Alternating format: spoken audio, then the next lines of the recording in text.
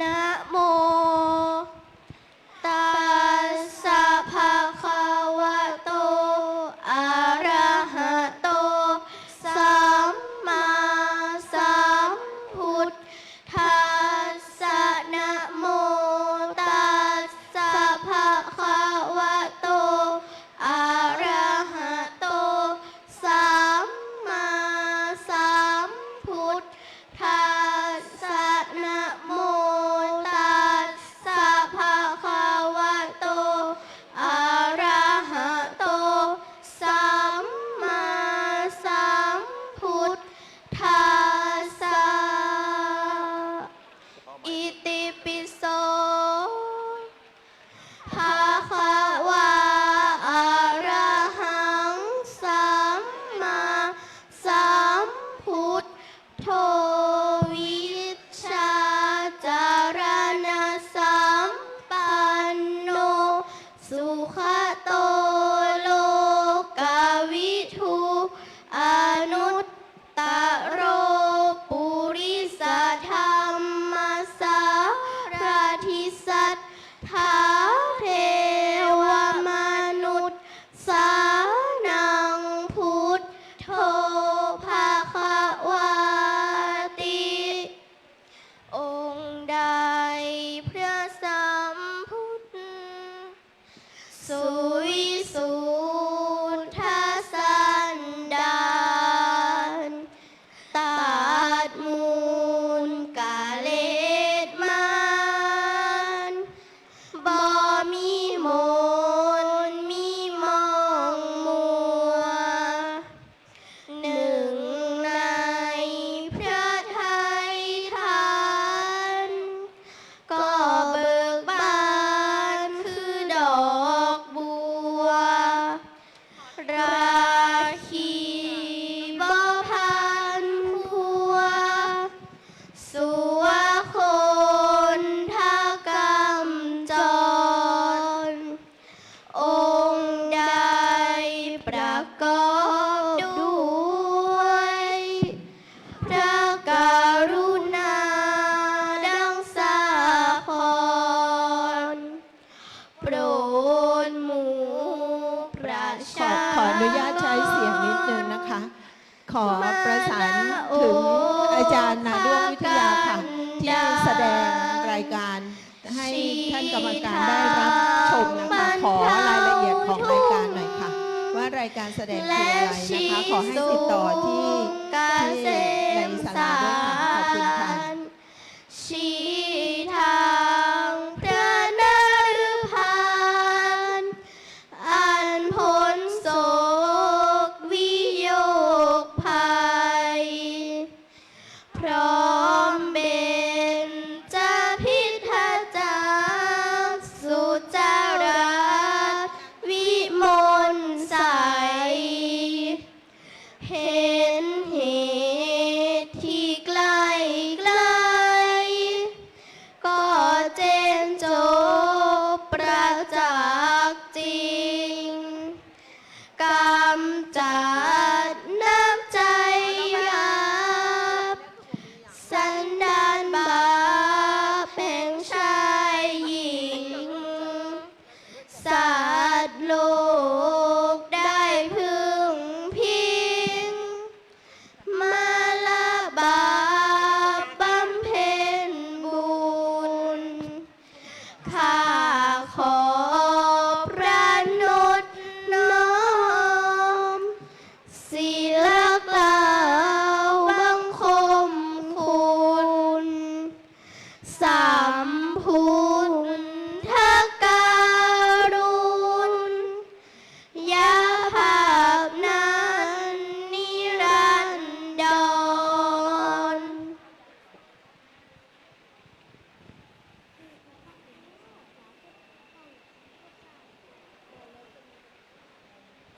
สวากขาโตภะคะวะตาธัมโมสันทิฏฐิโกอะกาลิโกเอหิปัสสิโกโอปะนะอิโกปะ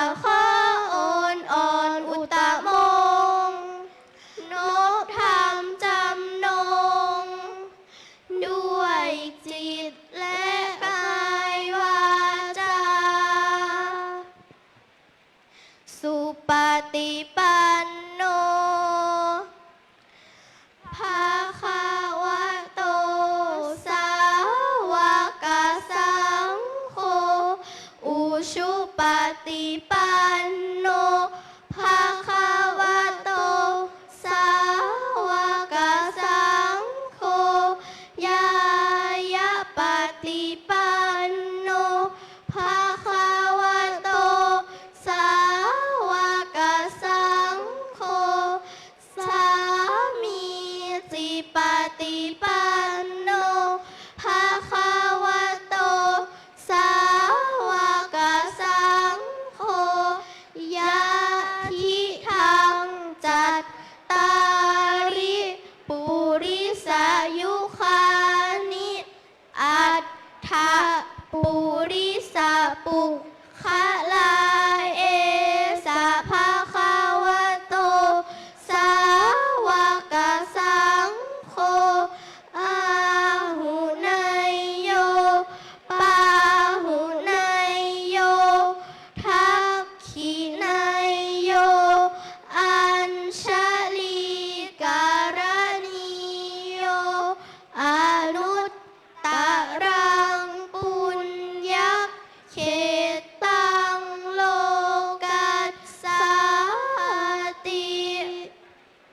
สงฆ์ไทยสาวกศาสดา รับปฏิบัติมาแต่องค์สมเด็จพระขวานเห็นแจ้งจตุสัจเสร็จบรรลุทางที่อันระงับและดับทุกข์ภัย โดยเสด็จพระผู้ตรัสไตรปัญญาผ่องใส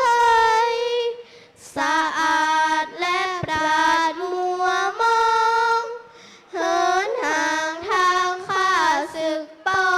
งบ่มีลำพองด้วยกายและวาจาใจเป็นเนื้อนา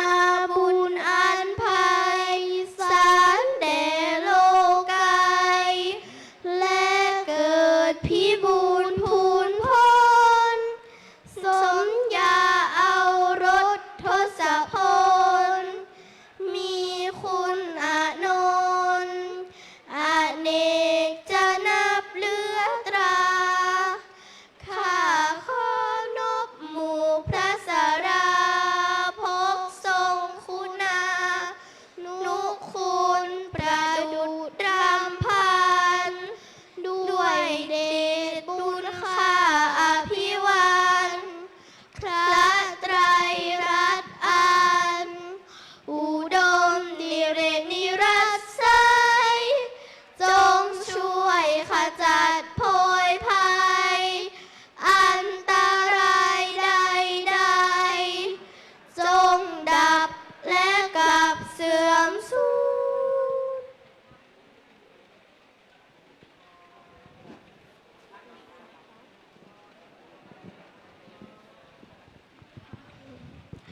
พาหุงสหัสสมพินิมมิตสาวทันตังคลีเมขลังอุทิตะโครัสเสนะมารังทานาทิธรรมมาวิธินาชิตะวามุนินโทตันเตชะสาภาวตุเตชยสิทธินิจจัง ปางเมื่อพระองค์ปรมาพุทธทวิสุทธศาสดา ตรัสรู้อนุตตรสมาธินาโพธิบัลลังก์คุณมารสหัสสะพาหุภาหุวิชาวิชินคลังขีคีริเมขาลาประทังข้าชาหิยมกระหึ่มหานแสงเสสาราผู้ทาประดิษฐ์กาลคีจะร้อนรานรุมพล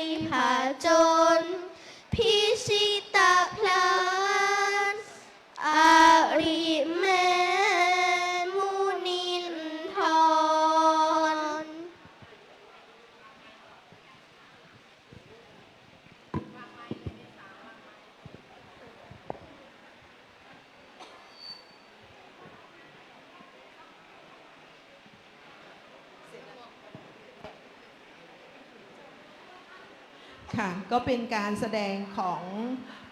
นักเรียนโรงเรียนชุมชนบ้านนาด้วงนะคะ ซึ่งขอเสียงปรบมือให้เด็กๆน้องๆลูกหลานนะคะเก่งมากนะคะเป็นการใช้เสียงของอย่างพร้อมเพรียงกันนะคะเพื่อที่จะให้ฝึกในเรื่องของสมาธิด้วยนะคะก่อนอื่นนะคะดิฉันขอแจ้งกำหนดการสำหรับวันนี้จากนี้ไปนะคะตอนนี้ก็เวลา 11:25 นาทีซึ่งเราจะเริ่มจริงๆก็เวลา 12 นาฬิกานะคะทุกอย่างก็จะกำหนดด้วยเวลาที่ค่อนข้างจะเป๊ะนะคะก็ขอเรียนในเรื่องของคณะกรรมการที่ลงพื้นที่ตรวจติดตามและประเมินโครงการสร้างความปรองดองสมานฉันท์โดยใช้หลักธรรมทางพระพุทธศาสนาหมู่บ้านรักษาศีล 5 หนตะวันออกนะคะตามแผนยุทธศาสตร์ชาติ 20 ปีนะคะบูรณาการกับหลักธรรมพระราชทานธรรมนาวาวังนะคะณวัดป่าจริยธรรมบ้านวังเย็นหมู่ที่ 10 ตำบลนาดอกคำอำเภอนาด้วงจังหวัดเลยในวันอังคารที่ 26 เดือนสิงหาคม 2568 ในวันนี้นะคะซึ่งกำหนดการคร่าวๆที่เรากำหนดไว้ก็คือเวลา 11 นาฬิกาคณะกรรมการขับเคลื่อนโครงการระดับหนตะวันออกเดินทางมาถึงวัดป่าจริยธรรมคณะกรรมการฉันภัตตาหารเพลนซึ่งตอนนี้พระคุณเจ้าก็กำลังฉันภัตตาหารอยู่นะคะพักผ่อนอิริยาบถนะคะณห้องรับรองของวัดป่าจริยธรรมเวลา 12 นาฬิกานะคะซึ่งก็ตอนนี้ใกล้เวลาแล้วนะคะก็ขอเชิญผู้ที่เกี่ยวข้องนะคะหัวหน้าภาคส่วนที่มาร่วมงานแล้วก็ท่านญาติธรรมนะคะที่อยู่โรงทานนะคะเราก็คงจะต้องขอยุตินะคะก่อนสัก30 นาทีก็คือเวลา 11:30 นาทีนะคะก็ขอเชิญมานั่งในเก้าอี้หรือพื้นที่ที่เตรียมไว้นะคะด้วยความสงบเรียบร้อยเพื่อที่จะต้อนรับคณะกรรมการนะคะในเวลา 12 นาฬิกาประธานคณะกรรมการขับเคลื่อนระดับหนพร้อมคณะเดินทางถึงสถานที่ตามเวลานะคะก็คือ 12 นาฬิกาหลังจากนั้นประธานคณะกรรมการตัดริบบิ้นเปิดนิทรรศการหมู่บ้านรักษาศีล 5และเปิดป้ายโครงการหมู่บ้านรักษาศีล 5ใช้เวลาประมาณ10 นาทีนะคะหลังจากนั้นคณะกรรมการเยี่ยมชมนิทรรศการธรรมนาวาวังนะคะแล้วก็นิทรรศการสัมมาชีพนะคะใช้ประมาณ20 นาทีคณะกรรมการชมการแสดงศิลปะวัฒนธรรมนะคะซึ่งตรงนี้เรามี2 คณะที่แสดงก็คือนักแสดงจากโรงเรียนนาด้วงวิทยาแล้วก็หมอลำผู้สูงอายุคุณแม่ลำพูนนะคะซึ่งก็จะมีคณะมารำศีล 5นะคะใช้เวลาไม่เกิน15 นาทีทั้ง2 การแสดงนะคะก็ขอให้ผู้ที่จะแสดงนะคะได้เตรียมตัวเตรียมความพร้อมเมื่อถึงเวลาแล้วเราก็สามารถที่จะมาแสดงได้เลยเมื่อคณะกรรมการมาถึงในศาลาพุทธังกรแห่งนี้นะคะเวลาประมาณ 13 นาฬิกานะคะพระสงฆ์พร้อมคณะเข้าสู่บริเวณพิธีประธานสงฆ์จุดธูปเทียนแล้วก็นำกล่าวบูชาพระรัตนตรัยหลังจากนั้นประธานสงฆ์เปิดกลวยถวายหน้าพระรูปสมเด็จพระสังฆราชสกลสังฆปรินายกนะคะหลังจากนั้นท่านชัยพจน์จรูนพงศ์ผู้ว่าราชการจังหวัดเลยเปิดกลวยถวายราชสักการะหน้าพระบรมฉายาลักษณ์พระบาทสมเด็จพระวชิรเกล้าเจ้าอยู่หัวตอนนี้เปิดเพลงสรรเสริญพระบารมีนะคะเราทุกคนก็ยืนขึ้นนะคะยืนตรงนะคะก็จะมีพิธีกรที่จะนำบอกต่อไปนะคะหลังจากนั้นพิธีกรอาราธนาศีลประธานสงฆ์ให้ศีลรับศีลหลังจากนั้นประธานสงฆ์จุดธูปเทียนเครื่องทองน้อยหน้ารูปสมเด็จพระมหารัชมังคลาจารย์เปิดเพลงกราบสมเด็จช่วงด้วยดวงใจพิธีกรขานรายนามผู้เข้าถวายสักการะประธานสงฆ์ดังนี้ 1. พระราชวชิระสุธีเจ้าคณะจังหวัดเลยธรรมยุทธนะคะ ท่านที่สองพระสิริรัตนเมธีผู้รักษาการแทนเจ้าคณะจังหวัดเลยท่านที่สามพระครูจริยสารธรรมเจ้าคณะอำเภอนาด้วงเจ้าอาวาสวัดป่าจริยธรรมท่านที่สี่ท่านชัยพจน์จรูนพงศ์ผู้ว่าราชการจังหวัดเลยท่านที่ห้าท่านชัยทวัฒน์เนียมสิรินายกองค์การบริหารส่วนจังหวัดเลยท่านที่6ท่านอนิรุตต่อบวรรัตน์นายอำเภอนาด้วงท่านที่7ท่านดำรงสอนอ้นผู้อำนวยการสำนักงานพระพุทธศาสนาจังหวัดเลยท่านที่8ดร.นัทธิยามังคระคีรีวัฒนธรรมจังหวัดเลยท่านที่9ว่าที่พันตำรวจเอกเชิดชัยถนอมชีพผู้กำกับการสถานีตำรวจภูธรนาด้วงท่านที่10ท่านชาติชายสุจิมงคลนายกเทศมนตรีตำบลนาดอกคำท่านที่11คุณสุกรีวรรณการผู้ใหญ่บ้านวังเย็นหมู่10นะคะก็ขอให้เตรียมลำดับเตรียมตัวให้พร้อมนะคะถ้าหากว่าใครมายังไม่ทันยังไงก็ขอมีตัวแทนไว้นะคะหลังจากนั้นประธานสงฆ์มอบเกียรติบัตรเรามีเตรียมเกียรติบัตรไว้3ท่านเราเตรียมไว้เป็นผู้แทนนะคะผู้แทนหมู่บ้าน3ท่านนะคะรับมอบก็คือมีผู้ใหญ่สุกรีนะคะท่านนายกองค์การบริหารส่วนเทศบาลนาดอกคำนะท่านชาติชายนะคะแล้วก็ท่านกำนันนะคะขอเป็นตัวแทน3ท่านนะคะหลังจากนั้นผู้ว่าราชการจังหวัดเลยกล่าวถวายการต้อนรับแล้วก็ประธานกรรมการคณะกรรมการขับเคลื่อนระดับหนกล่าวเปิดการลงพื้นที่ประมาณ10นาทีนะคะเลขานุการคณะกรรมการขับเคลื่อนระดับหนแนะนำคณะกรรมการประจำหน7นาทีซึ่งก็จะมีคณะกรรมการมาทั้งหมด12ท่านนะคะหลังจากนั้นนำเสนอวิดีทัศน์ผลการดำเนินงานโครงการหมู่บ้านรักษาศีล5ของอำเภอนาด้วงเรานะคะใช้เวลาประมาณ10นาทีค่ะหลังจากนั้นผู้ใหญ่บ้านกล่าวรายงานสรุปผลการดำเนินงานนะคะแล้วก็มีตัวแทนนะคะก็จะมีท่านอาจารย์สะอาดบุตรเตร่วมด้วยกับท่านผู้ใหญ่สุกรีนะคะคณะกรรมการขับเคลื่อนระดับหนสอบถามแลกเปลี่ยนเรียนรู้การดำเนินงานกับคณะกรรมการอันนี้ก็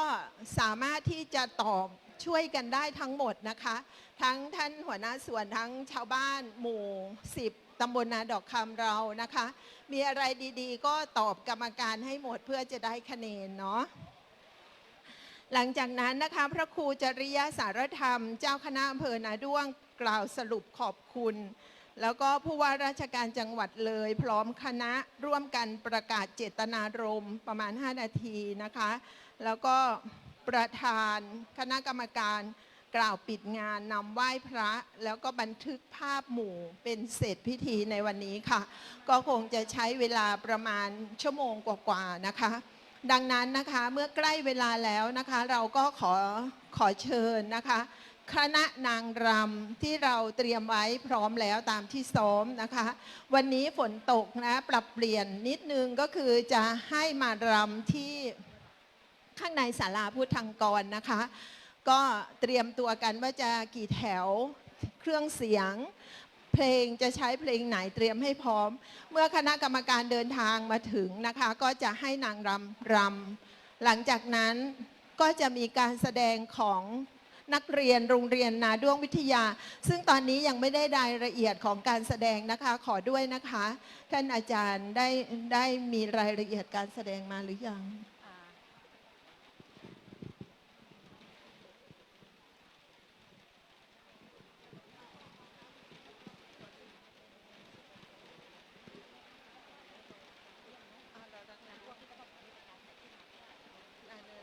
โอเคค่ะมีคนแต่งชื่อแต่งอะไรคนแต่งคืออาจารย์ใช่นั่นแหละแล้วก็นักร้องชื่ออะไรผมไม่รู้จักชื่อเฟิร์นค่ะส่วนรายละเอียดการแสดงนะคะก็จะมีแจ้งในขณะแสดงนะคะในการแสดงรำของนางรำเราจำนวน30ท่านวันนี้นะคะก็เป็นเพลงที่เราแต่งขึ้นนะคะโดย ประชาชนคนในพื้นที่นี่แหละนะคะที่รู้ความเป็นมาเป็นไปของตำบลนาดอกคำเรานะคะของอำเภอนาด้วงของเรา แล้วก็มาเอาท่าทางนะคะอันนี้ก็ถือว่าเป็นวัฒนธรรมของนาด้วงเราโดยแท้นะคะหลังจากนั้นนะคะก็จะมีการรำมีการแสดงนะคะของโรงเรียนนาด้วงวิทยาเมื่อท่านคณะกรรมการเข้ามานั่งในสถานที่เรียบร้อยแล้วนะคะแล้วก็ต่อด้วยหมอลำผู้สูงอายุนะคะคุณแม่ลำพูนที่แต่งกรรำแล้วก็จะมารำศีลห้านะคะเป็นรำกรนะคะพร้อมคณะนะคะใช้เวลาไม่นานค่ะหลังจากที่การแสดงเรียบร้อยแล้วทั้งสองท่านนะคะก็จะเข้าสู่พิธีของคณะกรรมการติดตามการดำเนินงานโครงการความปรองดองสมานฉันท์โดยใช้หลักธรรมทางพระพุทธศาสนาหมู่บ้านรักษาศีล5จังหวัดเลยตำบลนาด้วงอำเภอนาด้วงจังหวัดเลยเราในวันนี้นะคะดังนั้นนะคะขณะนี้นะคะก็อย่างน้อยฝนก็อ่อนลงนิดนึงนะคะเราก็คงจะมีความพร้อมพอสมควรขอเวลาอีกสักประมาณ10 นาทีนะคะก็ขอเคลียร์เรื่องของโรงทานนะคะก็ขอให้เข้าสู่ความสงบนะคะก็ของดบริการก่อนนะคะผู้ที่มาร่วมญาติธรรมทั้งหลายท่านที่ตั้งใจจะมาวันนี้ก็ขอเชิญนะคะหาที่นั่งจับจองที่นั่งให้เรียบร้อยเมื่อคณะกรรมการเดินทางมาถึงถ้าหากว่าท่านคณะกรรมการแวะบูธหรือซุ้มที่แสดงผลงานนะคะก็ขอให้มีผู้แทนในการที่อยู่ประจำซุ้มแล้วก็ให้ข้อมูลกับคณะกรรมการร่วมกันนะคะก็ถือว่ามีอะไรดีๆของนาด้วงเราก็นำเสนอให้หมดอยู่ในกรอบของศีล5ใช้ให้มีศีลมีความสุขมีความปรองดองมีความสมานฉันท์แล้วก็ช่วยให้ชุมชนหมู่บ้านเราน่าอยู่ค่ะอันนี้ก็คือเป้าหมายของการที่เราประเมินในวันนี้ค่ะสำหรับเพลงนะคะเพลงชื่อเพลงอะไรเนาะเรารักนาด้วงนะคะแต่งเฉพาะกิจงานนี้เลยนะคะโดยคุณอาจารย์สะอาดบุตรเตนะคะแต่ว่าวันนี้มาในนามของประชาชนที่จะมานำเสนอในเรื่องของการทำเศรษฐกิจพอเพียงนะคะก็จะมีนางสาวกนกรักมนไทยสงฆ์เป็นผู้ขับร้องนะคะซึ่งท่านก็เป็นรองผู้อำนวยการภูเรือวิทยานะคะแล้วก็มีความสามารถในการร้องเพลงนะคะแล้วก็ได้ร้องเพลงเรารักนาด้วงสำหรับที่แต่งขึ้นเพื่องานนี้นะคะณขณะนี้นะคะเราก็คงรอเวลาที่จะเริ่มเตรียมรับคณะกรรมการนะคะดังนั้นถ้าหากว่าใครจะเข้าห้องน้ำนะคะก็สามารถที่จะเข้าได้ในช่วงนี้ห้องน้ำก็มีหลายที่นะคะก็ขอให้ญาติธรรมที่เคยมาวัดป่าจริยธรรมอยู่เป็นประจำนะคะรู้ว่าสถานที่อะไรตรงไหนก็ช่วยแนะนำช่วยบอกนะคะเพื่อที่จะอำนวยความสะดวกกับผู้ที่มีใจมีความเชื่อมีความศรัทธา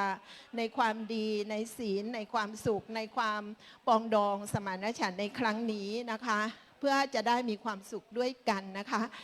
วันนี้นะคะถึงแม้ว่าฝนจะตกนะคะก็จะเห็นร่องรอยแต่ก็ยังมีเยอะอยู่นะคะในความตั้งใจที่เราจะเตรียมกันนะคะหลายภาคส่วนไม่ว่าจะเป็นหน่วยงานราชการนะคะหมู่บ้านชุมชนที่มาร่วมกันออกบูธหลายบูธเลยทีเดียวนะคะก็อยากจะประชาสัมพันธ์นะคะบูธต่างๆที่เราได้มาร่วมแรงร่วมใจกันนั้นก็เยอะนะคะทั้งหมดมีถึง19บูธนะคะก็จะประกอบไปด้วยโรงเรียนนาด้วงวิทยานะคะโรงเรียนบ้านโพนสว่างโรงเรียนบ้านท่าสวรรค์กลุ่มทอผ้ายาดาแล้วก็กลุ่มส่งเสริมผู้พิการเราก็มาด้วยนะคะซึ่งแต่ละแห่งก็จะมีสินค้ามีหัตถการมีศิลปะวัฒนธรรมของอำเภอนาด้วงเราได้มาโชว์ได้มาเห็น ก็อย่าลืมนะคะผู้ที่อยู่ประจำบูธประจำซุ้มก็ให้ข้อมูลเพื่อที่จะได้มีความรู้ความเข้าใจแล้วก็ไปบอกต่อได้อย่างชัดเจนนะคะ นอกจากนั้นก็จะมีโรงเรียนบ้านนาดอกคำบ้านห้วยตาดนะคะสำนักงานส่งเสริมการเรียนรู้สกรนะคะกลุ่มหมวกและกระเป๋าของคุณวันนีนะคะโรงเรียนน้ำสวยห้วยประดุกโรงเรียนเทศบาลนาดอกคำกาแฟชื่นเลยที่หนองแคนนะคะแล้วก็กาแฟสุวพัฒน์ที่นาดอกคำนะคะก็จะเห็นได้ว่าอำเภอนาด้วงของเรานั้นมีของดีมากมายถือว่าวันนี้นะคะเป็นโอกาสอันดีที่อำเภอนาด้วงของเราจะได้แสดงถึงสิ่งที่เป็นของดีในอำเภอนาด้วงที่ยังไม่ได้โชว์ที่ไหนหรือแม้แต่โชว์แล้วก็ยังไม่ได้ชัดเจนวันนี้มีความชัดเจนนะคะก็ขอให้ทุกท่านนะคะช่วยกันนำเสนอสิ่งดีๆที่หมู่บ้านรักษาศีล 5เมื่อเรามีศีลมีความสุขมีความปรองดองกันมีความสมานฉันท์กันแล้วเราเกิดพลังอย่างไร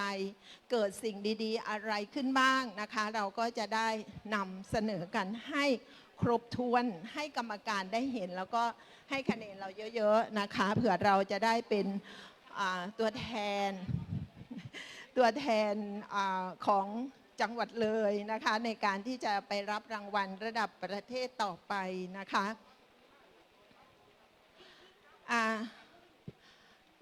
มีหลายๆส่วนนะคะที่ได้มาร่วมด้วยช่วยกันในการเตรียมงานกว่าจะออกมาถึงวันนี้นะคะจะขอกล่าวถึงไม่ได้ก็คือเรื่องของการช่วยเหลือกันจนถึงวันนี้นะคะเทศบาลตำบลนาดอกคำนะคะเทศบาลตำบลนาดอกคำนะคะได้นำรถแท็กเตอร์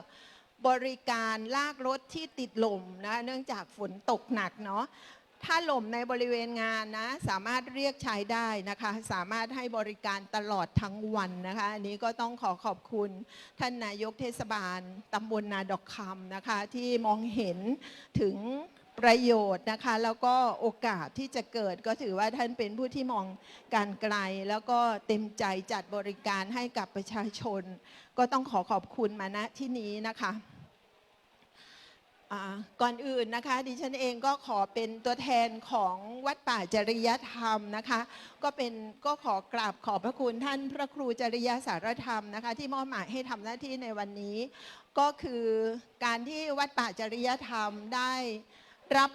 เกียรติอันสูงยิ่งในการที่จะเป็นสถานที่เป็นผู้ตัวแทนวัดนะคะในการที่จะส่งเข้าประกวดหมู่บ้านรักษาศีล 5จังหวัดเลยของตำบลนาดอกคำอำเภอนาด้วงจังหวัดเลยในวันนี้นะคะซึ่งจะสำเร็จลุล่วงมาถึงตอนนี้ไม่ได้ถ้าหากขาดความร่วมมือร่วมใจทั้งองค์กรบริหารส่วนตำบลต่างๆนะคะหน่วยงานราชการหัวหน้าส่วนราชการแล้วก็ท่านผู้นำนะคะท่านนายอำเภอนาด้วงท่านป.อาวุโสแล้วก็หัวหน้าส่วนต่างๆที่ได้มาประชุมร่วมกันหลายรอบจนถึงวันนี้งานของเราก็ออกมาอย่างเรียบร้อยสวยงามแม้ว่าจะมีปัญหาในเรื่องของฝนตกบ้างทุกอย่างก็ยังดำเนินไปได้นะคะวันนี้ก็อยากจะประชาสัมพันธ์นิดนึงในเรื่องของความเป็นระเบียบเรียบร้อยนะคะในขณะที่กรรมการนะคะมาถึงแล้วก็อยู่ในกระบวนการของการประเมินโรงตรวจติดตามการดำเนินงานนะคะก็ขอให้ผู้ที่จะเข้ามาถ่ายรูปในศาลาพุทธังกรแห่งนี้นะคะในบริเวณที่รับการประเมินเนี่ยขอให้เฉพาะนักข่าวช่างภาพที่มีป้ายติดหน้าอกเท่านั้นนะคะถ้าหากว่าท่านใดที่มีมือถือหรืออะไรที่ไม่ได้เป็นเจ้าหน้าที่ในเรื่องของช่างภาพก็ของดการมาถ่ายรูปในช่วงที่มีการประเมินนะคะอันนี้ก็เพื่อความเป็นระเบียบเรียบร้อยนะคะถ้าเกิดว่าอยากได้ภาพยังไงเนี่ยของวัดป่าจริยธรรมเราจะมีช่างภาพประจำอยู่นะคะซึ่งเป็นช่างภาพที่ฝีมือดีเยี่ยมเลยนะคะก็สามารถที่จะไปติดตามโหลดภาพเอาใน Facebook Live ของวัดป่าจริยธรรมได้นะคะฝากประชาสัมพันธ์หน่อยค่ะเพลงนี้จากท่านสสสมเจตแสงเจริญ อ๋อค่ะเป็นเรื่องราวยินดีที่อยากจะแจ้งนะคะมีเบรกนะคะเบรกสวยๆอร่อยๆนี้ก็ได้รับ ความ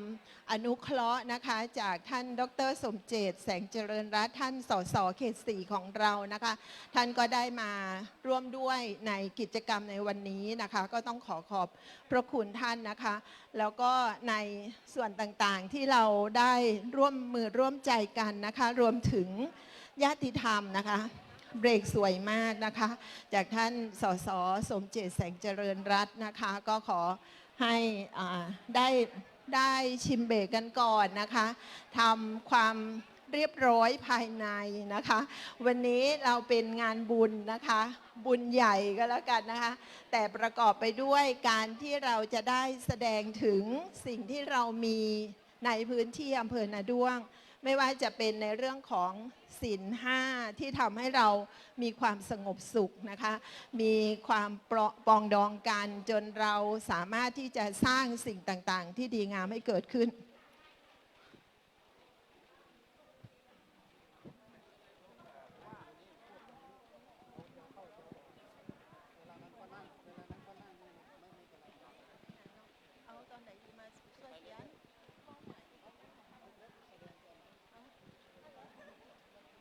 คณะกรรมการมาตอนนี้เราได้เวลาใกล้แล้วนะคะเหลือประมาณ15 นาทีมีอะไรไหมคะส่งรายละเอียดการแสดงว้ายทำไมไม่พิมพ์มาให้หน่อยเปิดว่าได้แล้ว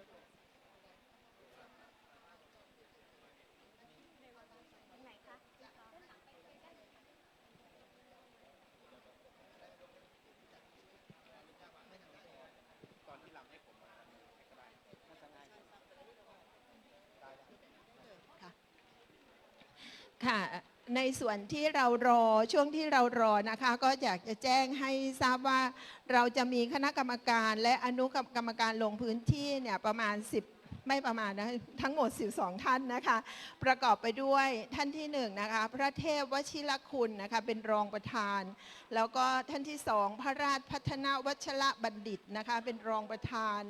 ท่านที่3พระราชสารโกศลนะคะกรรมการท่านที่4พระราชวัชระวิสุทธ์นะคะกรรมการท่านที่5พระศรีธรรมวงศาจารย์นะคะเป็นกรรมการท่านที่6พระศรียานวงศ์นะคะเป็นกรรมการท่านที่7พระอุดมปัญญาพรกรรมการและเลขานุการค่ะท่านที่8พระภาวนาวัชรมุนีนะคะกรรมการและผู้ช่วยเลขานุการ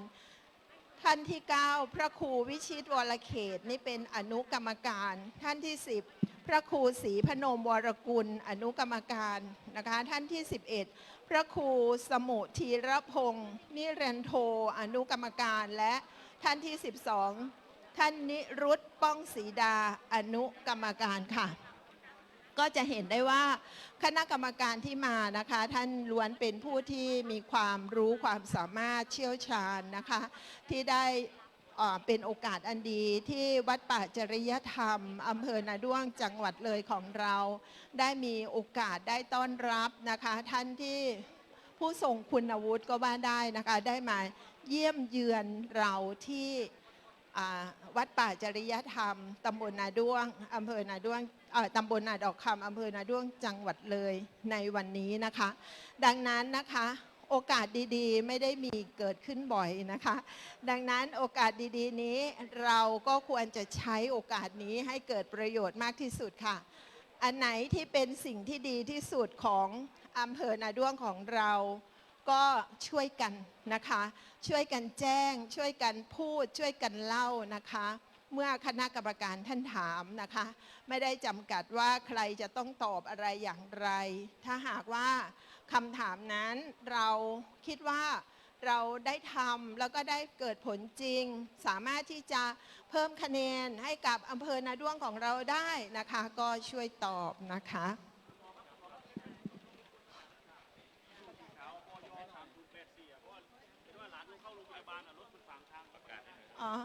ค่ะขอประกาศนะคะรถอิซูซุบย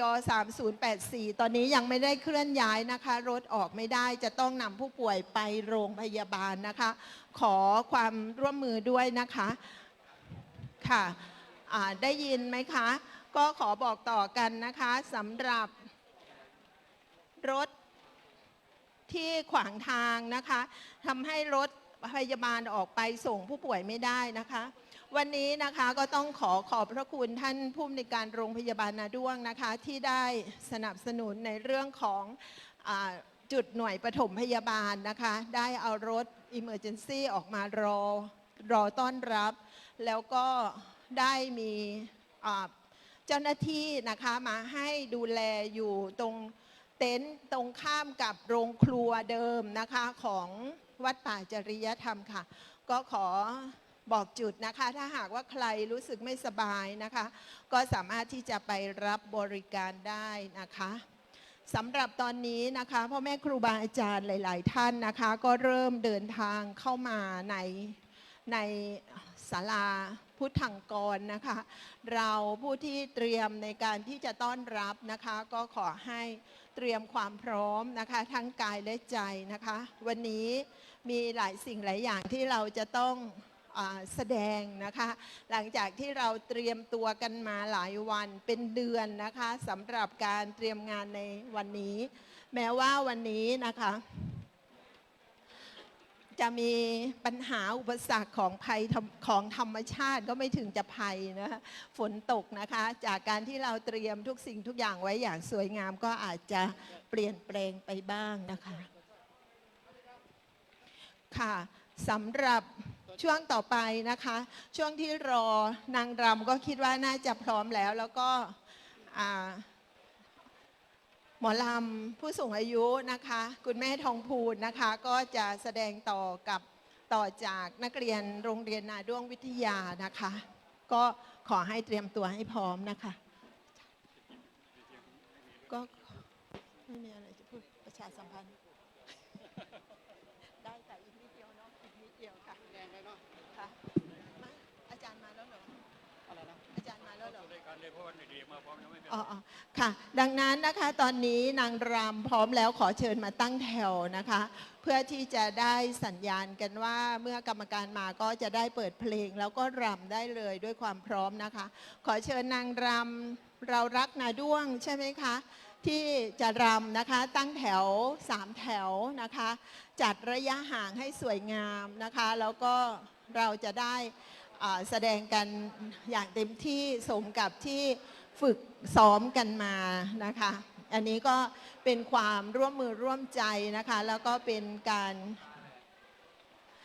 ปองดองกันอย่างเห็นได้ชัดนะคะแล้วก็คิดว่าทุกท่านที่มาช่วยงานในวันนี้ต่างก็มีความสุขกายสุขใจด้วยกันนะคะ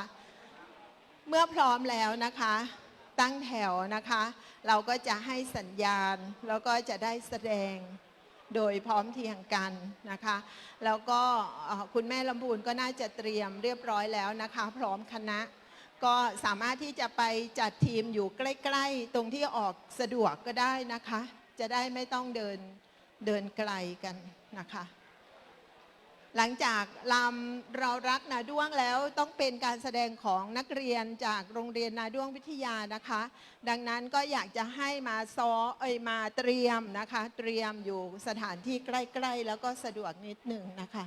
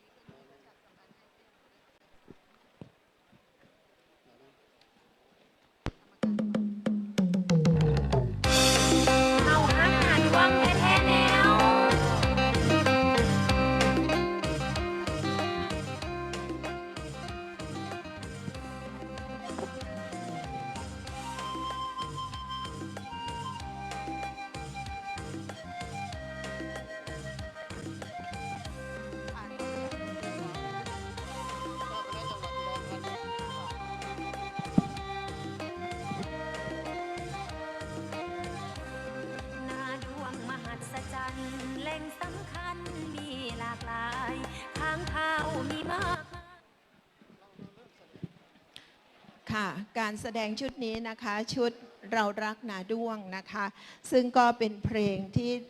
แต่งขึ้นนะคะเพื่องานนี้โดยเฉพาะนะคะซึ่งก็จะร้องโดย นางสาวกนกรักมนไทยสงฆ์นะคะรองผู้อำนวยการภูเรือวิทยานะคะ ซึ่งตอนนี้ก็พร้อมแล้วนะคะ ก็ขอเชิญรับชมการแสดงเรารักนาด้วงได้เลยค่ะ เชิญค่ะ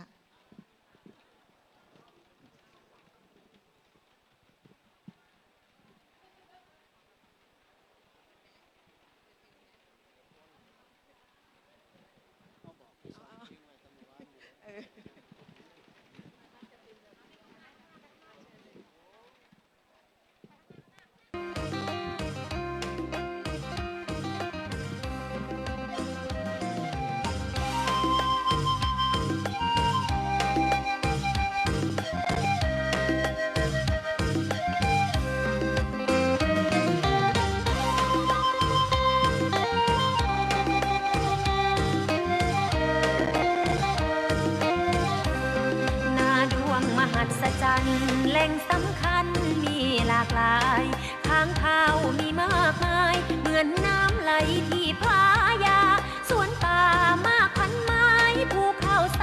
สูงสง่าไรสวยสะดุดตาไรกาแฟพาล้อเรียง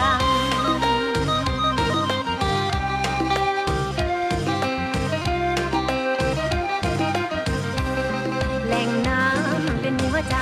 น้ำสวยใสห้วยพะเนียงห้วยลิ้นควายนั่งอยู่เคียงนั่งพอเพียงพืชง การแส ด ดงนี้ได้รับเกียรติอย่างยิ่งนะคะจากท่านป.วุโสค่ะ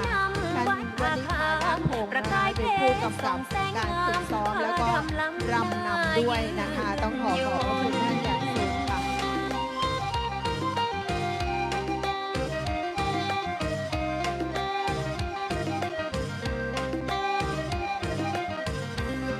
วัดป่าจริยธรรมแหล่งชี้นำช่วยฝึกคนเป็นแหล่งที่ชุมชนรู้จักตนปฏิบัติธรรมเมียงล้อมทองสดใส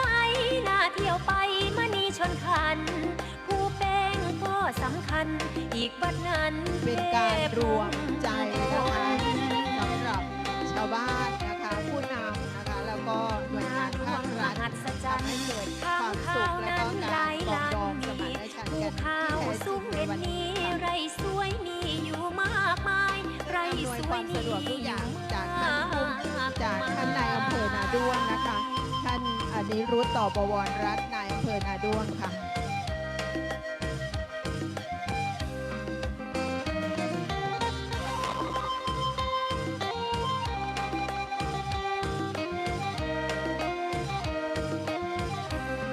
นาดวงมหัศจรรย์แหล่งสำคัญมีหลากหลายค้างคาวมีมากมายเหมือนน้ำไหลที่พายาสวนป่ามากพันไม้ภูเขาใสสูงสง่าไรสวยสะดุดตาไรกาแฟพาล้อเรียง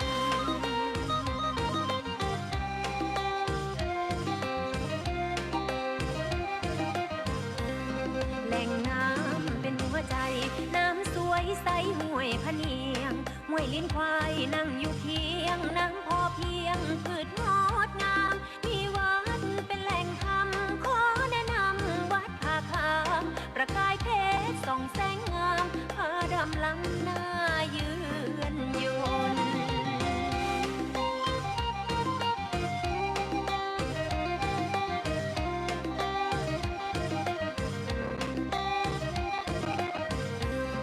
วัดป่าจริยธรรมแหล่งชี้นำช่วยฝึกคนเป็นแหล่งที่ชุมชนรู้จักตนปฏิบัติธรรมเมียงล้อมทองสดใสน่าเที่ยวไปมณีชนขันผู้เป็นก็สำคัญอีกวัดนั้นเทพ ก็ขออนุญาตประชาสัมพันธ์นะคะ หมายเลขรถกท5369 ค่ะ ช่วยเลื่อนรถด้วยนะคะ มหัศจรรย์ จะมีการเคลื่อนย้าย นั้นหลายล้าน รถที่อยู่ ภู ด้านหลั เขา ง สูงเด่นนี้ไรสวย รถ มี ก อ ท ยู่มากมายไรสวยมี ช่วยเลื่อน อ ร ยู่ ถให้ด้วยนะคะ มากมาย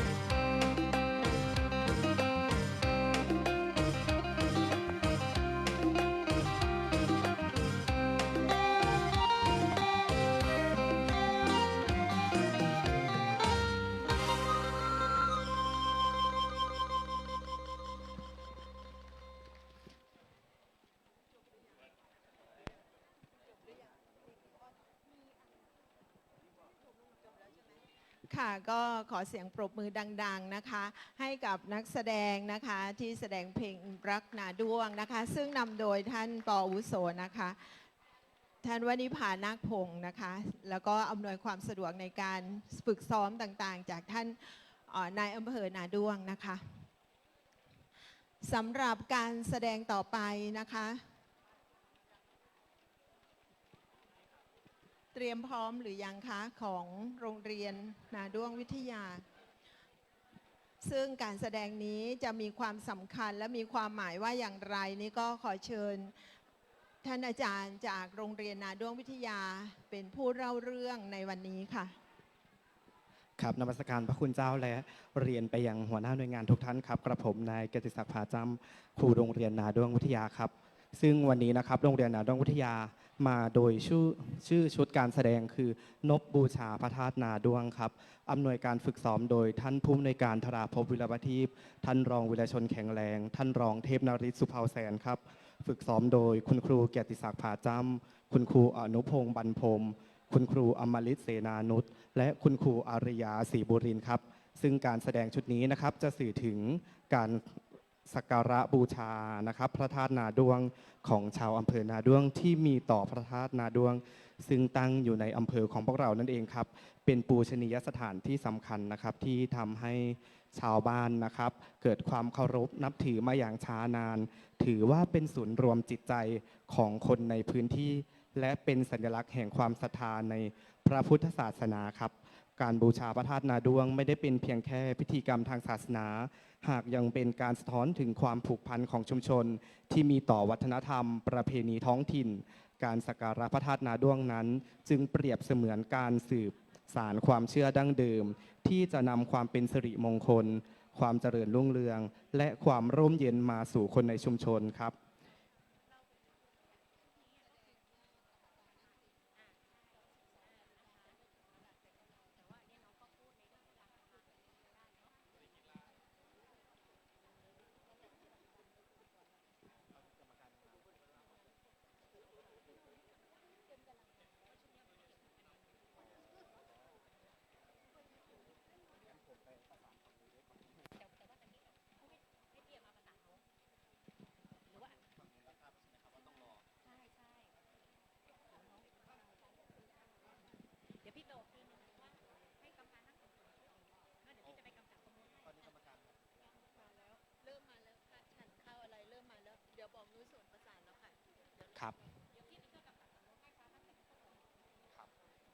ครับซึ่งการแสดงชุดนี้นะครับยังเป็นการแสดงออกถึงความสามัคคีและความภาคภูมิใจในมรดกทางศิลปะวัฒนธรรมที่สืบทอดจากบรรพบุรุษอีกด้วยครับซึ่งวันนี้นะครับโรงเรียนนาด้วงวิทยาได้นำลูกๆนักเรียนนะครับตั้งแต่ระดับชั้นมัธยมศึกษาปีที่2ถึงชั้นมัธยมศึกษาปีที่5ครับเข้าร่วมการแสดงจำนวนทั้งหมด15คนครับซึ่งประกอบไปด้วยนางรำทั้งหมด9คนครับและอีก6คนนะครับเป็นผู้ประกอบการแสดงครับซึ่งมีรายชื่อดังต่อไปนี้นะครับ1เด็กหญิงชุติการทายังนักเรียนชั้นมัธยมศึกษาปีที่3/1ครับ2นายพิพัฒน์พงษ์ชัยหอมทรัพย์ครับนักเรียนชั้นมัธยมศึกษาปีที่5 3นายพานุพงษ์วันสาทองนักเรียนชั้นมัธยมศึกษาปีที่5 4นางสาวกัญชพรคำฉ่ำครับนักเรียนชั้นมัธยมศึกษาปีที่5นายชนันทิดาอบนอกนักเรียนชั้นมัธยมศึกษาปีที่1/5นายธนชาติจันทร์ศรีอ่อนนักเรียนชั้นมัธยมศึกษาปีที่5ครับเด็กหญิงวนิดาสาฝุยธรรมครับนักเรียนชั้นมัธยมศึกษาปีที่3เด็กหญิงพุทธรักษาแก้งพาดานักเรียนชั้นมัธยมศึกษาปีที่3ครับเด็กนางสาวกนกขวัญดาสว่างนักเรียนชั้นมัธยมศึกษาปีที่5ครับนายอนุวัฒน์พิลาวงศ์นักเรียนชั้นมัธยมศึกษาปีที่5เช่นกันครับนายยศธนาจำปาสิรินักเรียนชั้นมัธยมศึกษาปีที่3นายบุญยพัฒน์นามวงศานักเรียนชั้นมัธยมศึกษาปีที่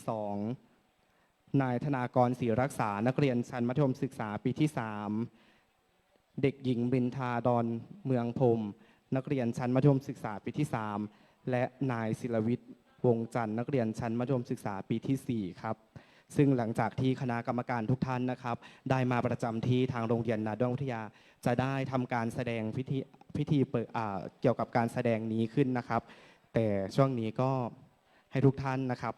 ลุ้นระทึกและรออย่างใจจดใจจ่อนะครับว่าท่านคณะกรรมการจะมาเมื่อไหร่นะครับซึ่งทางลูกๆทีมงานการแสดงก็ได้เตรียมไว้เป็นที่เรียบร้อยแล้วครับ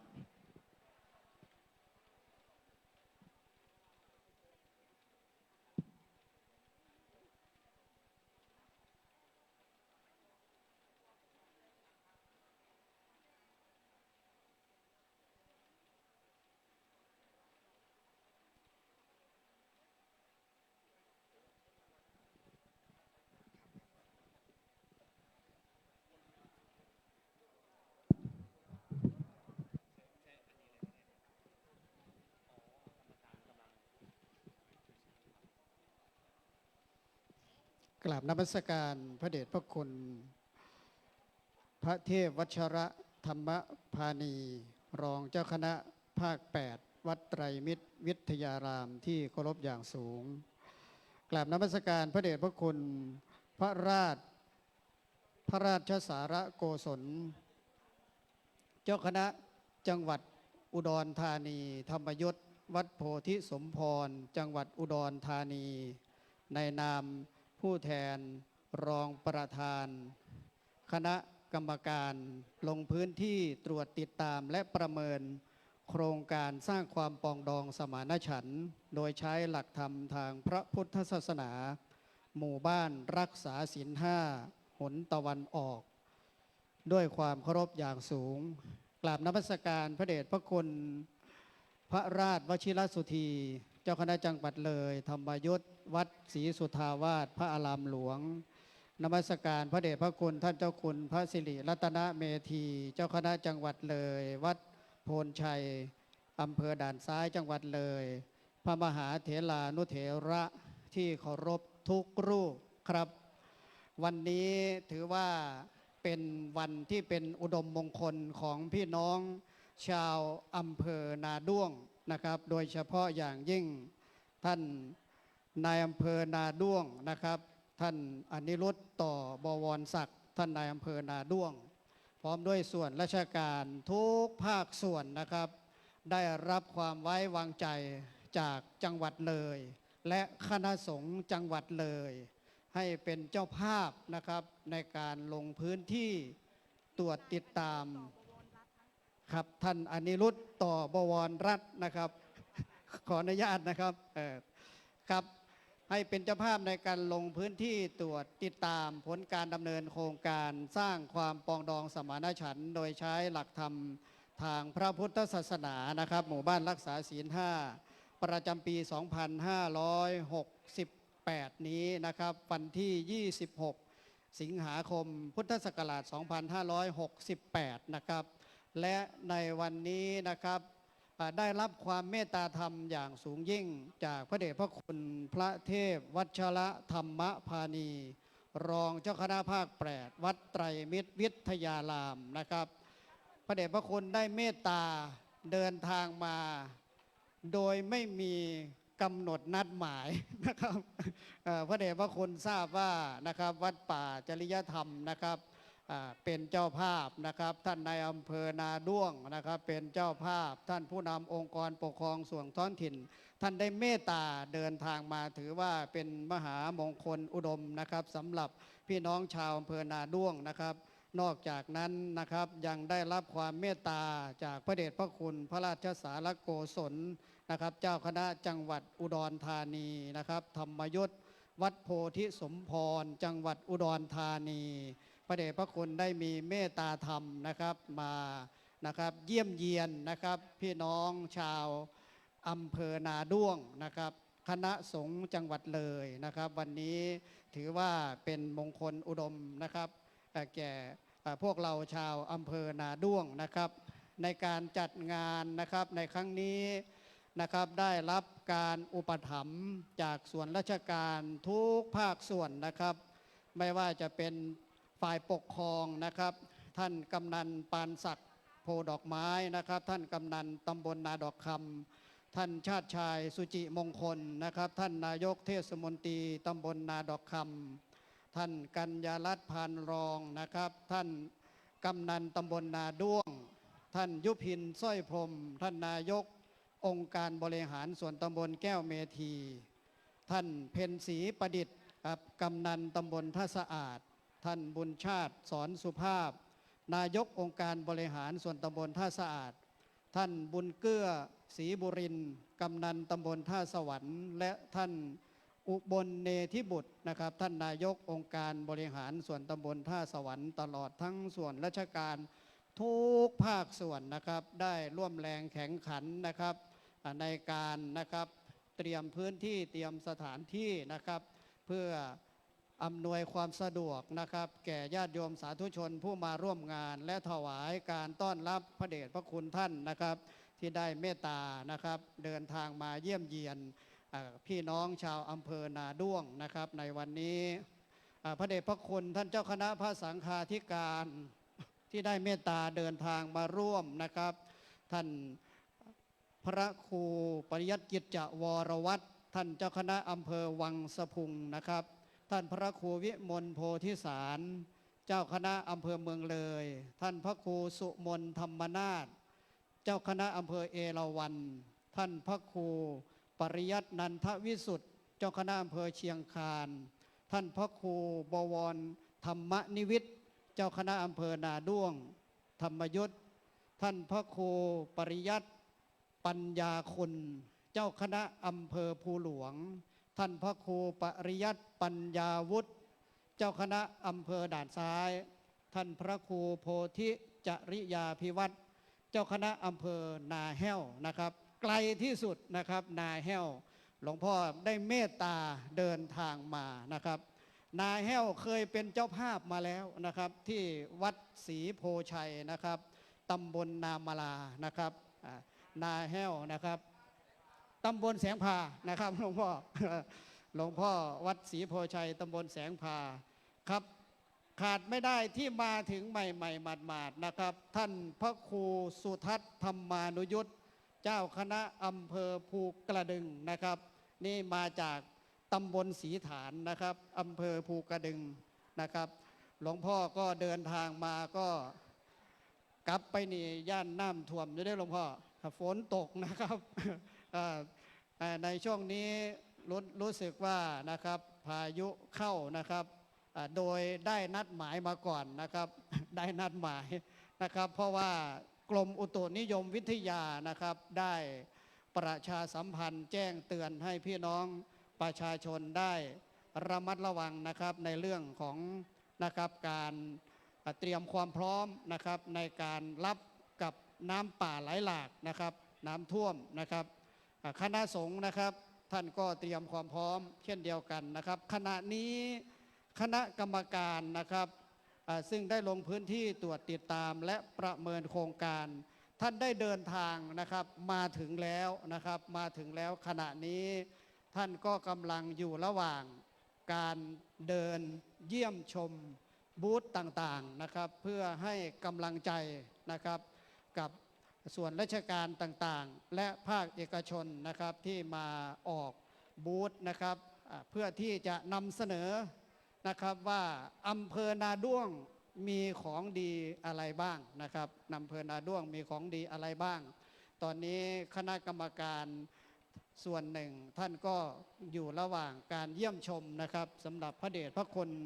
ท่านเจ้าคุณพระราชสารโกศลนะครับในฐานะ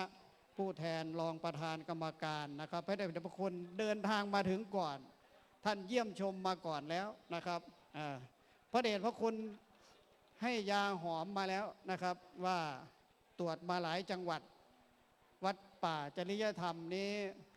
ถือว่าอันดับหนึ่งนะครับท่านได้เมตตานะครับได้ให้นะครับทัศนคติมาแล้วนะครับนะก็นะครับต้องรอดูความพร้อมนะครับรอดูความพร้อมและขณะนี้นะครับท่านคณะกรรมการนะครับโดยมีพระเดชพระคุณนะครับพระราชวัชรวิสุทธิ์นะครับพระเดชพระคุณพระศรีธรรมวงศาจารย์นะครับ พระเดชพระคุณพระศรียานวงศ์นะครับพระเดชพระคุณพระอุดมปัญญาพรพระเดชพระคุณพระภาวนาวัชรมุนีนะครับท่านพระครูศรีพนมวรคุณท่านพระครูวิชิตวรเขตนะครับท่านกำลังนะครับเยี่ยมชมนะครับบูธต่างๆนะครับอันเป็นนะครับ สินค้าโอท็อปก็มีนะครับแล้วก็เป็นการนะครับบูธการแสดงของนะครับโรงเรียนนะครับโรงเรียนต่างๆนะครับที่อยู่ในพื้นที่นะครับอำเภอนาด้วงแห่งนี้นะครับซึ่งทางนะครับลูกๆนักเรียนน้องๆนักเรียนนะครับก็ได้มาจัดนะครับเพื่อที่จะให้ท่านคณะกรรมการได้เยี่ยมชมนะครับว่าของดีนะครับอำเภอนาด้วงมีอะไรบ้างนะครับแต่ที่นะครับเมื่อวานนี้นะครับผมประทับใจนะครับก็มีวัดป่าจริยธรรมแห่งนี้เป็นสำนักปฏิบัติธรรมนะครับมีการปฏิบัติธรรมโดยตลอดนะครับมีสถาบันพลังจิตานุภาพนะครับได้มาสอนนะครับการทำสมาธิกรรมฐานนะครับซึ่งขณะนี้ตามที่ท่านได้ดูวิดีทัศน์อยู่ขณะนี้นะครับคณะกรรมการก็อยู่ในระหว่างนะครับชมนะครับบูธนะครับการแสดงนะครับการปฏิบัติธรรมนะครับจากวัดป่าจริยธรรมนะครับครับพระเดชพระคุณนะครับท่านเจ้าคุณพระสิริรัตนเมธีนะครับเจ้าคณะจังหวัดเลยนะครับวัดโพนชัยนะครับได้เมตตาเดินทางถึงครับขอถวายการต้อนรับพระเดชพระคุณท่านเจ้าคุณพระสุทธิวชิระเมธี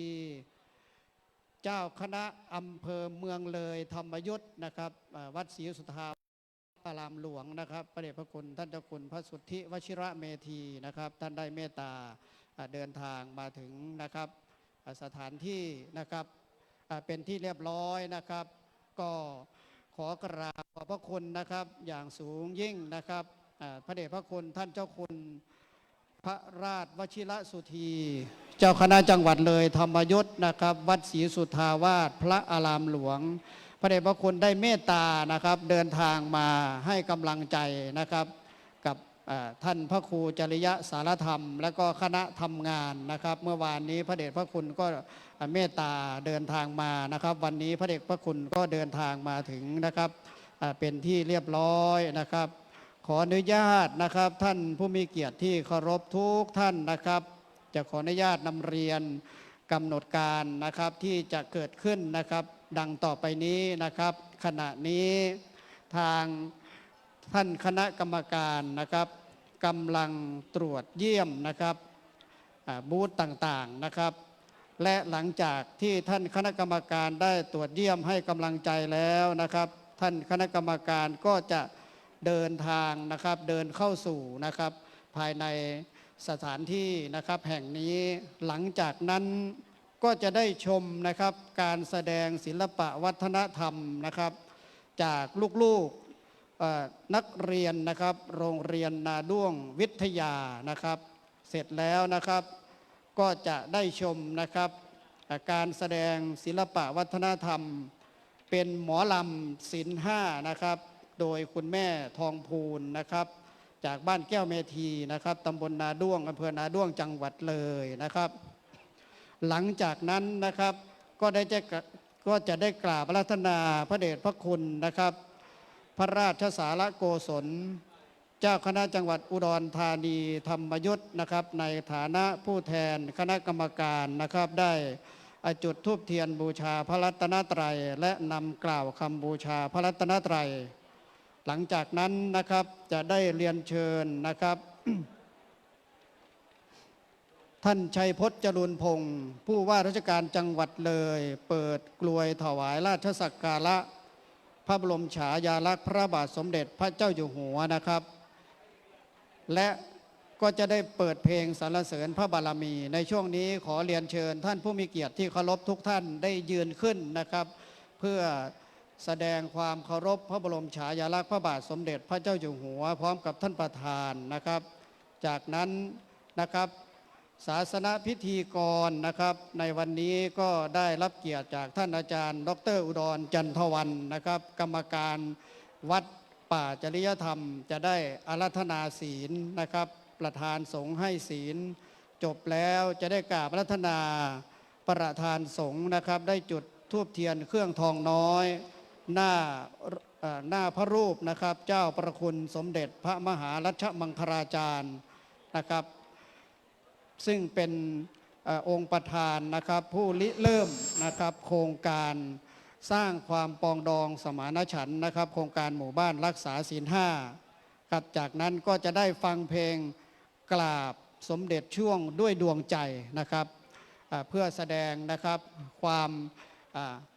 เคารพศรัทธาในเจ้าพระคุณสมเด็จซึ่งขณะนี้เจ้าพระคุณสมเด็จนะครับท่านก็ได้ละสังขารไปแล้ววันนี้วันที่ 26 สิงหาคม 2568 ทราบว่านะครับเป็นวันครบรอบ100 ปีชาตการของเจ้าพระคุณสมเด็จพระมหารัชมังคลาจารย์นะครับ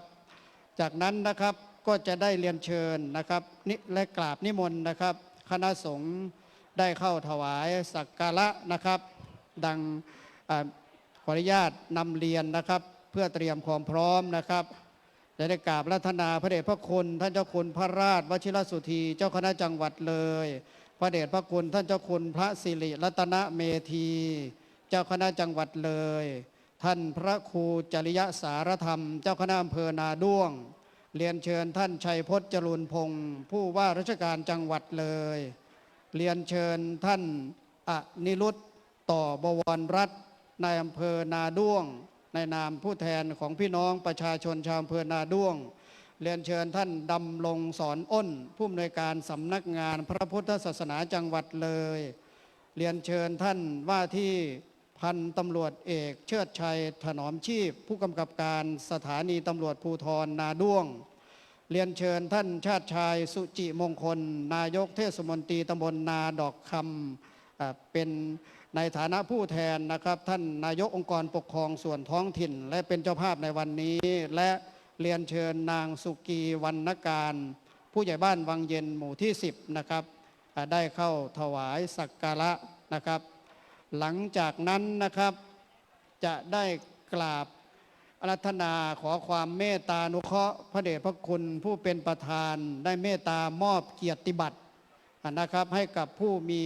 อุปการะคุณในการจัดงานในครั้งนี้นะครับขอทุกท่านได้เตรียมความพร้อมนะครับผู้ที่จะเข้ารับเกียรติบัตรนะครับในวันนี้ประกอบไปด้วย 1. วัดป่าจริยธรรม 2. ชมรมกำนันผู้ใหญ่บ้านตำบลนาดอกค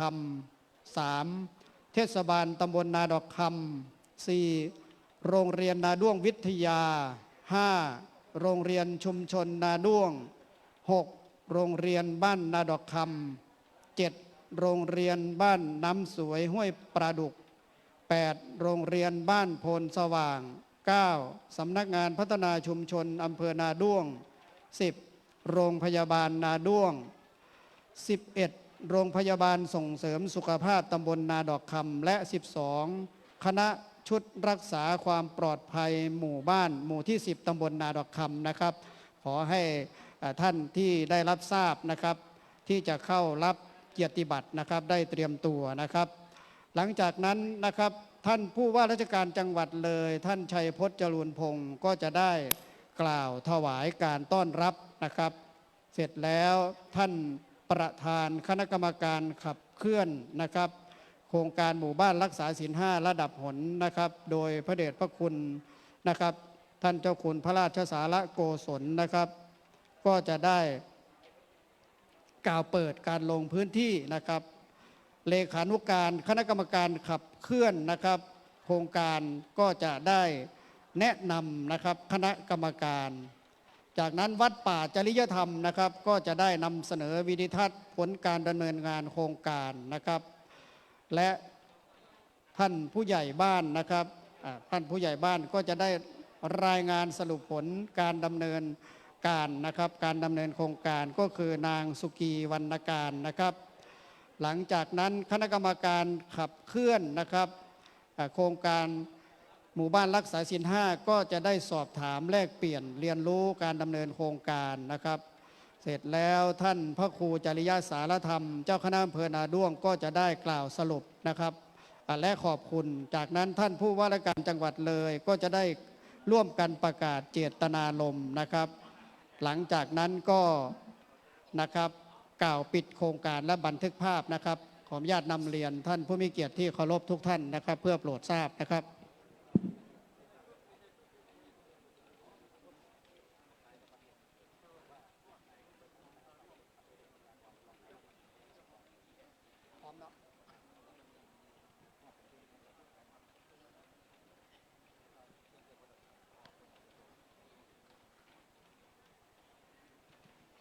ครับขณะนี้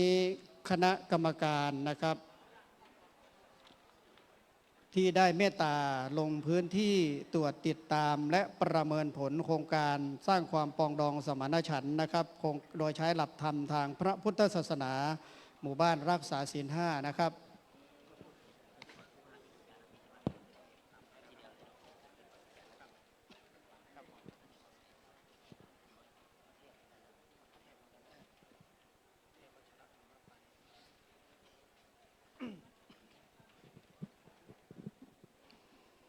ครับท่านผู้มีเกียรติที่เคารพทุกท่านครับพระมหาเถรานุเถระที่เคารพทุกรูปนะครับวัดป่าจริยธรรมแห่งนี้นะครับได้รับอนุญาตให้สร้างวัดตั้งวัดถูกต้องตามพระราชบัญญัติคณะสงฆ์นะครับโดยมีเอกสารสิทธิ์นะครับเป็นหนังสือรับรองการทำประโยชน์ก็คือหรือว่านส.3 นะครับเนื้อที่ประมาณ6 ไร่นะครับและขณะนี้บริเวณที่ท่านผู้มีเกียรตินั่งอยู่นี้นะครับวัดป่าจริยธรรมก็ได้ยื่นเรื่องขอใช้พื้นที่ป่าไม้ตามมติคณะรัฐมนตรีนะครับเมื่อวันที่ 23 มิถุนายน 2563 ที่ผ่านมานะครับเนื้อที่ทั้งหมดทั้งมวลนี้ดูแล้วไม่ต่ำกว่า100 ไร่นะครับไม่ต่ำกว่า100 ไร่นะครับซึ่งสภาพพื้นที่วัดป่าจริยธรรมนะครับเต็มไปด้วยป่าไม้นานาพันธุ์นะครับมีความสงบร่มรื่นร่มเย็น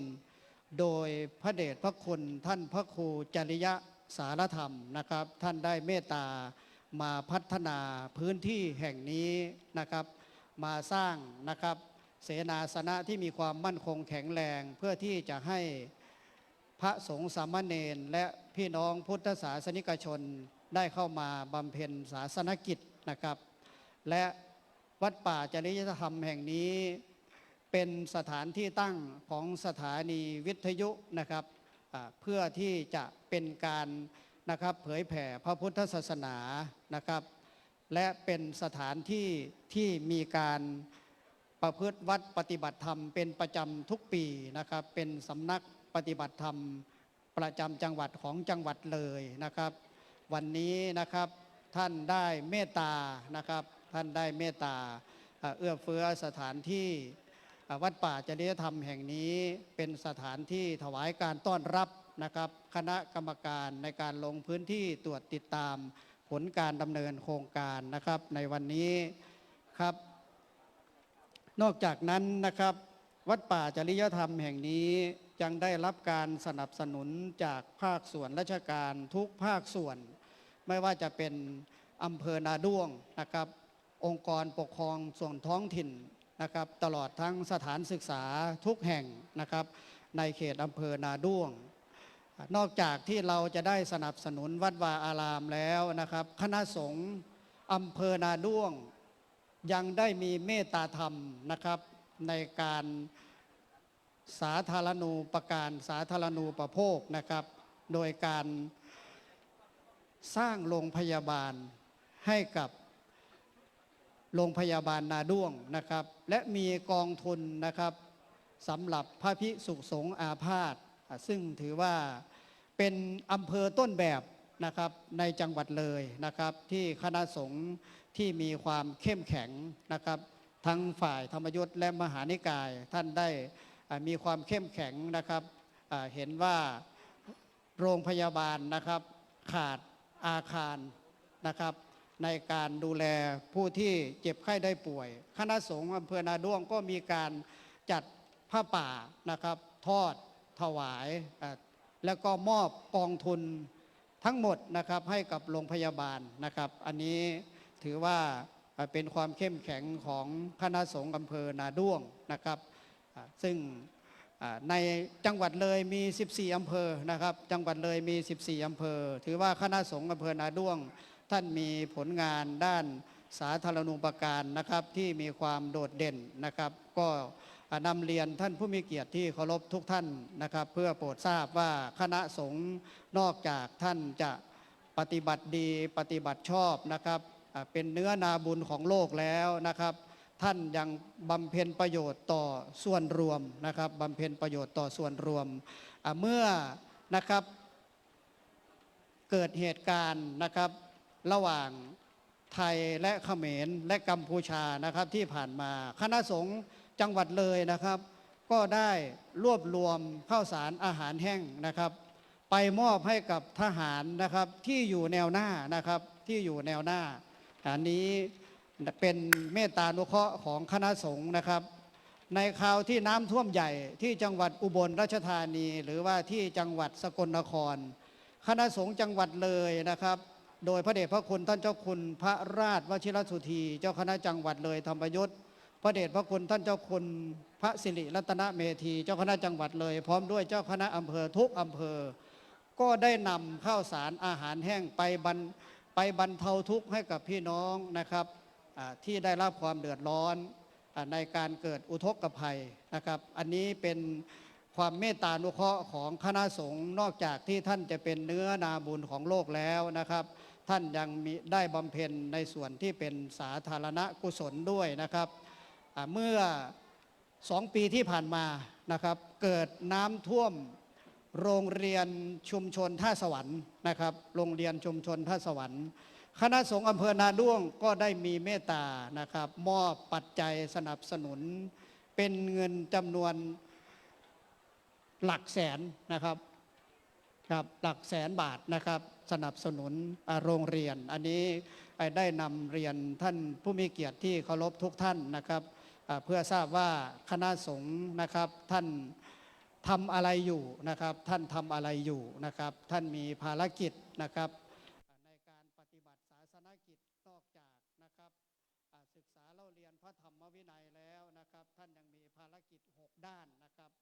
ก็ขออนุญาตนำเรียนนะครับคณะสงฆ์ที่เคารพทุกรูปเพื่อโปรดทราบและท่านผู้มีเกียรตินะครับขณะนี้ที่ได้นำเรียนนะครับเรื่องราวของคณะสงฆ์ให้ทุกท่านเพื่อรับทราบเพราะว่าขณะนี้ท่านประธานฝ่ายฆราวาสท่านชัยพจน์จรูนพงศ์ผู้ว่าราชการจังหวัดเลยนะครับท่านเดินทางมาถึงภูข้าวแล้วนะครับเดินทางถึงภูข้าวนะครับอีกสักครู่นะครับท่านผู้ว่าราชการจังหวัดเลยท่านชัยพจน์จรูนพงศ์ท่านก็จะเดินทางถึงนะครับวัดป่าจริยธรรมเมื่อท่านประธานฝ่ายฆราวาสเดินทางมาถึงก็จะได้ชมการแสดงจากลูกๆนักเรียนนะครับโรงเรียนนาด้วงวิทยานะครับในการแสดงศิลปะวัฒนธรรมนะครับจากนั้นก็จะได้ฟังหมอลำกรนะครับ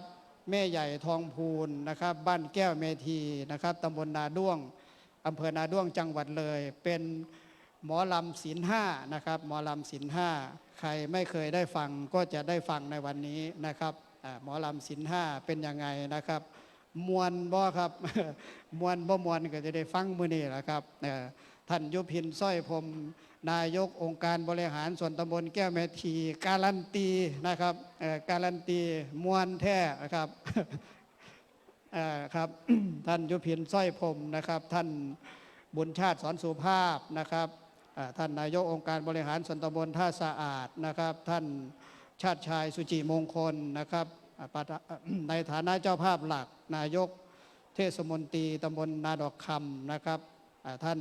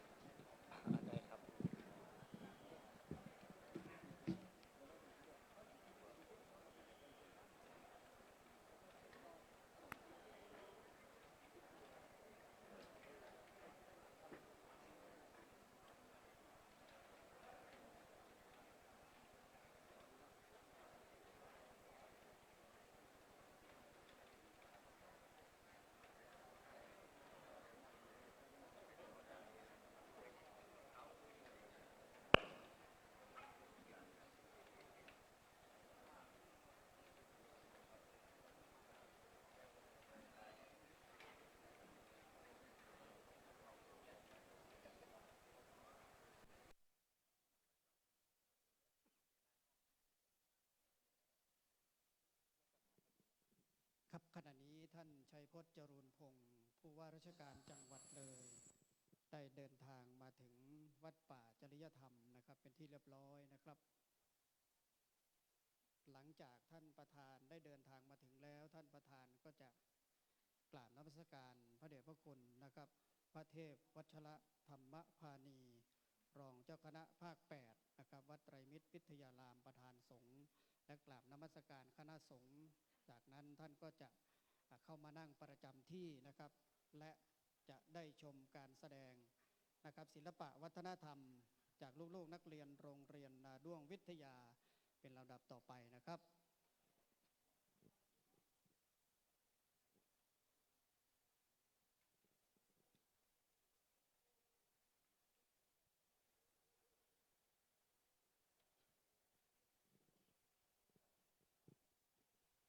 ครับขณะนี้ท่านชัยพจน์จรูนพงศ์ผู้ว่าราชการจังหวัดเลยนะครับได้กราบนมัสการพระเดชพระคุณพระเทพวัชระธรรมพานีรองเจ้าคณะภาค8วัดไตรมิตรวิทยารามครับ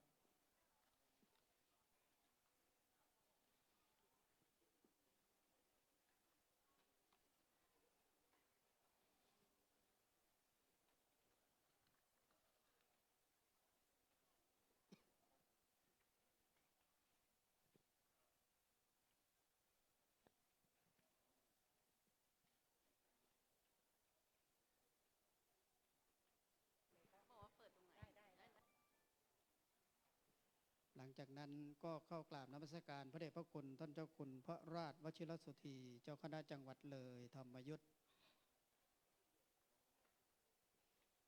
พระเดชพระคุณท่านเจ้าคุณพระสิริรัตนเมธีเจ้าคณะจังหวัดเลย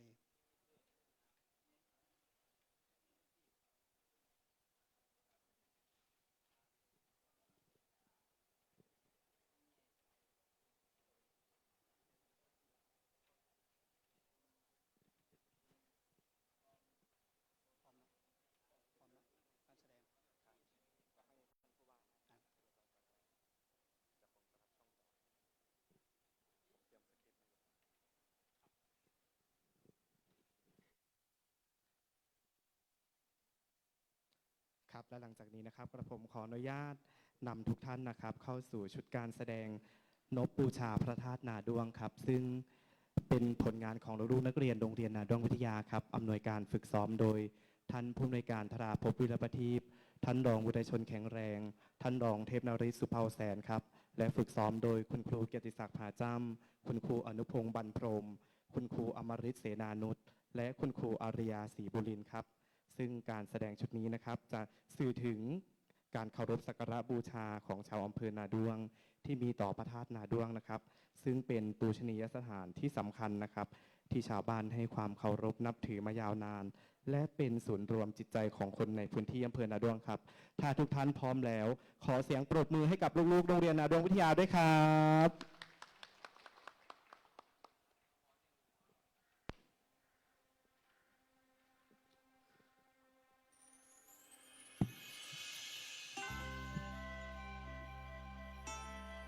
พี่น้องเอ๋ย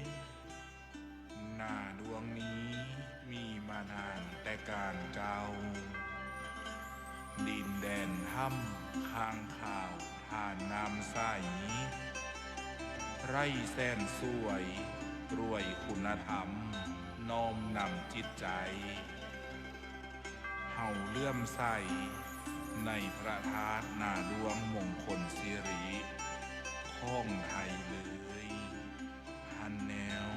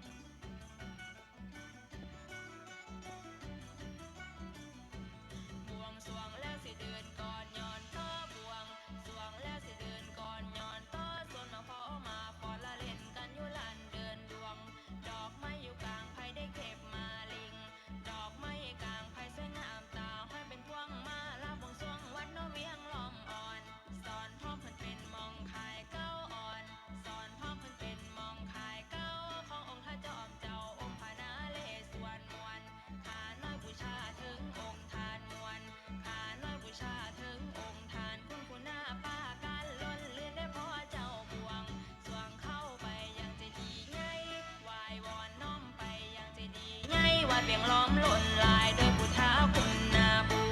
ชาแล้วให้สู่คนได้อยู่เย็นเข็นภัยให้ห่างไกลทุกพวกงานทุกที่มีให้เคลื่อนคอยไปในวันนี้มวลนารีมาไฟฟ้อนบูชาเป็นตัวแทนมาบวงสรวงในกลุ่มขามงานแข่งแท้อารามทางปฏิมาอยู่บอนนี้ใส่สองดีเห็นแล้วสิสวงใจวัดเวียงล้อมดวงน้อมใจหอมบูชาในมือนี้หันแนว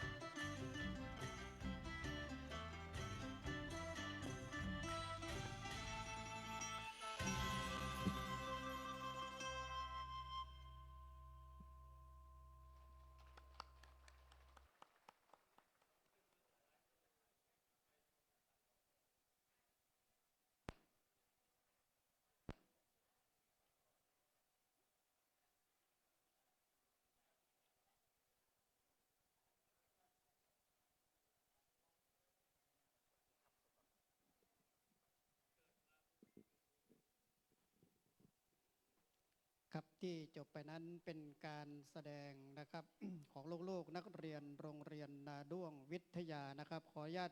ขอเสียงปรบมือให้กับลูกๆนักเรียนโรงเรียนนาด้วงวิทยาอีกครั้งหนึ่งครับ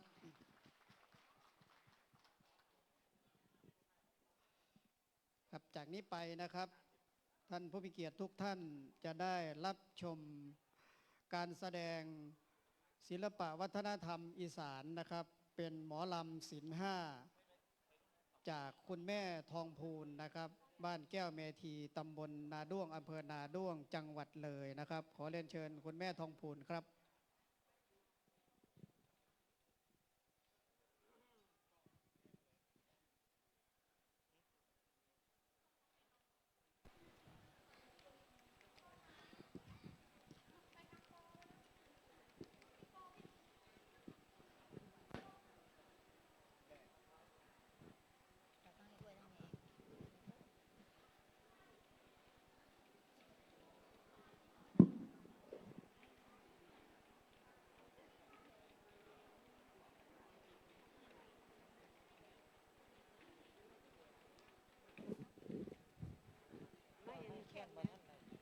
ไม่แค่นไหมขอน้ำไผ่ละ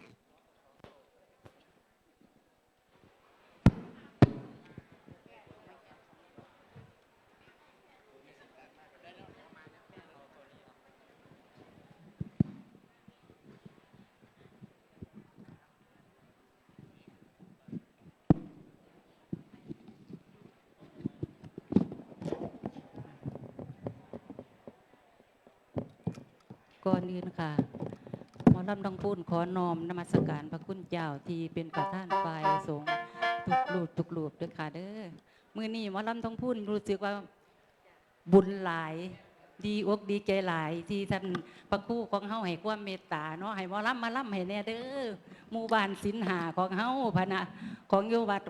พระครูนี่ล่ะว่าซั่นโอ้ยดีใจว่าซั่นนอนก็บ่หลับ เขาเป็นลำเสียงแค้นเนาะค่ะเนาะเวลาบ่หลาย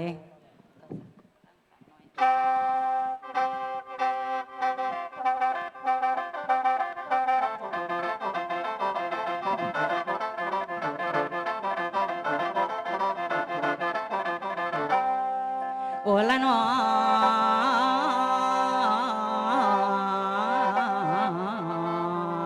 นอ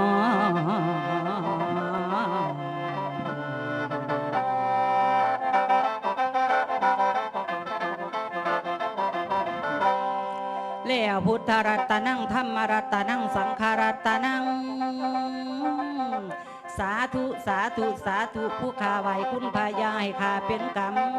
ผู้ข้าไหวคุณทำยายข้าเป็นเวรผู้ข้ากับไหวคุณนี้จงมาโปกจงมาบังให้มากังขันมาซอยหมอลำไว้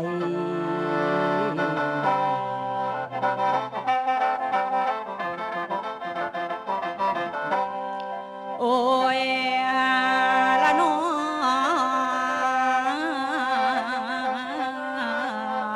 นอนวลลือ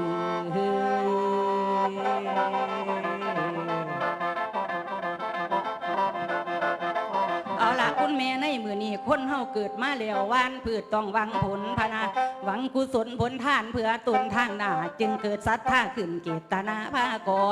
มีหนึ่งทานสองศีลสามเจริญภาวนาคำพระองค์บอกไปเป็นข้อจะรักษาท่านนี้พวกแม่ป่าแล้วแต่สิท่านหยังมีศรัทธาโดยดีเกตนากิ่งแกงสิท่านเงินท่านแก้วหรืออาหารบริโภคโภชนั่งเขาวนำอาหารให้แก่พระสงฆ์ผลประโยชน์ส่วนนี้สิพ้นทุกบำรุงสุขคือกับเฮาทำหน้าให้สวนม้วนสางเฮาวันพืชต้องอาศัยผลบางก็ทำไปเป่าเฮาทำหน้าปลูกเขาก็หวังได้มากผลคนของเฮาแม่นเกิดมาแม่นผู้ใดก็อยากพ้นความทุกข์มรณะเพราะเริ่มแม่พระสังขารทำมาบ่เที่ยงตรงพงที่หาความดีเบื้องหน้าอาศัยบุญคุณประโยชน์ท่านเด้อแม่ท่านสติสัตว์น่าสบายที่บ้างวางใจในลาสมัยหนึ่งนั้นมีพระเจ้าเลือกซื้อสิวาลีเป็นบุตรของเศรษฐีเมื่อเจริญไว้ขึ้นแก่ได้ทำท่านสั่งอรหันต์ปานเกตวันละองค์ซุ้มเมื่อไปเกตท่านแต่งท่านต่อมานั้นต่อมาพระองค์ถ้าไปสิ้นขีบมรณะไปเดิมแม่ไปสวรรค์ยามาสู่วิมานสูงล้นศาสนมเมืองฟ้ากันระยะประมาณหมื่นด้วยเดิมแม่ด้วยพ้นท่านเกิดเมืองฟ้าเกิดปีเอาละโนซ้ำนี่เอาละอวสานจบนั่นแล้วจบพิธีทางท่านกล่าวสินให้มันสินเฮารักษาได้ตามใจเพิ่นบอกมีสินหยังแน่เพิ่นว่ามีสิน5สิน8สินอุโบสถแล้วแต่พวกพี่น้องสิถือมันนั้นต่อไปโอ้ยเพิ่นว่ากำหนดไว้แล้วแต่ปฏิบัติไผทำดีได้ดีบ่เก่ามองของมางรวมบินซี่ลงใบ6ประกันทันว่ามีหูตาจมูกลิ้นกายใจ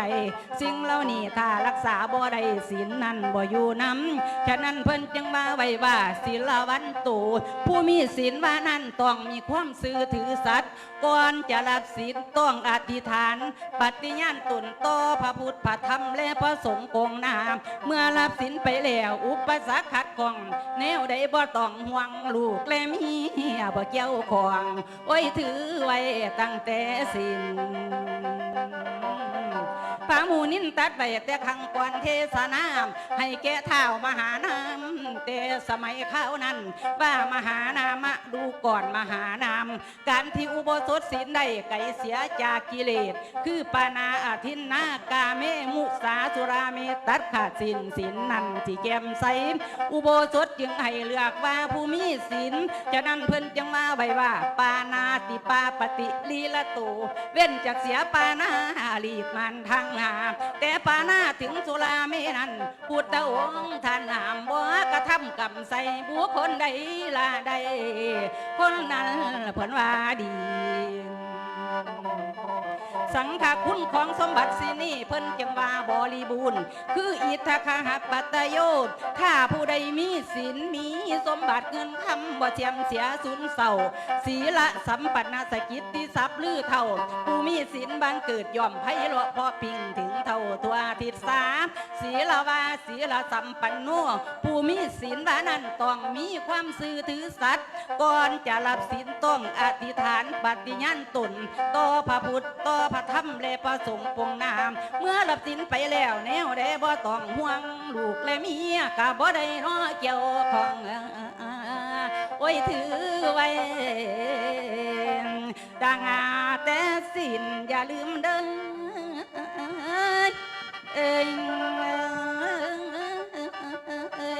โอ้ยนาโอ้ยเด้นาเอาบัดนี้เป็นเตยเป็นยังไงหน้าดวงของเฮามีอย่างดีแน่นอนว่าสันว่ากันเลยสิบอกให้พี่น้องเฮาฟังบ่ค่ะเนาะ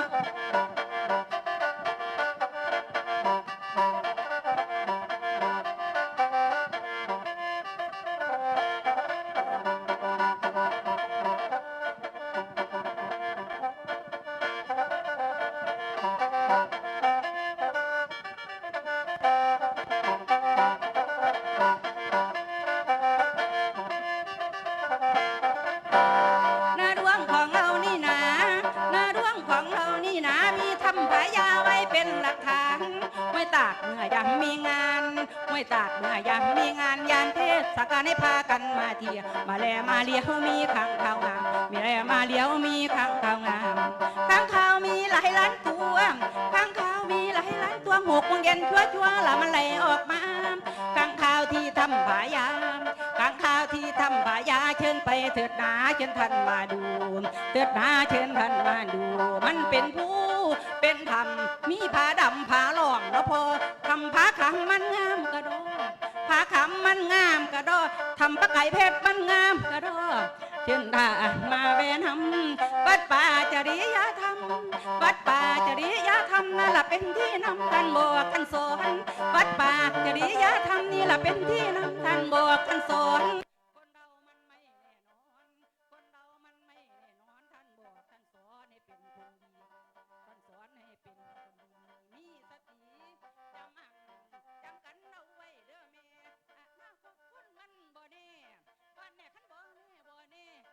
สิแย่แม่นบ่ได้นี่ลาดนาคนเฮานาลาดนาคนเฮานาให้พากันรักษาเอาไว้ศีลหาในใจอย่าลืมเด้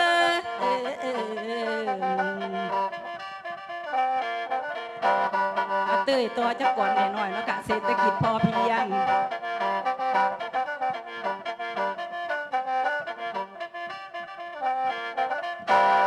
ทุกคนเกิดเป็นคนไทยเราต้องภูมิใจด้วยไทยเถิดนาช่วยกันเล่งพัฒนาช่วยกันเล่งพัฒนาช่วยกันเถิดนาพัฒนาท้องถิ่นจะได้มีอยู่มีกินพัฒนาท้องถิ่นกันให้รุ่งเรืองเศรษฐกิจเราจะพอเพียงเศรษฐกิจเราจะพอเพียงหากคนทั้งเมืองทุกคนขยันคนไทยทุกคนช่วยกัน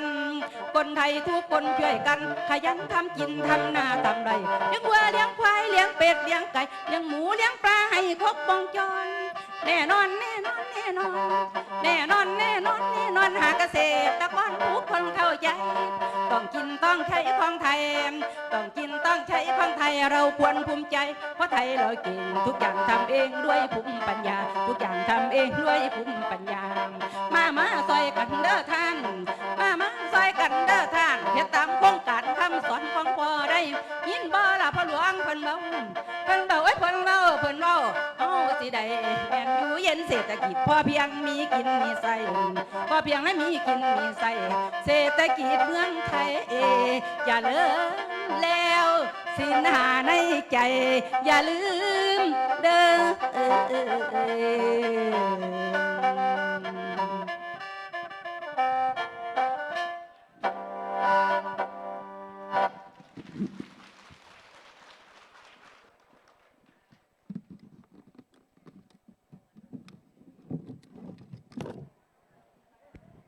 ที่จบไปนั้นเป็นการแสดงนะครับ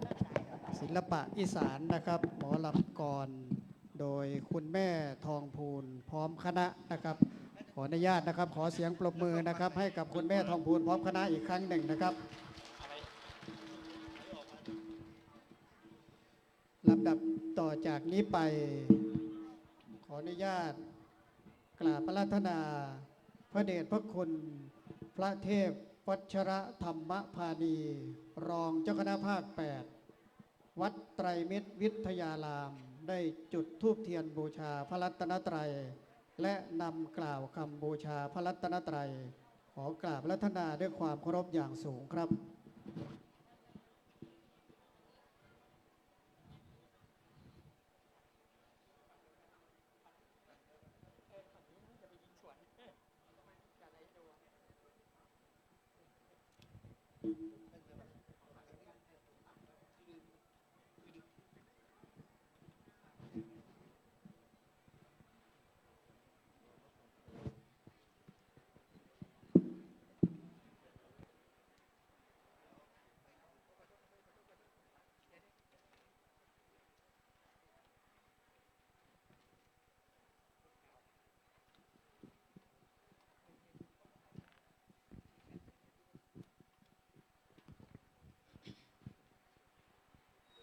ครับนิมนต์ไหว้พระพร้อมกันเลยนะครับอะระหังสัมมาสัมพุทโธภะคะวาพุทธังภะคะวันตังอภิวาเทมิสวากขาโตภะคะวะตาธัมโมธัมมังนามัสสามิสุปฏิปันโนภะคะวะโตสาวกสังโฆสังฆังนะมามินะโมตัสสะภะคะวะโตอะระหะโตสัมมาสัมพุทธัสสะนะโมตัสสะภะคะวะโตอะระหะโตสัมมาสัมพุทธัสสะนะโมตัสสะภะคะวะโต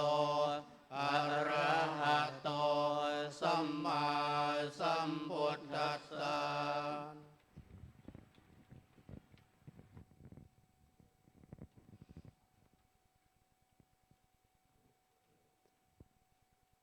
หลังจากนั้นขออนุญาตกราบพระรัตนาพระเดชพระคุณพระราชสารโกศลเจ้าคณะจังหวัดอุดรธานีธรรมยุทธในฐานะปฏิบัติหน้าที่แทนท่านรองประธานกรรมการได้เปิดกลวยถวายสักการะเบื้องหน้าพระรูปเจ้าพระคุณสมเด็จพระอริยวงศาคตยานสมเด็จพระสังฆราชสกลมหาสังฆปรินายก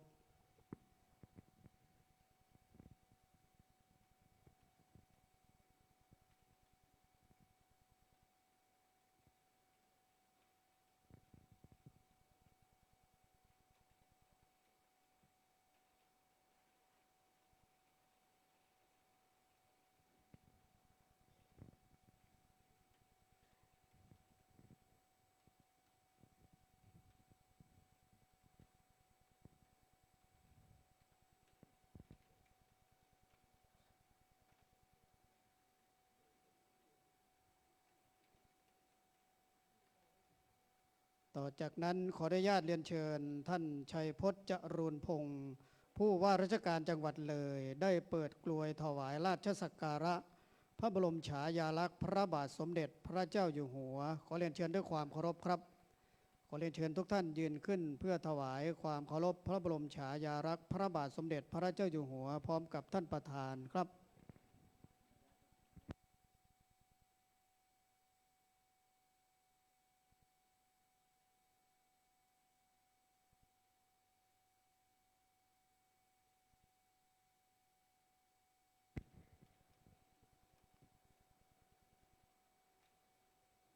พ ลงสรรเสริญพระบารมีครับ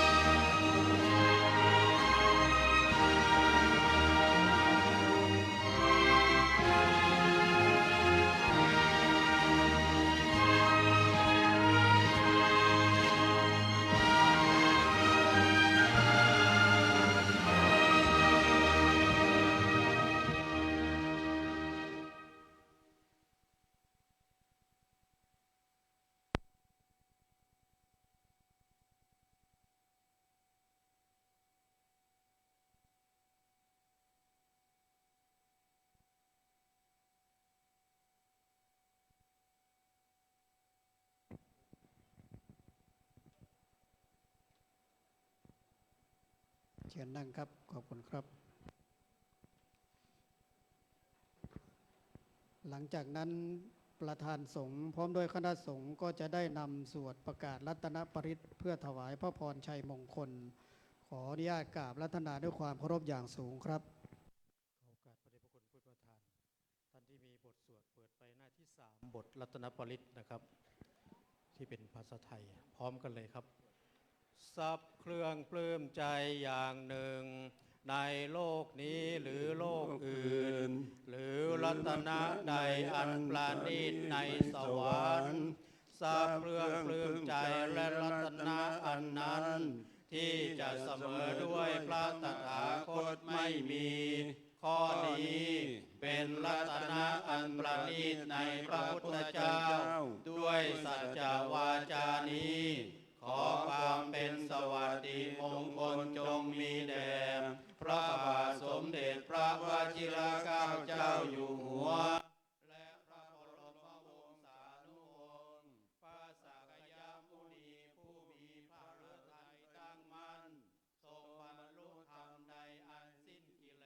สปราศจากราคะเป็นอมตะธรรมประณีตสิ่งใดๆที่เสมอด้วยพระธรรมนั้นไม่มีข้อ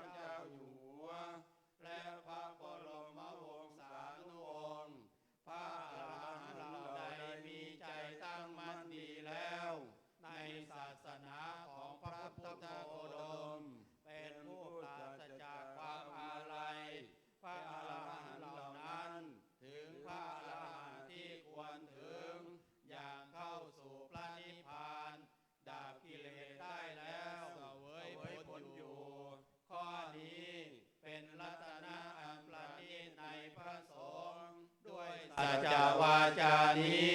ขอความเป็นสวัสดิมงคลจงมีแด่พระบาทสมเด็จพระวชิรเกล้าเจ้าอยู่หัวและพระบรมวงศานุวงศ์เสาหลักใหญ่ที่ฝังดินดีแล้ว ไม่หวั่นไหวด้วยพายุจากสี่ทิศฉันใด บุคคลเหล่าใดได้เห็นอริยสัจสี่พระตถาคตเรียกผู้นั้นว่าเป็นสัตบุรุษผู้ไม่หวั่นไหวด้วยโลกธรรมฉันนั้น ข้อนี้เป็นรัตนะอันประณีตในพระสงฆ์ด้วยสัจจวาจานี้ ขอความเป็นสวัสดิมงคลจงมีแด่พระบาทสมเด็จพระวชิรเกล้าเจ้าอยู่หัวและพระบรมวงศานุวงศ์พระโสดาบันเหล่าใดรู้แจ้งอริยสัจสี่ที่พระศาสดาผู้มีปัญญาอันลึกซึ้งทรงแสดงไว้ดีแล้วถึงแม้ว่าพระโส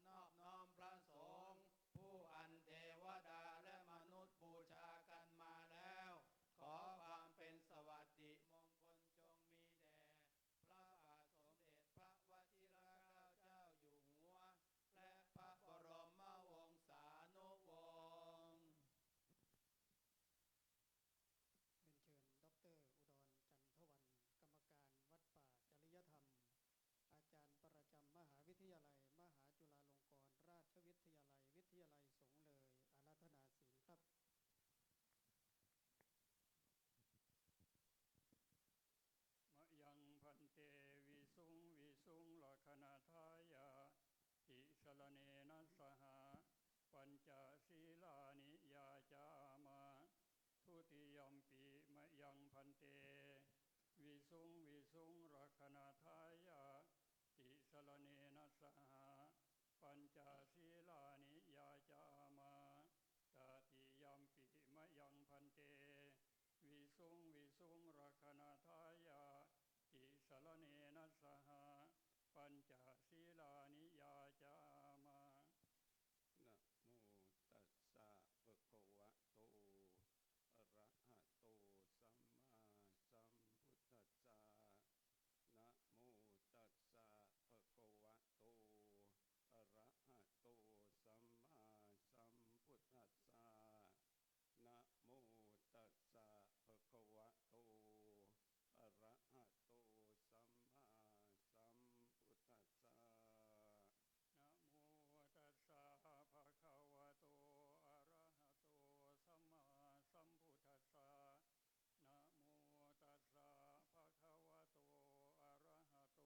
มมา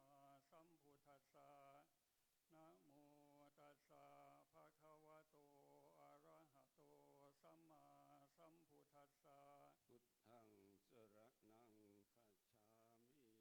รณังคัจฉามิธัมมังสรณังคัจฉามิธัมมัง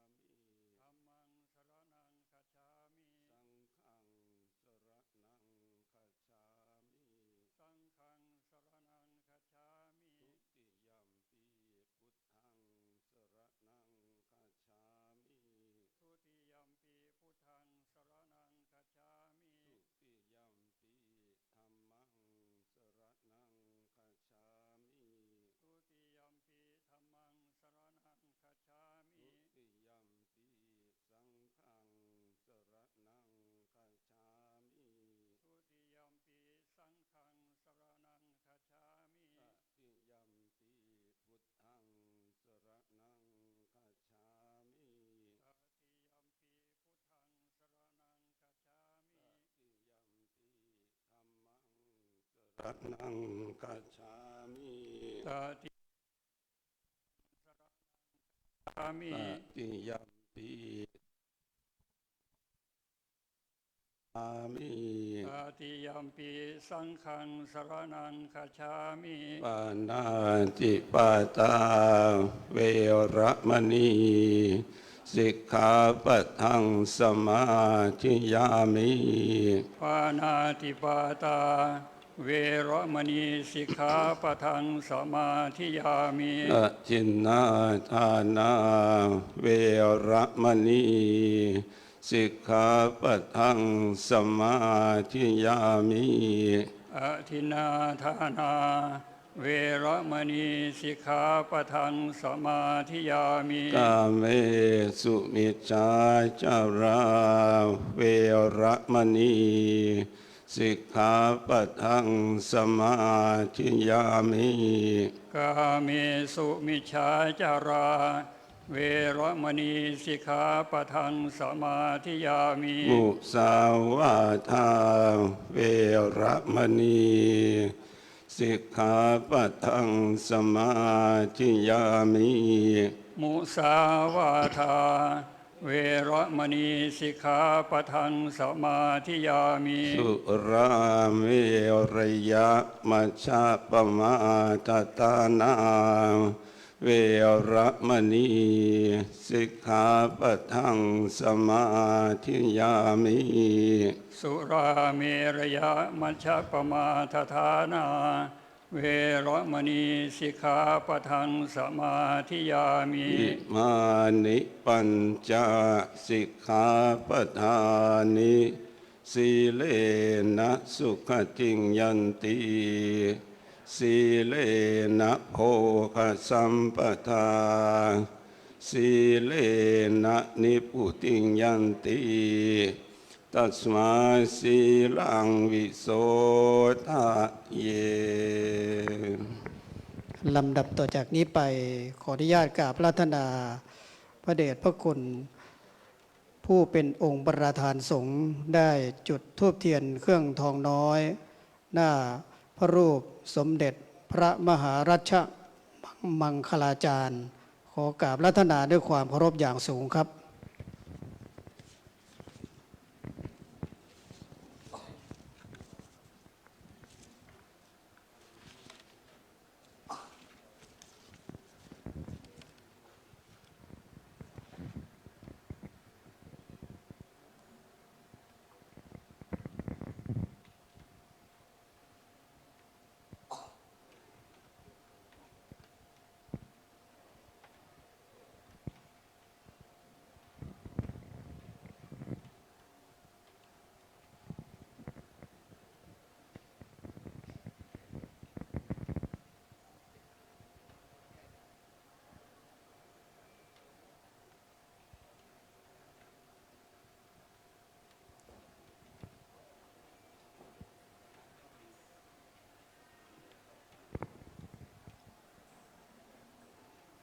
เชิญนั่งครับ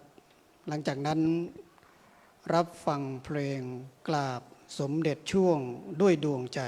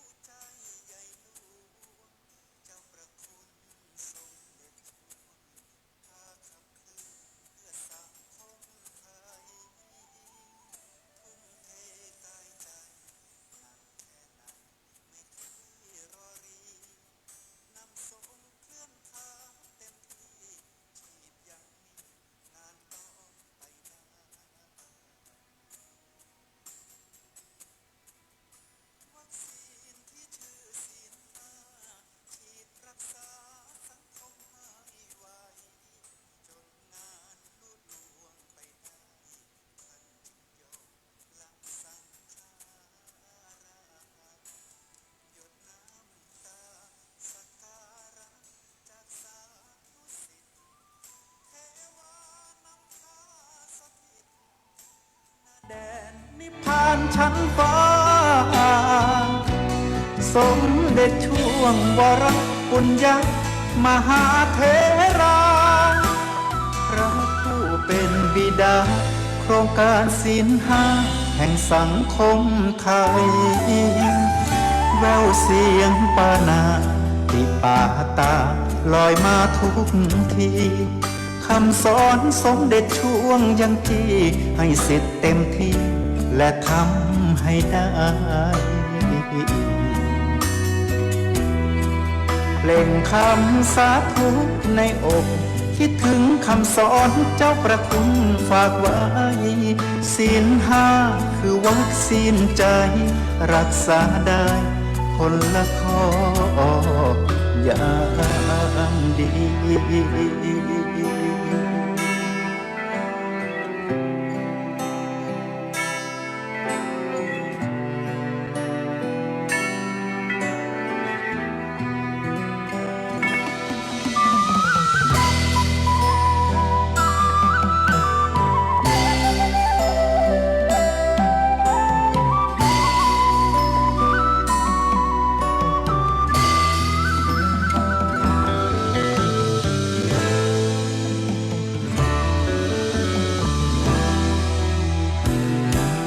หยดน้ำตาสักการะจากสานุสิทธิ์เทวานำพาสถิตณแดนนิพพานชั้นฟ้าสมเด็จช่วงวรปุญญมหาเถราพระผู้เป็นบิดาโครงการศีลห้าแห่งสังคมไทยแววเสียงปานาติปาตาลอยมาทุกทีค คำสอนสมเด็จช่วงยังจี้ให้เสร็จเต็มที่และทำให้ได้เพลงคำสาธุในอกคิดถึงคำสอนเจ้าประคุณฝากไว้ศีลห้าคือวัคซีนใจรักษาได้คนละข้ออย่างดี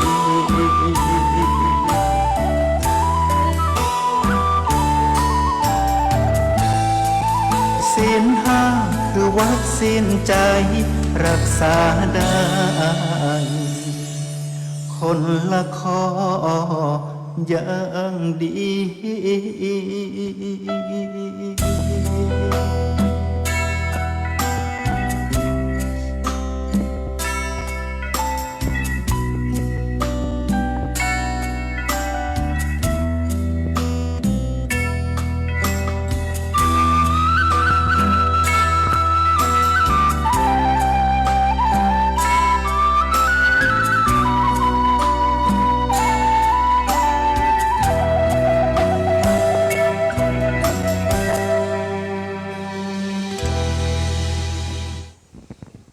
ครับท่านที่เคารพทุกท่านครับที่จบไปเมื่อสักครู่เป็นเพลง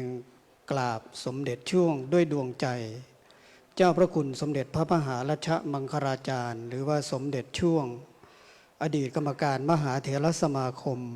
อดีตเจ้าวาดวัดปากน้ำภาษีเจริญและเป็นบิดาผู้ให้กำเนิดโครงการหมู่บ้านรักษาศีลห้าวันนี้เป็นวันที่ 26 เดือนสิงหาคมพุทธศักราช 2568 เป็นวันครบ 100 ปี ชาตการเจ้าพระคุณสมเด็จพระมหารัชมังคลาจารย์ลำดับต่อจากนี้ไปขอกราบอาราธนาและขอเรียนเชิญคณะสงฆ์และตัวแทนสาธุชนที่มีรายนามดังต่อไปนี้เข้าถวายสักการะขอกราบอาราธนาพระเดชพระคุณท่านเจ้าคุณพระสิริรัตนเมธีเจ้าคณะจังหวัดเลยเข้าถวายสักการะขอกราบอาราธนาด้วยความเคารพอย่างสูงครับ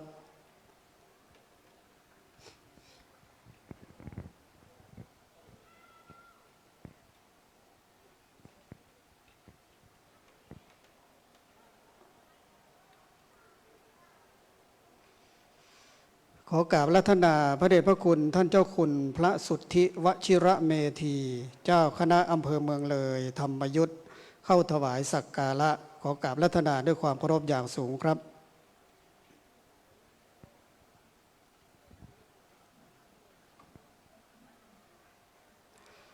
ขอกราบอาราธนาท่านพระครูจริยสารธรรมเจ้าคณะอำเภอนาด้วงเจ้าวาดวัดป่าจริยธรรมเข้าถวายสักการะขอกราบอาราธนาด้วยความเคารพครับ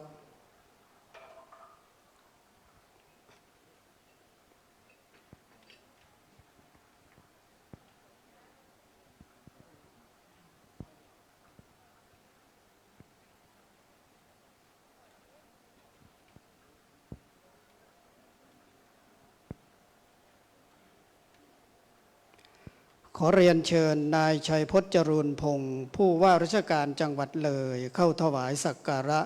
ขอเรียนเชิญด้วยความเคารพครับ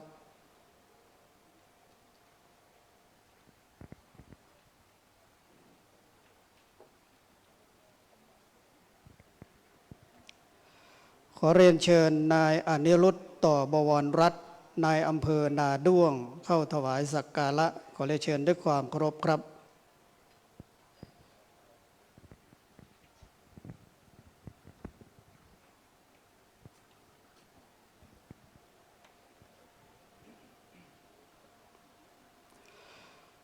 ขอเรียนเชิญนายดำรงสอนอ้นผู้อำนวยการสำนักงานพระพุทธศาสนาจังหวัดเลยเข้าถวายสักการะขอเรียนเชิญด้วยความเคารพครับ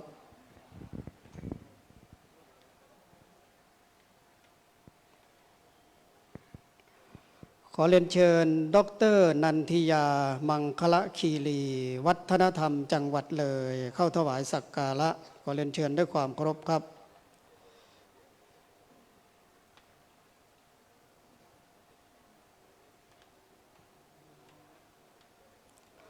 ข อเรียนเชิญว่าที่พันตำรวจเอกเชิดชัยถนอมชีพ ผู้กำกับการสถานีตำรวจภูธรนาด้วงเข้าถวายสักการะขอเรียนเชิญด้วยความเคารพครับ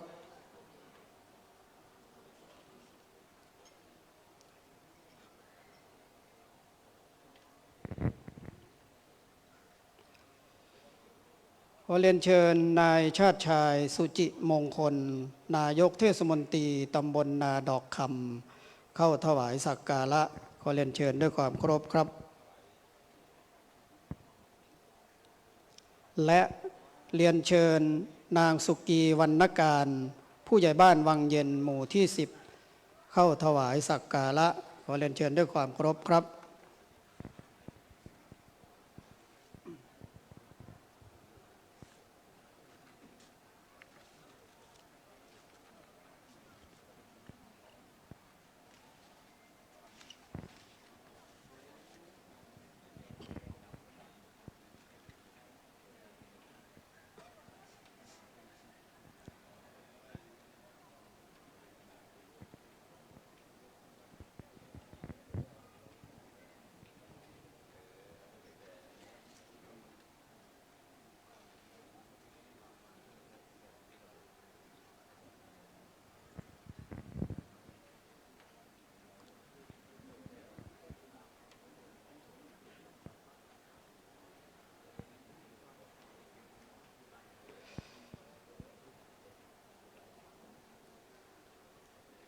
กราบนมัสการพระเดชพระคุณพระเทพวัชระธรรมพานีรองเจ้าคณะภาค8วัดไตรมิตรวิทยารามด้วยความเคารพอย่างสูง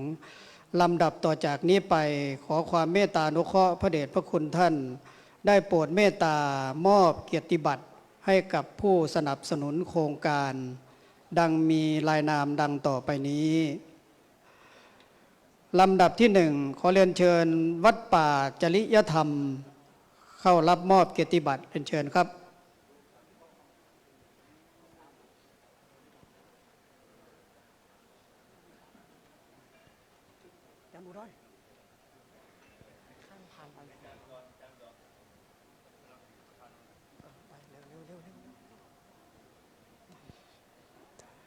ลำดับที่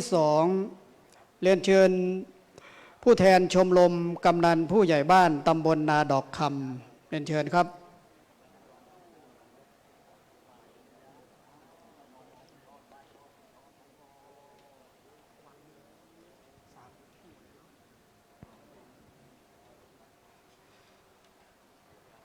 ลำดับที่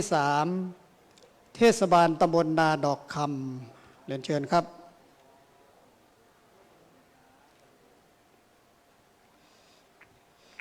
ลำดับที่4โรงเรียนนาด้วงวิทยาขอเรียนเชิญครับ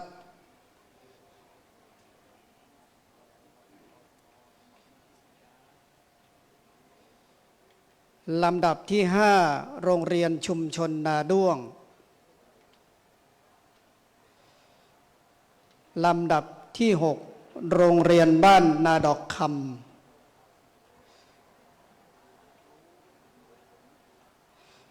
ลำดับที่7โรงเรียนบ้านน้ำสวยห้วยปลาดุกลำดับที่8โรงเรียนบ้านโพนสว่าง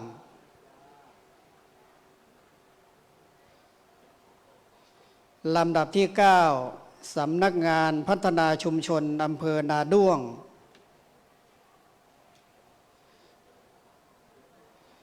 ลำดับที่10โรงพยาบาลนาด้วงลำดับที่11โรงพยาบาลส่งเสริมสุขภาพตำบลนาดอกคำ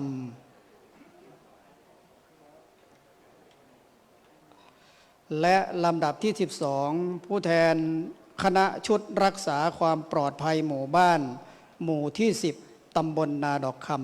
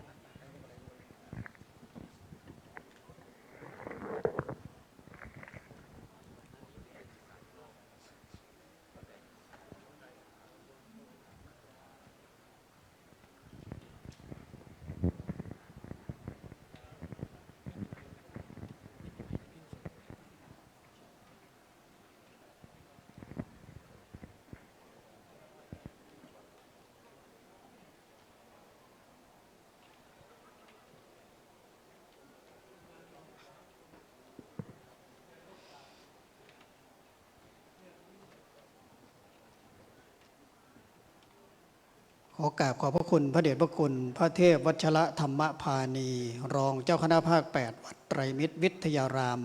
ได้เมตตามอบเกียรติบัตรให้ผู้สนับสนุนโครงการในครั้งนี้ลำดับต่อจากนี้ไปขอเรียนเชิญนายชัยพจน์จรูนพงศ์ผู้ว่าราชการจังหวัดเลยได้กล่าวถวายการต้อนรับคณะกรรมการขอเรียนเชิญด้วยความเคารพครับ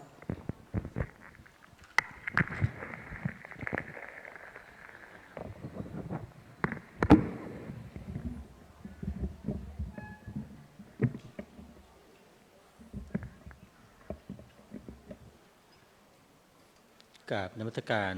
พระเทพวัชระธรรมพานี รองเจ้าคณะภาค 8 กรรมการขับเคลื่อนโครงการหมู่บ้านรักษาศีล 5 ระดับผลตะวันออก และคณะกรรมการขับเคลื่อนโครงการรวมทั้งพระเถรานุเถระทุกรูป ท่านหัวหน้าส่วนราชการพุทธศาสนิกชนผู้มีเกียรติที่เคารพทุกท่านกับผมนายชัยพจน์จรูนพงศ์ผู้ว่าราชการจังหวัดเลยในนามของชาวจังหวัดเลยส่วนราชการรัฐวิสาหกิจหน่วยงานภาคเอกชน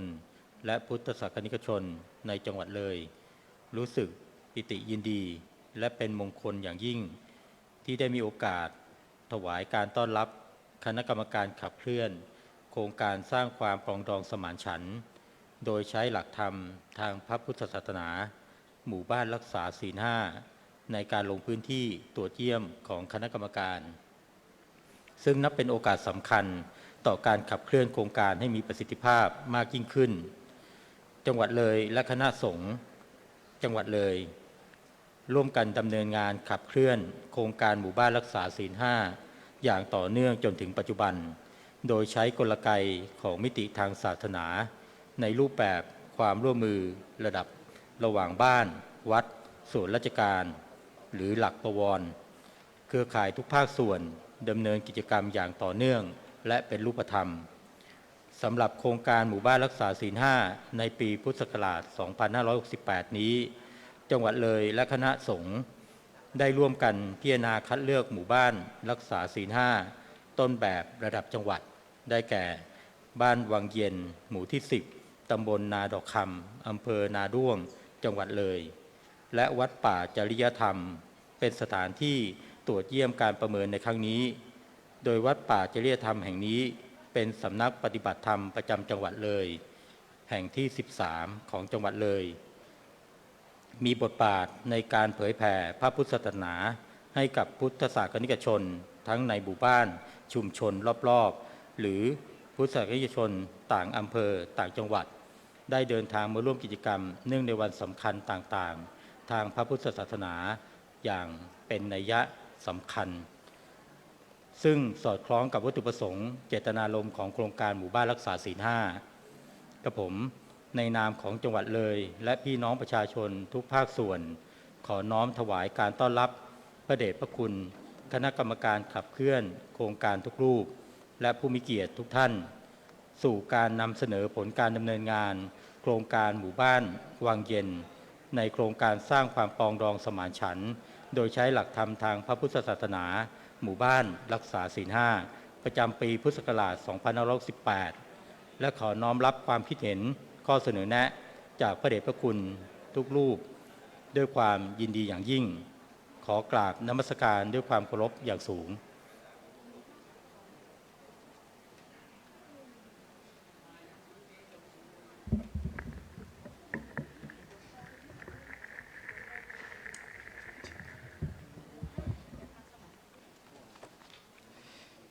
ลำดับต่อจากนี้ไปขอกราบอาราธนาพระเดชพระคุณพระราชสารโกศลเจ้าคณะจังหวัดอุดรธานีธรรมยุทธกรรมการและผู้แทนประธานกรรมการคณะกรรมการขับเคลื่อนโครงการระดับหนได้เมตตากล่าวเปิดการลงพื้นที่ตรวจเยี่ยมในวันนี้ขอกราบอาราธนาด้วยความเคารพอย่างสูงครับพระเทพวัชระธรรมพานีขอถวายความเคารพพระเถรานุเถระเจ้าคณะพระสังฆาธิการทุกรูปผู้เป็นสังฆชินบุตร พุทธชิโนรสเมตตามาตรวจเยี่ยมวัดป่าจริยธรรมในครั้งนี้ขออนุโมทนาบุญท่านข้าราชการผู้มีบุญทั้งหลายท่านมหาเศรษฐีผู้มีบุญทุกท่านนะตรวจเยี่ยมวัดขจัดกันปัญหาช่วยกันพัฒนานำพาสามัคคีเป็นเรื่องที่การคณะสงฆ์ภาค 8ท่านให้เอาไว้ตรวจเยี่ยมวัดขจัดปัญหาช่วยกันพัฒนานำพาสามัคคีวันนี้พระเดชพระคุณท่านเจ้าคุณพระธรรมวชิรนายกท่านเมตตาให้อัตมภาพมาร่วมสังเกตการณ์ในวันนี้ยะทิสังคัสสะปะตะกัลลังถ้าหากว่ามีความพร้อมเนี่ยสะดวกที่สุดวันนี้วัดป่าจริยธรรมฝนตกตั้งแต่เช้าเมื่อคืนทั้งคืนกว่าจะมาถึงนี่ตุปัตตุเปนะเข้าทางผิดหลวงพ่อเจ้าวาดไปวางตรงนู้นเข้าถนนเข้าไปประมาณสัก300 เมตรโอ้โหลื่นแผลดต้องถอยรถกลับอีกต้องเข้ามาทางนี้นะครับเพราะฉะนั้นหลวงพ่อเจ้าวาดบอกโอ้โหทำงานนี้ได้งบมา130,000จ่ายค่าหินไปแล้ว300,000ท่านว่าอย่างนั้นท่านว่าอย่างนั้นอาตมาก็โอ้เห็นใจมากเลยนะท่านคณะกรรมการทุกรูปมีท่านเจ้าคุณพระราชสารโกศลมีท่านเจ้าคุณพระราชวชิระวิสุทธิ์เป็นอาทิขอที่โปรดเมตตาวัดป่าจริยธรรมด้วยนะเมตตาท่านพระครูจริยสารธรรมด้วยท่านทำงานตั้งแต่เช้าเมื่อคืนนี้5 ทุ่มยังไม่หลับเลยนะมาช่วยปิ้นช่วยทำช่วยโน่นช่วยนี่โอ้เช้ามาลื่นโยมมาจากหลายๆที่ผมเห็นสงสารนั้นมองดูแล้วโอ้สงสารกว่าจะมาทำน้ำออกกว่าจะมาทำนู่นทำนี่เยอะแยะไปหมดเลยเพราะฉะนั้นหากมีคะแนนสงสารเมตตาในใต้เท้านะครับโอ้ขออนุโมทนาสาธุการมีพระเถระท่านบอกว่าโอ้โหมาที่นี่มีลำต้อนรับด้วยท่านบอกท่านเจ้าคุณอย่าดูนะกายเยนะสังวโรสาธุสำรวมกายวาจามีข้าราชการเขามองอยู่เดี๋ยวเขาถ่ายรูปนะเขาว่างั้นนะอย่าไปมองดูแต่พระข้างหลังท่านกระทิบท่านเจ้าคุณมีแต่นางฟ้าจำแรงทั้งที่ลำเนี่ยอาตมาก็มองดูแล้วจริงคนที่ลำส่วนมากเป็นนางฟ้าจำแรงงดงามมากเลยนะชนใดไม่มีดนตรีการในสันดานเป็นคนชอบคนนักแล้วมองดูโอ้เนี่ยศิลปะน่าชื่นชมน่าอนุโมทนายิ่งไปกว่านั้นโอ้โยมหมอลำโยมแม่หมอลำขึ้นไพเราะเพราะพิ้งมากเลยมาฟังพระอาจจะไม่ค่อยสนใจแต่มาชอบถามว่าเกิดจากอะไรจะเริญพรสุนทรสวัสดิ์เฉพาะหัดแค่นี้ใช้เวลาเป็นเดือนเลยโอ้โหกว่าจะให้มันลงวรรคลงตอนตีฆะละสะเป็นเรื่องใหญ่เพราะฉะนั้นต้องขอบคุณคุณแม่หมอลำด้วยนะได้บุญทุกคนขอขอบคุณหน่วยราชการทุกหน่วยเลยนะที่มาตั้งพระท่านไปท่านก็ไปแป๊บเดียวเห็นท่านเจ้าคุณพระราชวชิรวิสุทธิ์เดินไปแป๊บเดียวก็ออกไปแล้วเห็นท่านจ่าเจ้าคุณอุดมไปแป๊บเดียวออกไปแล้วโยมบอกท่านพระครูท่านเจ้าคุณดูหน่อยเถอะดูหน่อยเถอะแป๊บเดียวมาแล้วแต่ไม่เป็นไรเรามาด้วยความรักขอพระเถรานุเถระรักทุกคนที่มาที่นี่นะจ๊ะรั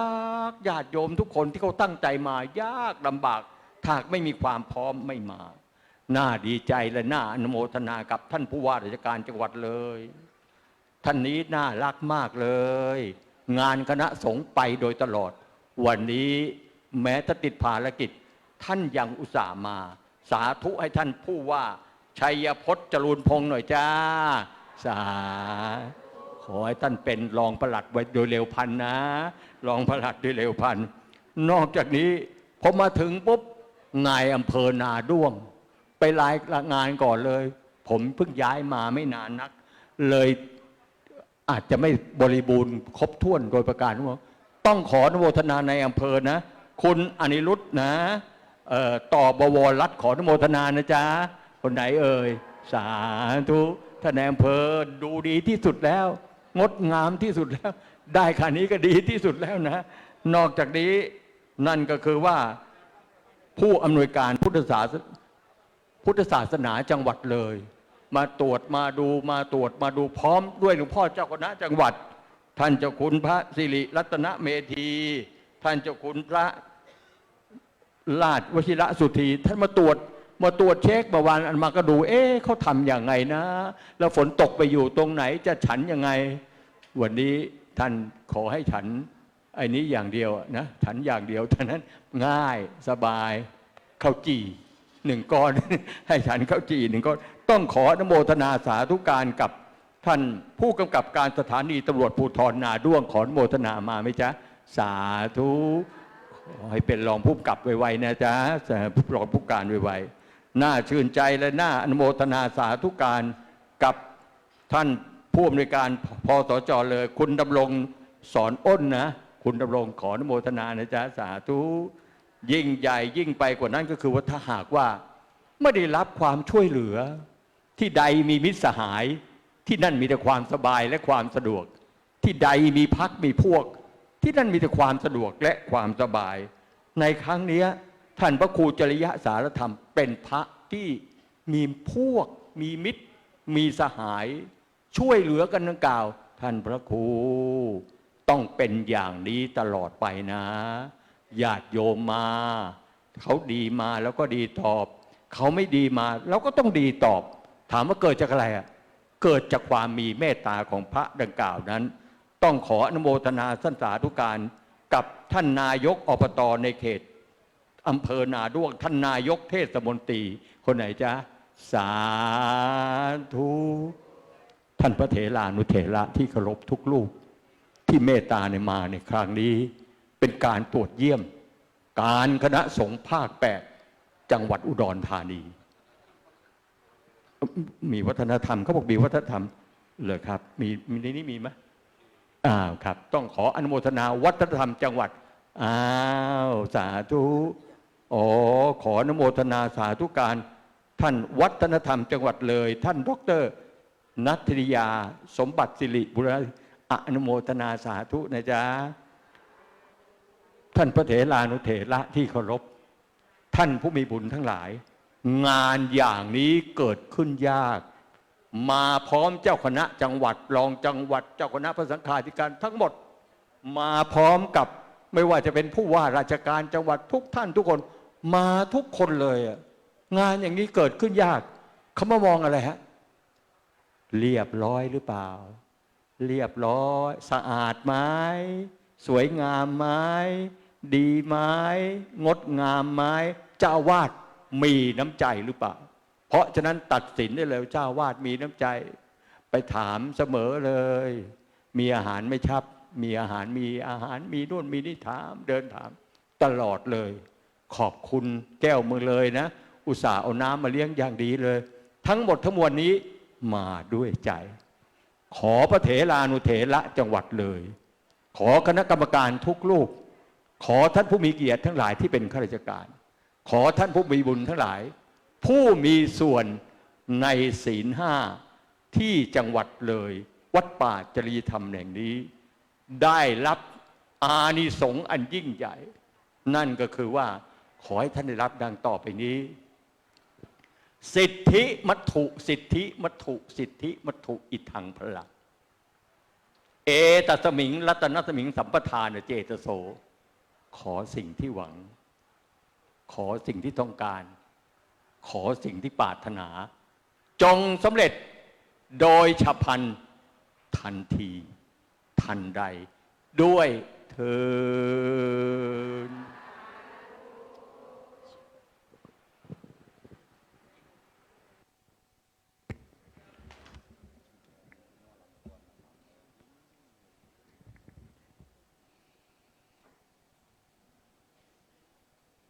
ครับ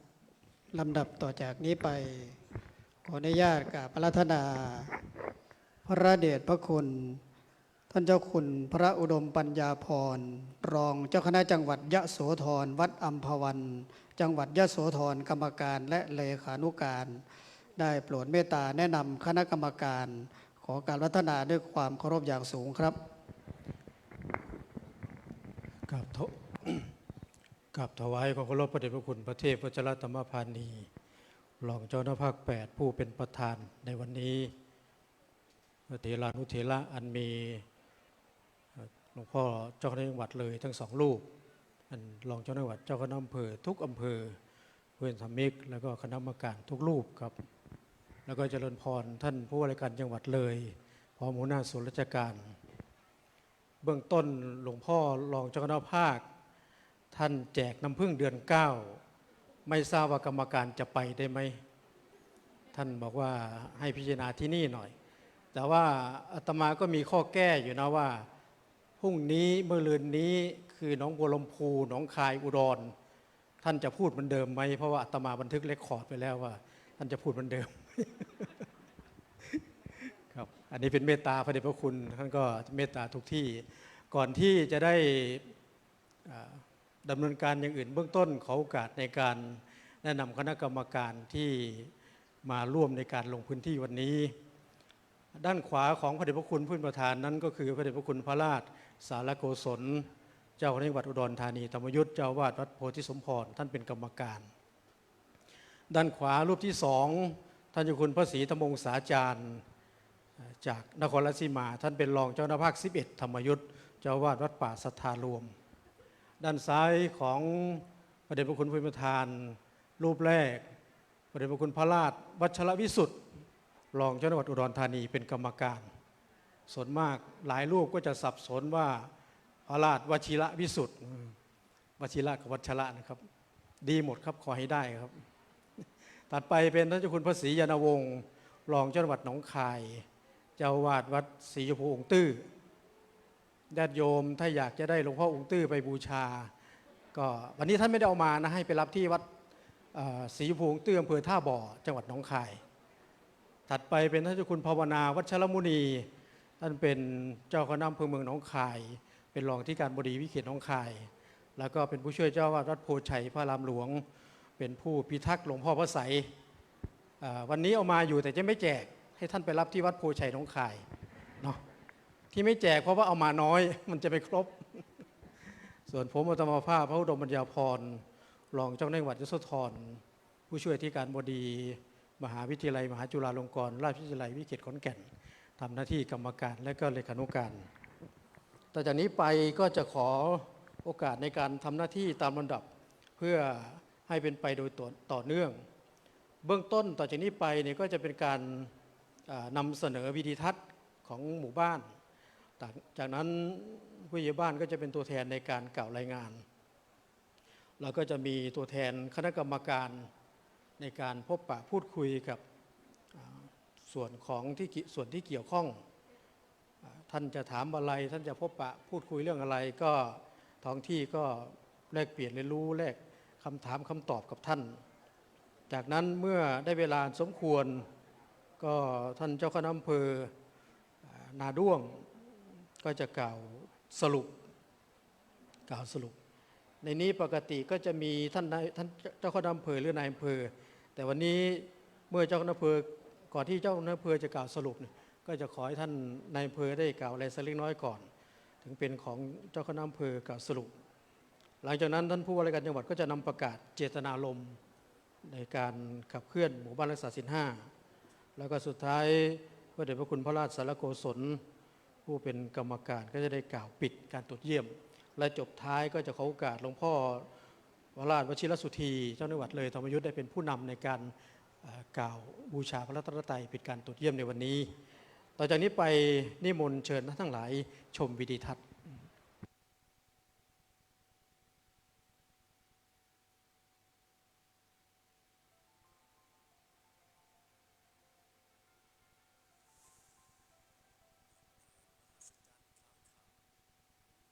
สวยทานน้ำใสก้าวไกลการเกษตรถ้ำประกายเพชรตระการตางามล้ำค่าสวนป่าห้วยปลาดุก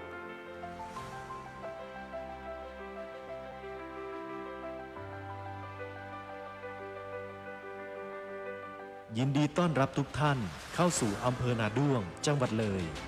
ในโอกาสนี้ขอถวายการต้อนรับคณะกรรมการตรวจเยี่ยมโครงการสร้างความปรองดองสมานฉันท์โดยใช้หลักธรรมทางพระพุทธศาสนาหมู่บ้านรักษาศีล 5จังหวัดเลยได้ดำเนินการขับเคลื่อนโครงการตั้งแต่ปีพระพุทธศักราช 2557 โดยมีคำขวัญโครงการว่ามีศีลมีสุขสามัคคีปรองดองสมานฉันท์สันติสุขนำโดยพระราชวชิรสุธี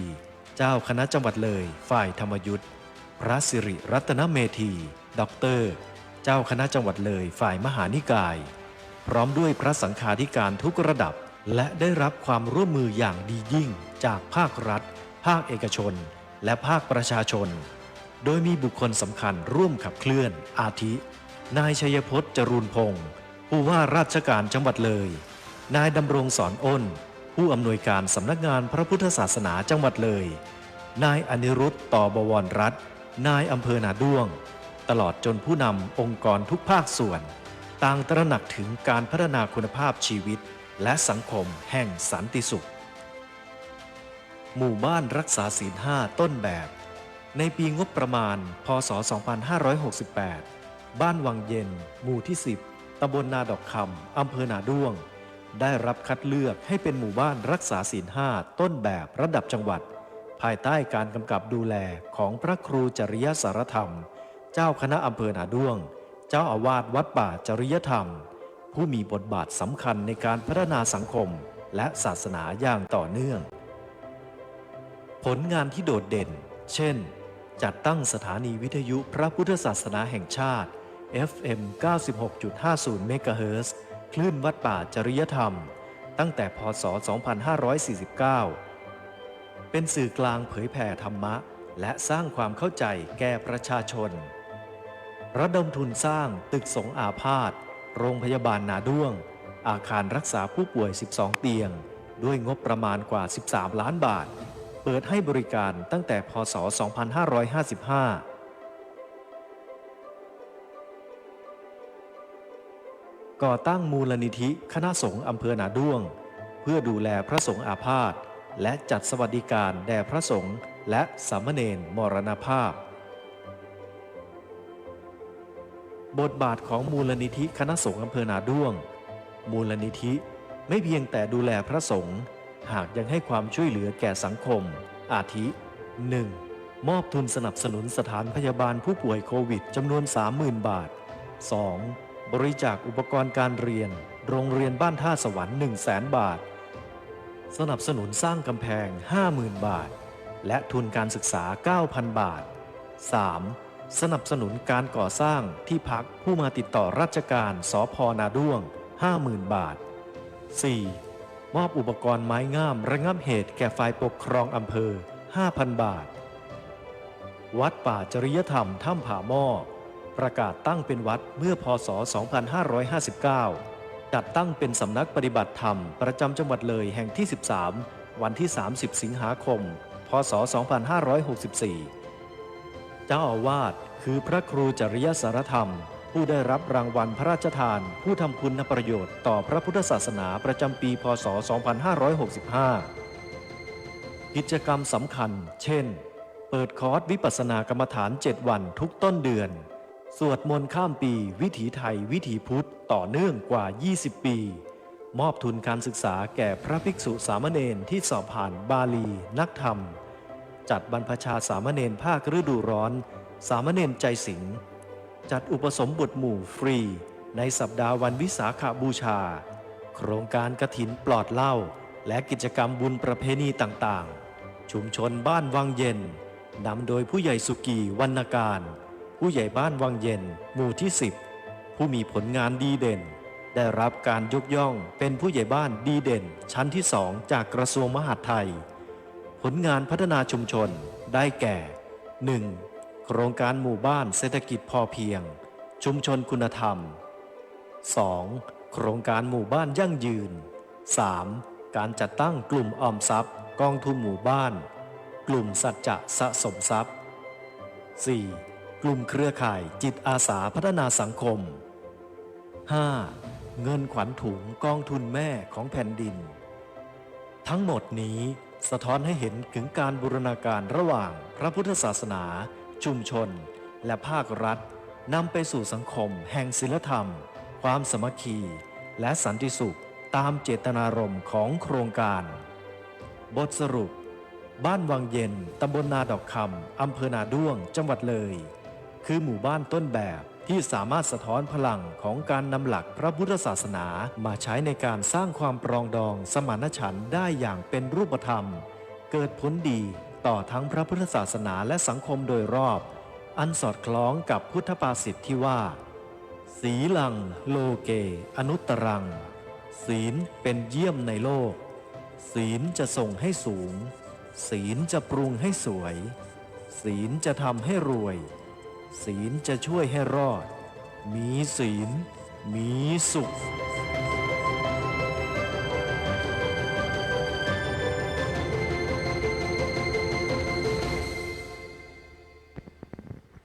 ท่านทั้งหลายได้ชมวิดีทัศน์ก็เหมือนเราเรื่องราวของหมู่บ้านเป็นสรุปย่อในไม่กี่นาทีเพื่อให้การต่อเนื่องกับโครงการนี้ก็ฝากส่วนที่เกี่ยวข้องไม่ว่าจะเป็นเพจของที่ว่าการอำเภอที่ทำการปกครองอำเภอนาด้วงเทศบาลตำบลนาดอกคำสำนักงานพุทธศาสนาจังหวัดเลยเอาวิดีทัศน์นี่ไปโพสต์ไว้ด้วยเพราะว่าเราก็จะได้ดูตลอดการเป็นส่วนหนึ่งของการขับเคลื่อนงานต่อจากนี้ไปก็เจริญพรท่านผู้ใหญ่บ้านมีอะไรจะเพิ่มเติมจากวิดีทัศน์ก็นำเสนอเลย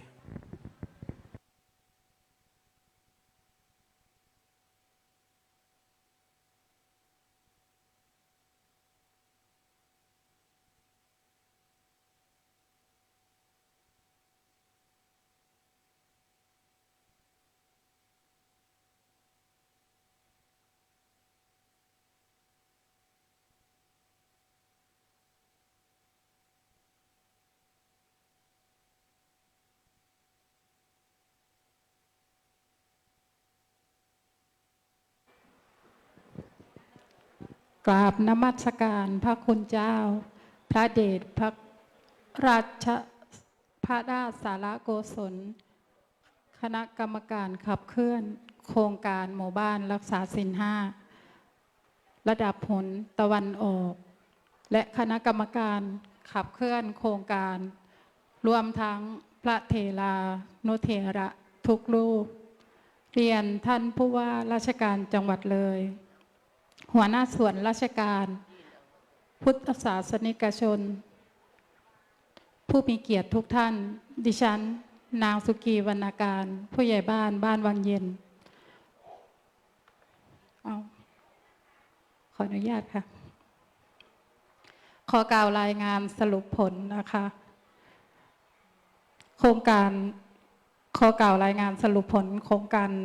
หมู่บ้านรักษาศีล5ของบ้านวังเย็นหมู่10ตำบลนาดอกคำอำเภอนาด้วงจังหวัดเลยบ้านวังเย็น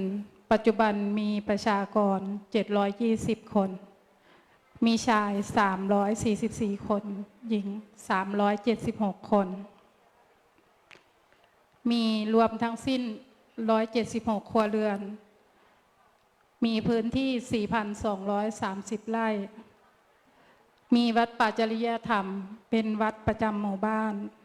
โดยมีพระครูจริยสารธรรมเป็นเจ้าอาวาส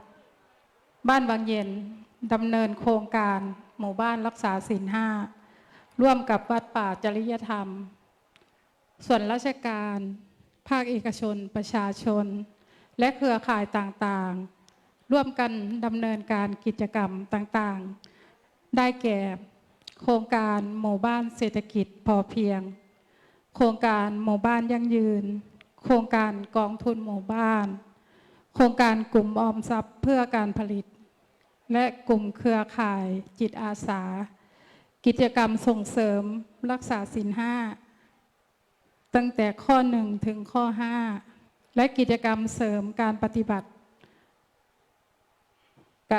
กิจกรรมการส่งเสริมการปฏิบัติธรรมเป็นต้นโดยโครงการต่างๆได้รับการสนับสนุนกิจกรรมจากการบูรณาการของคณะสงฆ์ภาครัฐและภาคเอกชนจนสำเร็จไปด้วยดีตลอดมากิจกรรมโครงการทุกโครงการเกิดขึ้นจากความสามัคคีปรองดองสมานฉันท์โดยใช้หลักธรรมทางพระพุทธศาสนาเพื่อก่อให้เกิดความรักความสามัคคีเอื้อเฟื้อเผื่อแผ่ร่วมกันของคนในชุมชนและที่สำคัญยังช่วยและแก้ปัญหาทางสังคมที่เกิดจากการละเมิดศีลห้าและการกระทำผิดลงได้สามารถทำให้ผู้คนในชุมชนดำรงชีวิตได้อย่างมีความสุขหมู่บ้านมีความสงบสุขมากยิ่งขึ้นอันเป็นผลที่สำคัญของการนำหลัก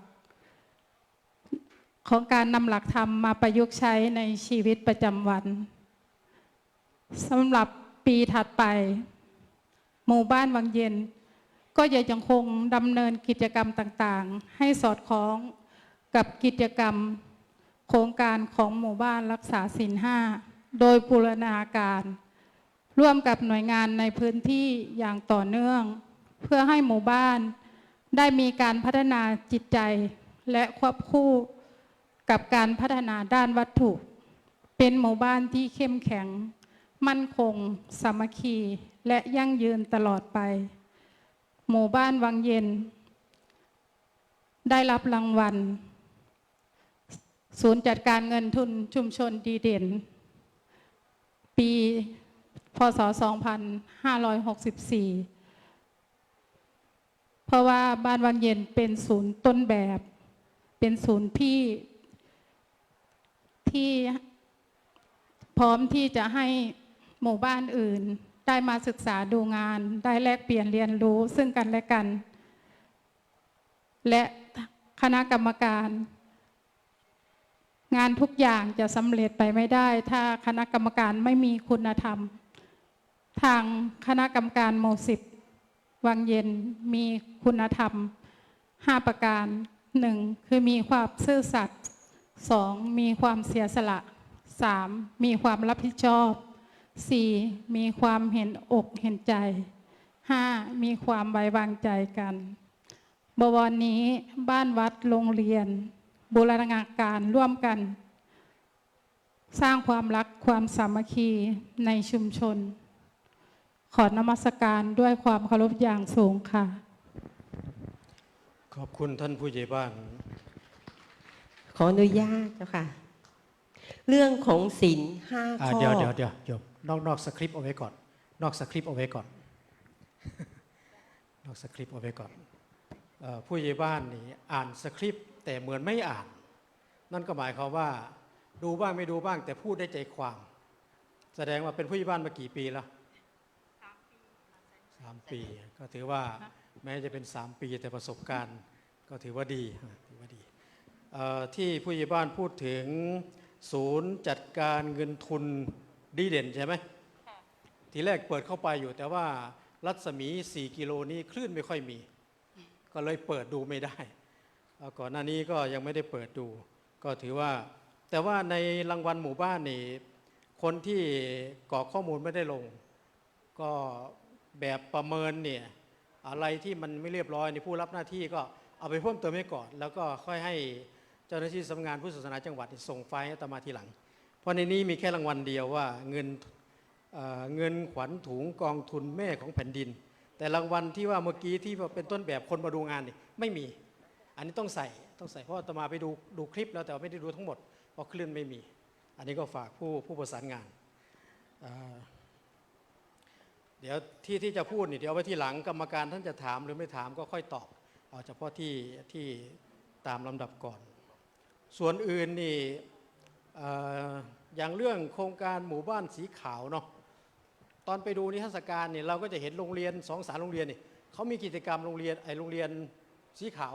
ก็เลยสงสัยว่าเอาแล้วหมู่บ้านไม่สอดคล้องกับโรงเรียนเลยอันนี้ก็ฝากผู้ใหญ่บ้านถ้ามีข้อมูลตรงนี้ก็ ประสานงานกับสำนักงานพุทธศาสนาจังหวัดนะให้ไปติ๊กใหม่ว่าเราก็มีโครงการหมู่บ้านสีขาวเพราะถ้าโรงเรียนมีเราต้องมีไม่ใช่มีเฉพาะโรงเรียนถ้าโรงเรียนปลอดยาเสพติดปลอดอบายมุขหมู่บ้านก็ต้องมีต้องสอดรับกันนะฝากไว้ต่อจากนี้ไปก็จะมีคณะกรรมการที่ท่านจะถามพบปะพูดคุยกับท่านทั้งหลายไม่ว่าจะเป็นเรื่องเกี่ยวกับสาธารณสุขเรื่องเกี่ยวกับการทะเลาะวิวาทเรื่องของโอท็อปเรื่องเกี่ยวกับท้องถิ่นไม่ว่าจะเป็นนายกหรือกำนันหรือส่วนที่เกี่ยวข้องตอนนี้ไปนี่ก็จะโดยสังเขปเป็นเบื้องต้นนี่ก็จะนิมนต์ท่านเจ้าคุณพระภาวนาวัชรมุนีซึ่งท่านเป็นกรรมการและผู้ช่วยเลขาธิการแล้วก็เป็นเจ้าคณะอำเภอเมืองหนองคายเป็นกรรมการท่านจะได้พบปะพูดคุยในเบื้องต้นนิมนต์ท่านเจ้าคุณครับถวายความเคารพพระเดชคุณหลวงพ่อรองเจ้าคณะภาคหลวงพ่อเจ้าคณะจังหวัดรองเจ้าคณะจังหวัดพระเถรานุเถระทุกรูปเจริญพรท่านผู้ว่าราชการจังหวัดเลยท่านผู้ว่าราชการจังหวัดเลยท่านนายอำเภอหัวหน้าส่วนราชการทุกท่านเชิญคุณแม่ที่จะพูดเมื่อสักครู่นี้เชิญฮะให้เวลานิดหนึ่งฮะยืนให้แล้วแม่ยืนแล้วครับคืออย่างนี้นะคะเนื่องจากว่าแบ่งงานกับผู้ใหญ่นะคะเราจะประสานกันแล้วสงสัยไม่ได้ประสานกับพิธีกรนะคะก็ขออนุญาตเรื่องของศีล5 ข้อมีหลักคิดเหมือนประกันชีวิตคือข้อ 1ส่วนข้อ 2ไม่ให้หมองควรคำนึงเพราะเป็นถึงประกันทรัพย์สินมีข้อ 3นั้นคือกาเมสุมิจฉาเหมือนเราหาประกันครอบครัวนี้ส่วนข้อ 4มุจฉาสิ่งไม่ดีทำให้มีประกันทางสังคมข้อ 5นั้นหรือควรต้องไกลห่างเหมือนช่องทางประกันตนเหมาะสมเหมือนประกันสุขภาพควรนิยม5 ข้อสมเป็นชาวพุทธหยุดสร้างกรรมกราบนมัสการคณะกรรมการผู้ตรวจเยี่ยมโครงการทุกรูปและกราบนมัสการพระสงฆ์ทุกรูปนะคะกราบผู้เรียนแขกผู้มีเกียรติทุกท่านดิฉันนางสะอาดบุตรตีลูกศิษย์ของวัดป่าจริยธรรมตั้งแต่สมัยเรียนมัธยมนะคะแล้วก็เป็นชาวบ้านวังเย็นนะคะขออนุญาตนำเสนอผลงานสรุปเสริมศีล5 ข้อต่อท่านผู้ใหญ่บ้านนะคะในหมู่บ้านวังเย็นหมู่ที่10นี่นะคะในด้านศีลข้อ 1นี่เรามีคณะกรรมการดำเนินงานเสร็จแล้วก็มีโครงการหรือกิจกรรมส่งเสริมด้วยคุณธรรมนำชุมชนนะคะมีการอบรมปฏิบัติธรรมลดความขัดแย้งในชุมชนแล้วก็ทุกวันพระนะคะจะมีการตักบาตรร่วมกันบริเวณในหมู่บ้านนะคะแล้วก็มีการนิมนต์พระสงฆ์ท่านเทศนะคะนำเด็กเข้าไปในประสานกับโรงเรียนนะคะที่บอกว่าหมู่บ้านสีขาวของเรามีนะคะโรงเรียนแม่พลสว่างวังเย็นก็อยู่ในหมู่บ้านของเรานะคะเสร็จแล้วนะคะเราก็มีเขตมีพื้นที่เขตอภัยทานคือเขตวัดป่าจริยธรรมแล้วก็เขตวัดถ้ำผาขานะคะแล้วก็มีสถานที่ปลอดภัยนะคะมีสถานที่ปลอดภัยมีศูนย์ดำรงธรรมในหมู่บ้านเพื่อคอยไกล่เกลี่ยปัญหาเล็กๆน้อยๆในหมู่บ้านนะคะส่วนศีลข้อ2นะคะศีลข้อนี้ดำเนินการกิจกรรมโดยร่วมมือระหว่างวัดส่วนราชการชุมชนนะคะมีการสร้างศูนย์เศรษฐกิจพอเพียงนะคะศูนย์ศาสตร์พระราชานะคะวัดลาดเพิ่มสุขนะคะโดยอยู่ที่วัดป่าจริยธรรมเสร็จแล้วเราก็เรียนรู้ประสานงานออกสู่ชุมชนออกสู่หมู่บ้านนะคะไปถึงตำบลไปถึงอำเภอนะคะมีโครงการต่างๆเข้ามามากมายนะคะขออนุญาตอย่างเร็วนะคะกลัวท่านเร่งนะคะเสร็จแล้วสิ่งข้อ 3เรามีคณะกรรมการขัดแย้งในชุมชนในครัวเรือนมีการดูแลเด็กและสตรีนะคะกลัวเกิดปัญหาแต่ไม่มีปัญหานะคะท่านแต่เรามีคณะกรรมการดำเนินการนะคะเสร็จแล้วมีการอบรมเยาวชนเกี่ยวกับเรื่องเพศศึกษาโดยเฉพาะเด็กๆป .5 ป .6 และมัธยมนะคะที่ควรจะเรียนรู้นะคะเสร็จแล้วก็มีการ ทำกิจกรรมร่วมกันในครอบครัวพ่อแม่ลูกอย่างนี้นะคะเพื่อสร้างความสมานสามัคคีสร้างความร่มเย็นในครอบครัวนะคะส่วนข้อ 4เรานะคะเรามีคณะกรรมการนะคะที่เป็นแบบอย่างในการสร้างสัจจะในการดำเนินชีวิตนะคะมีการคอยเสริมมารยาทในการพูดในชุมชนนะคะเพราะว่าปัญหาต่างๆที่เกิดความขัดแย้งมาจากมารยาทในการพูดในการสื่อสารนะคะเพื่อลดความขัดแย้งในชุมชนค่ะส่วนสิ่งข้อที่ 5กรรมการมีคณะกรรมการหมู่บ้านในการป้องกันยาเสพติดในชุมชนนะคะมีชุดชลบเพื่อชุดชลบของเราที่ทำงานเยี่ยมยอดมากนะคะตั้งแต่งานศพงานแต่งงานขึ้นบ้านใหม่งานบุญต่างๆงานวัดจะคอยช่วยงานทุกอย่างเลยนะคะเสร็จแล้วก็เรามีการสถานีวิทยุแห่งนี้นะคะขยายทำการออกอากาศ24 ชั่วโมงทำให้ชาวบ้านของเราทั้งต่างจังหวัดต่างประเทศอย่างนี้ได้รับรู้ได้เรียนรู้เกี่ยวกับกิจกรรมต่างๆในชุมชนของเรานะคะทำให้เป็นจุดยืนนะคะเป็นจุดยืนทำให้หมู่บ้านของเราได้รับการประเมินในครั้งนี้ค่ะทุกภาคส่วนทำงานอย่างสมานฉันท์อีกสำคัญเบญจศีลเบญจธรรมนำฝึกฝนจากวัดป่าจริยธรรมนำชุมชนเกิดเป็นผลงดงามหลายอย่างมีภาคีเครือข่ายร่วมกันสร้างร่วมกันวางปองดองครองสุขีรู้คุณธรรมรู้หน้าที่สามัคคีประชาชีมีสุขและร่มเย็นมีระบบกลไกบริหารพัฒนาหลายองค์กรให้มองเห็นเครือข่ายเสริมสันติสุขอยู่ให้เป็นมีจุดเน้นศีลสมาธิและปัญญากราบนมัสการค่ะพวกเรากลับกันได้เลยนะครับเพราะว่าคุณแม่สรุปให้เรียบร้อยแล้ว คือไม่ต้องไปถามอะไรแต่ถ้าไปถามมันก็กระโปงคือเนาะแม่สุดยอดครับแต่บังเอิญครับบทสรุปของประเมินโครงการเนี่ยสำนักงานพุทธไม่ได้ติ๊กอะไรมาให้เลยสำนักงานพุทธต้องรับเต็มเลยนะฮะท่านผอ.แต่ไม่เป็นไรครับเราไปดูในระบบอีกทีนึงเนื่องจากว่าบทสรุปท่านให้มาท่านติ๊กบ้างไม่ติ๊กบ้างแต่ก็จะถามตามบทสรุปนี่แหละแต่คุณแม่สรุปให้โอเคเลยนะแต่ว่าด้วยว่าเรามีภาคีเครือข่ายที่มาอยู่ตรงเนี้ยในส่วนของหมู่บ้านในส่วนของคุณแม่ที่ปฏิบัติต้องยอมรับว่าตั้งแต่เด็กจนโตจนกระทั่งบัดนี้มีความผูกพันในฐานะเป็นชุมชนของบ้านนะวัดป่าจริยธรรมเนี่ยและชุมชนบ้านวังเย็นเนี่ยสุดยอดแล้วแต่เมื่อมาดูบทสรุปแล้วก็จะมีข้อซักถามอยู่3ท่านแต่มาจะเป็นผู้รับผิดชอบเรื่องนี้มาโดยทุกหมู่บ้านที่ไปถามท่านแรกคือตำรวจนะตำรวจนี่ถือว่าเป็นผู้ที่ดูแลความสงบคดีอะไรต่างๆหรืออะไรก็สามารถไกลเกลี่ยกันได้นะครับในส่วนนี้นะครับแล้วก็ในส่วนของตามนโยบายของรัฐบาลนะครับทางสำนักงานทางสภ.นาด้วงร่วมกับทางอำเภอแล้วก็ผู้นำชุมชนนะครับได้มีการลงเอ็กซเรย์พื้นที่นะครับก็เพื่อหาผู้เสพผู้ค้านะครับแล้วก็ได้มีการนำพาเข้ารับกรรมบำบัดนะครับเพื่อให้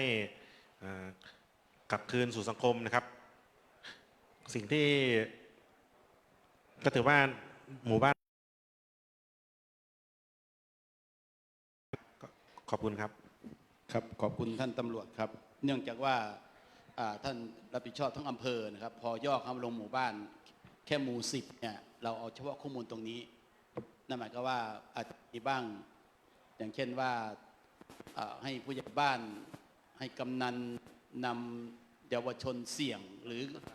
บุคคลที่เสี่ยงเกี่ยวกับเรื่องยาเสพติดก็ให้เข้าบำบัดกับท่านผู้ว่าที่มีนโยบายโดยที่ค่ายอสบ้างค่ายอะไรบ้าง ก็จะประมาณนี้ทราบว่ามันได้เป็นนโยบายลักษณะคล้ายๆกันกับที่อื่นขอบคุณมากเจริญพรท่านต่อมาจะเป็นเรื่องของสาธารณสุขมาไหมครับอำเภอก็ได้ครับจังหวัดก็ได้ครับเชิญนะครับท่านสาธารณสุขนี่ในนามของรพสต.นาด้วงก็ดีหรือสสอ.นาด้วงก็ดีหรือสสจ.เลยก็ดีเนี่ยจะเป็นภาคีเครือข่ายที่มีความเกี่ยวข้องรพสต.นาด้วงตั้งอยู่ที่ตำบลนาด้วงเลยใช่ไหมครับหรือตั้งอยู่ที่หมู่บ้านวังเย็นอยู่นาดอกคำครับตำบลนี้มีอยู่3อยู่นาดอกคำตำบลนาดอกคำนะครับครับตำบลนี้มี3รพสต.ครับตำบลนาดอกคำสิ่งที่จะต้องถามเพราะว่าเนื่องจากว่ามีส่วนเกี่ยวข้องอยู่2ส่วนแรกก็จะเป็นเรื่องของทางบ้านนี้ในหน้าที่ของรพสต.เองก็คงจะมีการตรวจสุขภาพมีการนัดมีการอะไรต่างๆอยู่แล้วล่ะส่วนพระสงฆ์เนี่ยเนื่องจากว่าเรามีรัฐธรรมนูญสุขภาพเมื่อปี60เป็นต้นมาทำให้มีการตรวจสุขภาพพระสงฆ์มีการโยกย้ายสิทธิพระสงฆ์มีการทำโครงการดูแลภิกษุผู้อาพาธโครงการพระคีรานุปถากและล่าสุดนี้กระทรวงสาธารณสุขได้มีโครงการถามก่อนว่ารพสต.นาตคำเนี่ยเป็นสังกัดสสจ.หรือสังกัดอบจ.ครับครับนาดอกคำนี่สังกัดอบจ.ครับสังกัดอบจ.ฉะนั้นสังกัดอบจ.ก็อาจจะมีนโยบายในส่วนของกระทรวงสาธารณสุขผ่านกระทรวงมหาดไทยลงมาบ้างฉะนั้นแต่อย่างไรก็ตามเนี่ยในเรื่องของสุขภาพพระสงฆ์เนี่ยรพสต.เองก็ต้องดูแลสิ่งที่เห็นได้ชัดณปัจจุบันนี้ก็จะเป็นเรื่องของภิกษุผู้อาพาธพระคีรานุปถากและกุฏิชีวาภิบาลนะซึ่งคณะสงฆ์เองโดยหลวงพ่อเจ้าคณะจังหวัดได้ขับเคลื่อนกับคณะสงฆ์อำเภอทุกอำเภอซึ่งมีพระสงฆ์พระคีรานุปถากต้นแบบมีวัดส่งเสริมสุขภาพซึ่งได้ประเมินไปเมื่ออาทิตย์ที่แล้วนั่นหมายความว่าพระสงฆ์เองก็มีการขับเคลื่อนอยากจะถามท่านว่าท่านได้มีการสนับสนุนโครงการนี้อย่างไรเช่นกุฏิชีวาภิบาลเช่นตรวจสุขภาพพระสงฆ์เช่นอบรมพระคีรานุปถากเจริญพรครับก็การสนับสนุนนะครับเนื่องจากว่าตรงนี้เป็นถ้ารพสต.จะเป็นอบจ.นะครับแต่เราก็ร่วมกันทำงานถ้ามีการอบรมนะครับเราก็จะอำนวยความสะดวกหมายถึงว่าการเดินทางนะครับการรับส่งเนี่ยเพื่อผ่านการอบรมนะครับการตรวจสุขภาพเราจะตรวจทุกปีนะครับถ้าพบว่ามีปัญหาเรื่องสุขภาพเราก็จะติดตามต่อเนื่องนะครับส่วนการรักษาเราของนาด้วงเราก็จะมีตึกสงฆ์อาพาธนะครับที่ดูแลเฉพาะนะครับถ้าเป็นมากเราก็รีเฟอร์ต่อครับก็ได้รับความร่วมมือได้ดีจากทางท่านนายกเทศมนตรีหรืออบต.ในพื้นที่นะครับท่านถ้ามีปัญหาเรื่องพาหนะเดินทางท่านก็จะดูแลเป็นอย่างดีครับขอบคุณมากเจริญพรครับสุดท้ายเนื่องจากเราประเมินหมู่บ้านรักษาศีล5โครงการสร้างความปรองดองสมานฉันท์ผู้ใหญ่บ้านนี้ต้องเป็นหลักโยมผู้ใหญ่บ้านเป็นผู้ใหญ่บ้านมา 2-3 ปีแล้วเจริญพรเชิญลุกฮะเชิญยืนเดี๋ยวตอบคำถามอาตมาหน่อยในเกียรติคุณของหมู่บ้านที่ได้รับพอดีกับท่านดำรงตำแหน่งเป็นผู้ใหญ่บ้านเลย3 ปีลงอยู่ในแบบประเมินนี้โครงการเงินขวัญถุงกองทุนแม่ของแผ่นดินอันนี้มีทุกจังหวัดครับต้องมีครับไม่มีไม่ได้ท่านผู้ว่าเป็นผู้ไปรับขวัญถุงนะครับกรุงเทพมหานครมาละและผู้ที่รับผิดชอบคือสำนักงานพัฒนาชุมชนใช่ไหมฮะอันนี้ที่ตอบได้ที่ถามได้เพราะว่าที่วัดจัดกิจกรรมนี้มาทุกปีและก็โครงการของเด็กครึ่งสมเด็จพระเทพท่านจะเป็นพระราชูปถัมภ์อยู่แต่แยกกับกองทุนแม่มี2กองทุนกองทุนเด็กยากจนกับกองทุนเกี่ยวกับเรื่องของกองทุนแม่ของแผ่นดินซึ่งเราก็ทำมาตรงกับวันแม่แห่งชาติแต่ก่อนจะหลังวัน2 วันไม่เป็นไร อยากจะถามทุกท่านเดี๋ยวจะมาตอบตัวนี้ถามผู้ช่วยกันว่านอกจากโครงการเงินทุนถุงของแม่คมดินแล้วนี่หมู่บ้านได้รับเกียรติบัตรโครงการอะไรบ้างที่เด่นๆมีอีกไหมตอบช่วยก็ได้ครับนอกจากกองทุนหมู่บ้านแล้วเป็นโครงการอะไรที่ท่านพูดไปเมื่อสักครู่เนี่ยมีไหมตอบช่วยก็ได้ครับช่วยก็ได้ครับแม่ยังตื่นเต้นอยู่ครับเชิญครับกราบนมัสการนะครับพระเถรานุเถระแล้วก็พระสังฆาธิการทุกรูปนะครับกระผมนายอำนาจยศมงคลผู้อำนวยการโรงเรียนบ้านพลสว่างวังเย็นนะครับซึ่งเป็นหน่วยราชการอีกหน่วยหนึ่งที่ทำหน้าที่ปลูกฝังนะครับด้านคุณธรรมจริยธรรมของลูกหลานในพื้นที่นะครับในส่วนนี้จะตอบให้ผู้ใหญ่แล้วก็ผู้นำชุมชนนะครับที่ได้ปฏิบัติต่อลูกหลานในชุมชนเพื่อวางรากฐานให้เขาเป็นคนดีมีคุณธรรมแล้วก็มีกิจกรรมต่างๆในโรงเรียนนะครับในส่วนนี้อาจจะไม่มีรางวัลการันตีมากมายนะครับแต่สำหรับโรงเรียนแล้วเป็นสิ่งที่ล้ำค่าทั้งคุณครูและนักเรียนนะครับซึ่งเป็นลูกๆที่เป็นพุทธศาสนิกชนตัวน้อยๆของเราที่เกิดในชุมชนนะครับรากฐานของเขาคือการได้รับการศึกษาที่ถูกต้องการได้หล่อหลอมจากสังคมไม่ว่าจะเป็นบ้านวัดโรงเรียนนะครับศีล 5ก็เป็นส่วนหนึ่งในการดำเนินชีวิตนะครับในส่วนนี้ในด้านงบประมาณนะครับตั้งแต่ผมเข้ามาปฏิบัติหน้าที่นะครับรับราชการอยู่นี่ประมาณ11เดือนในฐานะผู้อำนวยการนะครับได้รับงบประมาณมากมายในการไม่ว่าจะเป็นพัฒนาอาคารสถานที่รับทุนจากกองทุนพระพุทธศาสนาในตำบลของเราไม่ว่าจะเป็นวัดถ้ำหาขามวัดจริยธรรมนะครับโดยล่าสุดก็คือจากวัดถ้ำหาขามนะครับของพระอาจารย์สะอาดนะครับจำนวน 43,000 บาทเป็นทุนนักเรียนยากจนนะครับอันนี้เพื่อพัฒนาคุณภาพชีวิตของลูกๆในหมู่บ้านพลสว่างบางเย็นแล้วก็ในส่วนการปฏิบัติตนในฐานะที่เป็นพุทธศาสนิกชนตัวน้อยร่วมกับคุณครูที่พัฒนาในโรงเรียนบ้านพลสว่างบางเย็นวันนี้ก็ยังมีกิจกรรมที่พัฒนาลูกหลานของพวกเรานะครับที่เป็นนักเรียนบ้านพลสว่างบางเย็นยังอยู่ที่ปฏิบัติธรรมนะครับศึกษาวินัยเรียนรู้คุณธรรมจริยธรรมเล็กๆน้อยๆนะครับอยู่ที่ศูนย์ปฏิบัติธรรมแก้วเมืองเลยครับผมคืนนี้น่าจะเป็นคืนที่2นะครับลักษณะการปฏิบัติงานบ้านวัดโรงเรียนถูกส่งเสริมโดยไม่ว่าจะเป็นฝ่ายปกครองนะครับในฐานะท่านนายอำเภอลงพื้นที่ที่โรงเรียนนะครับผ่านกระบวนการผู้ใหญ่บ้านนะครับลงสู่โรงเรียนให้ทุนสนับสนุนการศึกษาแล้วก็พัฒนาลูกหลานเรารอบด้านครับแล้วก็ในส่วนของกิจกรรมต่างๆที่โรงเรียนได้ทำนะครับไม่ว่าส่งเสริมคุณธรรมโรงเรียนสถานศึกษาสีขาวนะครับจุดนี้จุดเด่นเลยครับไม่ว่าจะเป็นผู้นำชุมชนทั้ง2หมู่บ้านจะสอดส่องดูแลลูกๆนักเรียนเราด้านยาเสพติดบุหรี่ไฟฟ้าให้ความร่วมมือแล้วก็ยังมี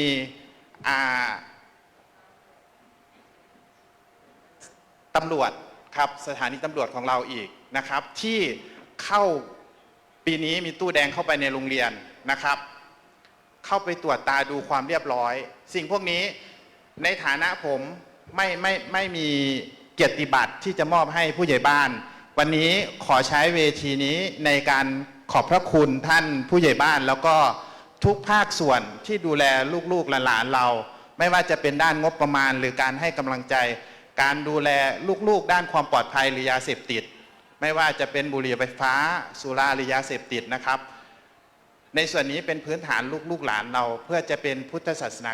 กชนที่จะเกิดขึ้นในชุมชนของบ้านโพนสว่างวังเย็นและจะสืบทอดอยู่ในศาสนาของเราไม่ว่าจะเป็นวัดป่าจริยธรรมหรือวัดพื้นที่ใกล้เคียงในตำบลของเรานะครับในกับผมในฐานะที่เป็นพุทธศาสนิกชนคนหนึ่งก็ขอขอบคุณแทนลูกๆหลานเราที่เกิดในพื้นที่ แห่งนี้ขอบพระคุณครับ ท่านไหนจะเพิ่มสัก2 นาทีครับ ค่ะกราบนมัสการพระคุณเจ้าค่ะดิฉันนางนิตยาสุจิมงคลราษฎรหมู่10บ้านวังเย็นค่ะแล้วก็อีกตำแหน่งก็คือเป็นคณะกรรมการสุดจัดการกองทุนบ้านวังเย็นค่ะก็จะตอบเกี่ยวกับรางวัลที่หมู่บ้านวังเย็นนะคะที่ได้รับรางวัลมาค่ะตัวดิฉันเองก็เป็นคณะกรรมการกองทุนมาตั้งแต่เริ่มแรกนะคะรางวัลที่ได้ก็มีการบริหารจัดการกองทุนหมู่บ้านดีเด่นพศ 2555อีกรางวัลหนึ่งก็คือรางวัลเกียรติคุณเป็นหมู่บ้านเศรษฐกิจพอเพียงระดับอำเภอ 2556และอีกรางวัลนั้นก็คือก็เป็นกลุ่มออมทรัพย์เพื่อการผลิตที่มีเงินฝากสัจจะมากที่สุดระดับอำเภอในพศ 2565 สุดยอดค่ะเป็นศูนย์จัดการกองทุนต้นแบบบริหารด้านบริหารจัดการหนี้สามารถแก้ไขปัญหาครัวเรือนในชุมชนจนสามารถปลดหนี้ได้ในพศ 2562 สุดยอดเป็นศูนย์จัดการกองทุนต้นแบบบริหารจัดการหนี้ที่ได้รับรางวัลระดับเขตตรวจในพศ 2564 ค่ะกราบนมัสการค่ะตบมือให้หน่อยคุณโยมเนี่ยสิ่งที่ต้องการฮะที่จริงท่านมีงานเยอะมากนะแต่ว่ามีเพิ่มไหมฮะเอาสัก1 นาทีครับค่ะขออนุญาตเพิ่มเติมนะคะดิฉันพัฒนาธรรมสนานกุลนะคะพนักงานอำเภอนาด้วงขออนุญาตเพิ่มเติมในส่วนของหมู่บ้านนะคะในรางวัลที่หมู่บ้านได้รับนะคะเป็นสิ่งที่การันตีได้อย่างรางวัลศูนย์จัดการต้นแบบของเขตตรวจ1ในเขต18เขตตรวจของกรมการค้าภายในนะคะได้รับสิ่งในการยอมรับแล้วก็คือได้รับตอบรับจากทั้งภายในจังหวัดและภายนอกจังหวัดที่มาดูงานที่ผ่านมามากกว่า50 ครั้งนะคะที่ผ่านมาดูงานแล้วก็หลังจากที่มาดูงานเสร็จแล้วกิจกรรมที่สืบเนื่องเครือข่ายมาเรามีกิจกรรมที่คู่มากับทางวัดด้วยนะคะเราก็มีการทำกิจกรรมหมู่บ้านเศรษฐกิจพอเพียงต่อเนื่องกับโครงการโคกหนองนาที่ทางวัดได้ทำแล้วก็เมื่อมีกิจกรรมมาดูงานเสร็จแล้วในโครงการของหมู่บ้านที่เป็นศูนย์จัดการขออนุญาตนำเรียนพระอาจารย์ก็คือคำว่าศูนย์จัดการกองทุนชุมชนต้นแบบคือการนำทุนชุมชนในหมู่บ้านทุกทุนนะคะมารวมกันในการบริหารซึ่งทางคณะกรรมการหมู่บ้านเนี่ยดำเนินการโดยยึดหลักคุณธรรม5 ประการแล้วมีการบริหารจัดการดีเยี่ยมซึ่งได้รับรางวัลที่เป็นต้นแบบที่สามารถมาเป็นแหล่งเรียนรู้ให้กับหน่วยงานแล้วก็ผู้สนใจตอนนี้ก็คือเป็นที่ยอมรับแล้วก็เป็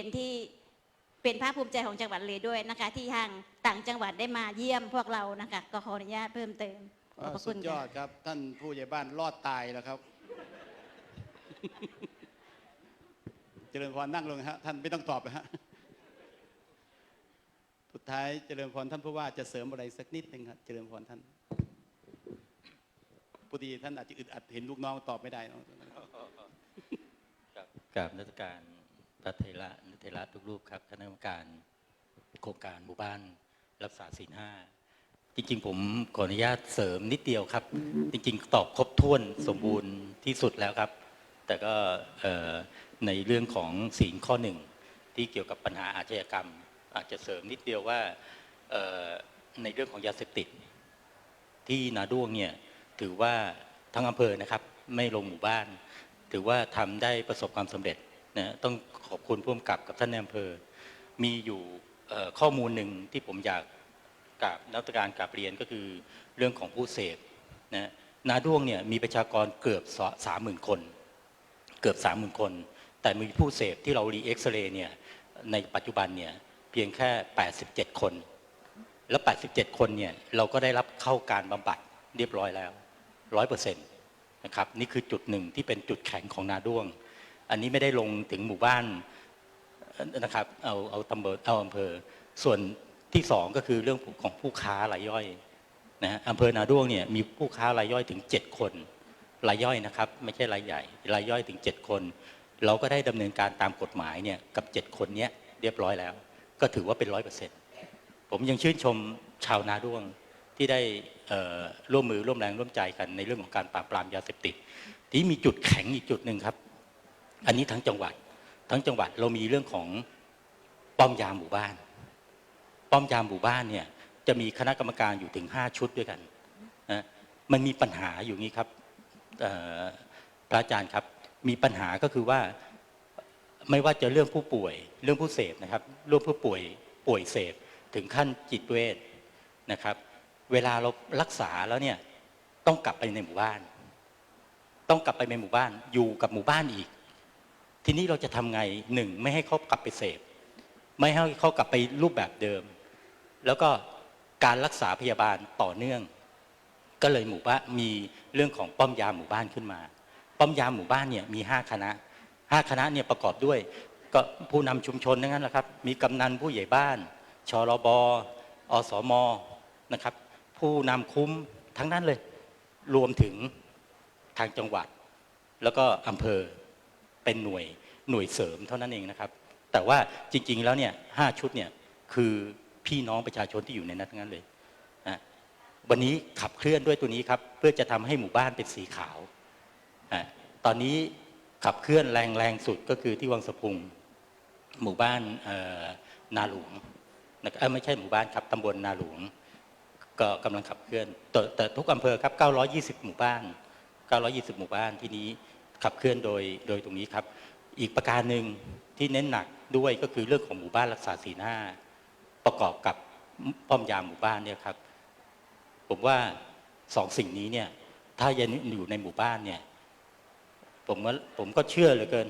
กินว่าหมู่บ้านนั้นเนี่ยปลอดภัยจากทุกสิ่งทุกอย่างแน่นอนครับกราบนมัสการครับขอเสียงปรบมือท่านผู้ว่าราชการจังหวัดหนองคายขออภัยจังหวัดเลยครับ สงสัยจะได้ไปอยู่หนองคายมั้ง ขออภัย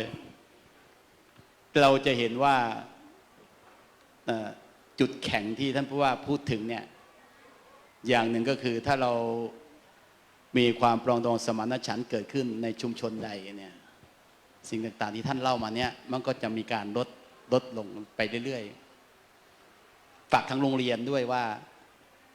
ไปมาทั้งหมดเราจะไปทั้งหมด24 จังหวัดเดี๋ยวนี้เราไปมาแล้ว8 จังหวัดจังหวัดนี้เป็นจังหวัดที่9จำไม่ได้ว่าเป็นจังหวัดไหนสถานศึกษาผู้ผอ.ได้บอกเอาไว้ว่าผมให้โรงเรียนให้นักเรียนเนี่ยรายงานในครอบครัวว่ามีคนสูบบุหรี่ไหมมีคนเกี่ยวข้องกับยาเสพติดไหมเป็นการป้องปรามแล้วก็ให้รางวัลว่าโอ้ครอบครัวนี้งดจากการสูบบุหรี่จากการดื่มเหล้าจากอะไรต่างๆซึ่งเด็กๆเหล่านี้บางทีเห็นตัวอย่างจากผู้ใหญ่ก็จะนำมาโน่นนั่นนี่ไป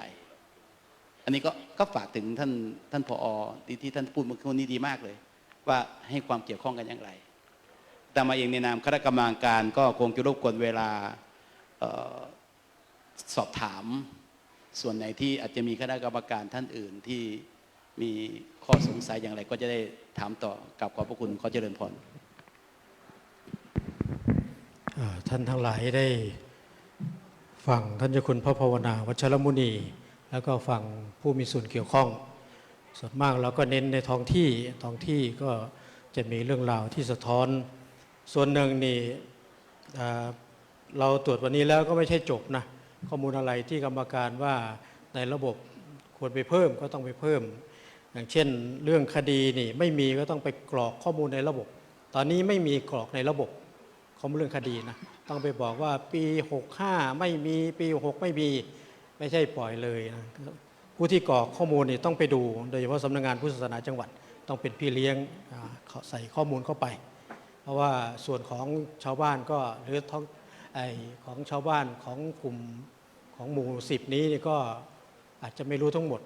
สำนักงานพุทธศาสนาจังหวัดก็ช่วยดูต่อจากนี้ไปก็เป็นส่วนเกี่ยวกับเรื่องของการปฏิบัติธรรมที่เป็นส่วนเกี่ยวเนื่องซึ่งในเรื่องนี้ก็จะนิมนต์ท่านเจ้าคุณพระศรีธรรมวงศาจารย์ได้พบปะพูดคุยในเรื่องของสำนักปฏิบัติธรรมและการปฏิบัติธรรม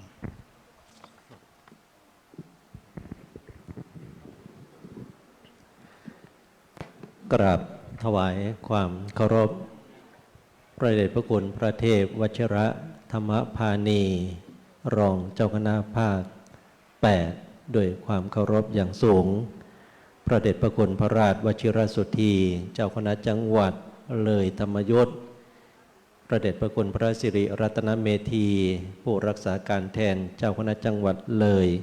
พร้อมด้วยพระเถรานุเถระคณะสงฆ์ทุกรูปขอเจริญพรท่าน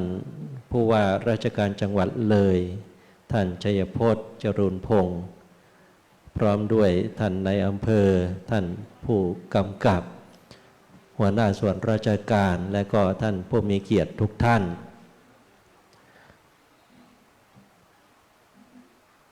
วัดป่าจริยธรรม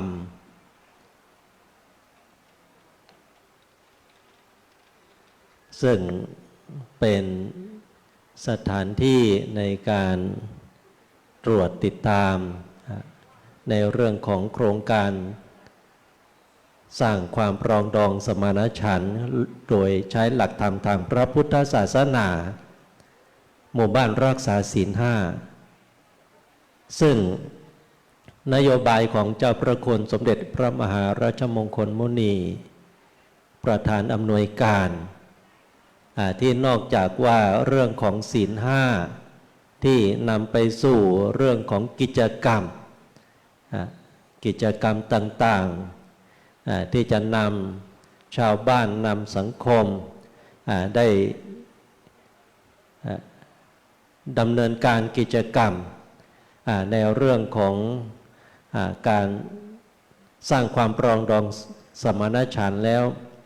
สิ่งที่ท่านเน้นหรือแม้กระทั่งว่าในเชิงของเรื่องของหลักปฏิบัติทางพระพุทธศาสนาคือศีลสมาธิและปัญญาเพราะฉะนั้นแล้วในเรื่องของว่าการได้มาลงพื้นที่ของวัดป่าจริยธรรมแห่งนี้ถ้าจะกล่าวว่าอันที่หนึ่งได้พบเห็นอะไรบ้างที่ประทับใจหรือเป็นจุดเด่นถ้าจะว่าไปเพราะแล้วเนี่ยในส่วนของวัดป่าจริยธรรมนี้ซึ่งในนามของบ้านวังเย็นหมู่ที่ 10 ตำบลนาดอกคำอำเภอนาด้วงจังหวัดเลยซึ่งก็เป็นสำนักปฏิบัติธรรมประจำจังหวัดเลยแห่งที่ 13ในแง่ของว่าประจักษ์หลักฐานต่างๆนี้มีความชัดเจนอย่างที่ท่านเจ้าคุณพระภาวนาวัชรมุนีแม้จะถามก็คงถามแต่เพียงพอเป็นพิธีการเพราะหลักฐานต่างๆวัดป่าจริยธรรมโดยท่านพระครูจริยสารธรรมท่านได้ดำเนินการกิจกรรมของวัดมีหลักฐานอะไรครบถ้วนสมบูรณ์ถ้าจะบอกว่าถามเรื่องนั้นเรื่องนี้เนี่ยเพราะวัดป่าสารธรรมนี่หนึ่งมีสถานีวิทยุมีสถานีวิทยุพระพุทธศาสนาสองมีสื่อการเผยแพร่หรือเผยแผ่กิจกรรมต่างๆของวัดเพราะฉะนั้นสิ่งเหล่านี้นี่เป็นประจักษ์หลักฐานที่เป็นดิจิตอลฟุตติ้งฟุตพิ้นหรือเรียกว่าเป็นหลักฐานเชิงประจักษ์อาจจะเห็นปัจจุบันก็ยังเห็นได้ว่าทำอะไรบ้างวันนี้ทั่วโลกสามารถที่จะติดตามเรื่องราวเหตุการณ์ที่เกิดขึ้นที่วัดป่าจริยธรรมแห่งนี้ได้เลยหรือจะสืบค้นย้อนหลังว่าแต่ละเดือนแต่ละปีเห็นอะไรบ้างนั่นแสดงว่าหลักฐานเชิงประจักษ์ไม่สามารถที่จะค้านได้หรือโต้แย้งได้ว่างานของวัดป่าจริยธรรมท่านทำอะไรบ้างจึงไม่ใช่แต่เพียงว่าเรื่องของศีลแต่ท่านไปสู่ในเชิงลึกคือสมาธิและก็ปัญญาเพราะทางวัดของท่านจัดกิจกรรมการปฏิบัติธรรมในเรื่องว่าในเรื่องของการปฏิบัติธรรม ตามหลักสติปัฏฐาน เพราะแม้กระทั่งว่าบูธต่างๆ19บูธที่ภาคีเครือข่ายมาตั้งบูธตั้งเรียกว่าออกกิจกรรมต่างๆนี่สามารถที่จะนำแต่เพียงว่าให้เห็นเป็นตัวอย่าง แต่ได้เห็นเรื่องของว่าการทำงานต่างๆของวัดป่าจริยธรรมพอแล้วในเชิงลึกก็คือเรื่องของสมาธิและก็ปัญญานี่จึงเห็นกิจกรรมต่างๆที่ท่านทำโดยตลอดดังที่กล่าวว่าเป็นดิจิตอลฟุตปรินท์หลักฐานเชิงประจักษ์ถ้าจะว่าไปนี่จึงไม่ใช่อยู่ที่ระดับว่าระดับจังหวัดแต่สามารถที่จะโชว์ได้ในระดับภาคในระดับประเทศใครจะสืบค้นใครอยากเห็นเรื่องราวอะไรกิจกรรมต่างๆของวัดป่าจริยธรรมนี่เห็นได้หมดเลยเพราะแล้วจึงเป็นเรื่องที่น่าชื่นชมสำหรับวัดป่าจริยธรรมเพราะแม้กระทั่งว่าในส่วนของกระผมหรืออาตมาที่แม้จะอยู่โคราชก็ยังได้ยินเรียกว่าได้เห็นเผยเรียกว่าได้เห็นผลงานของวัดป่าจริยธรรมอยู่ประจำอยู่โดยประจำดังนั้นแล้วนี่วัดป่าจริยธรรมที่ท่านทำให้เห็นแล้วก็เป็นที่ประทับใจคือเรื่องของปริยัติท่านก็ไม่ได้ทิ้งปฏิบัติก็ได้เห็นเรียกว่าในทั้งสองอย่างนี้ได้เห็นผลงานแล้วประทับใจว่าโอ้ท่านส่งเสริมพระภิกษุสามเณรที่ศึกษาเราเรียนพระปริยัติธรรมมีพระมหาปรริญญาในวัดเกิดขึ้นเพราะถ้าเราว่าโดยความรับรู้โดยทั่วไปแหละการสร้างมหาปรริญญานี่ไม่ใช่ทำได้ง่ายๆแต่ว่าวัดในส่วนของว่าชนบทหรือวัดอยู่ต่างอำเภอท่านสร้างขึ้นมาได้นี่ในแต่ละจังหวัดมีไม่กี่วัดที่สามารถสร้างได้ปริยัติท่านก็ส่งเสริมมีผลงานเป็นที่ประจักษ์ปฏิบัติก็เป็นที่ประจักษ์แล้วก็สามารถที่จะเห็นในแง่ของว่าคอนเน็กชันดังที่กล่าวว่าภาคีเครือข่ายจะเห็นว่าโอ้ออกบูธแต่ละซุ้มแต่ละเต็นท์โรงเรียนหรือชุมชนต่างๆมาร่วมกันแล้วก็จะได้เห็นผลงานอยู่เป็นประจำเพราะแล้วสิ่งเหล่านี้ก็จึงถือว่าในเรื่องของว่าสำนักปฏิบัติธรรมก็ตามหรือในเรื่องของผลงานก็ตามเพราะแล้วถ้าจะว่าไปก็จึงนึกถึงคำที่ภาษาบาลีบอกว่าโกปนะวาโดพิโยติแปลว่าจะพูดอะไรให้มากความเพราะเห็นกันอยู่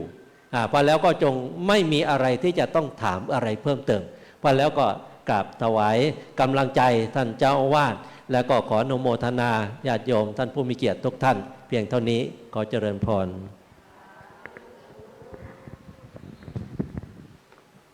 ถ้าถึงขั้นท่านเจ้าคุณพระศรีธรรมอุตสาจารย์ไม่มีอะไรจะถามแล้วนี่ก็ไม่ธรรมดาแล้ว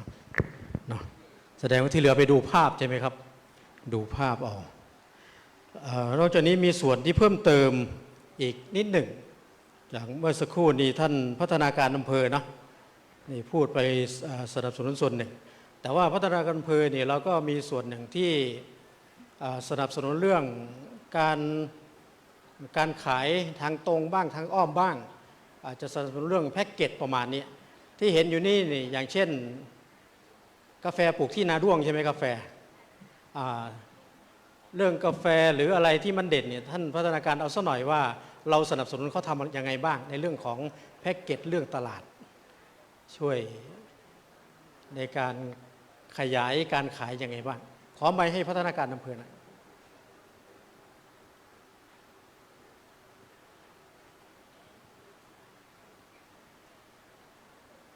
คนเดินไมค์จะวิ่งเร็วนะลื่นลมนะเพราะฝนตก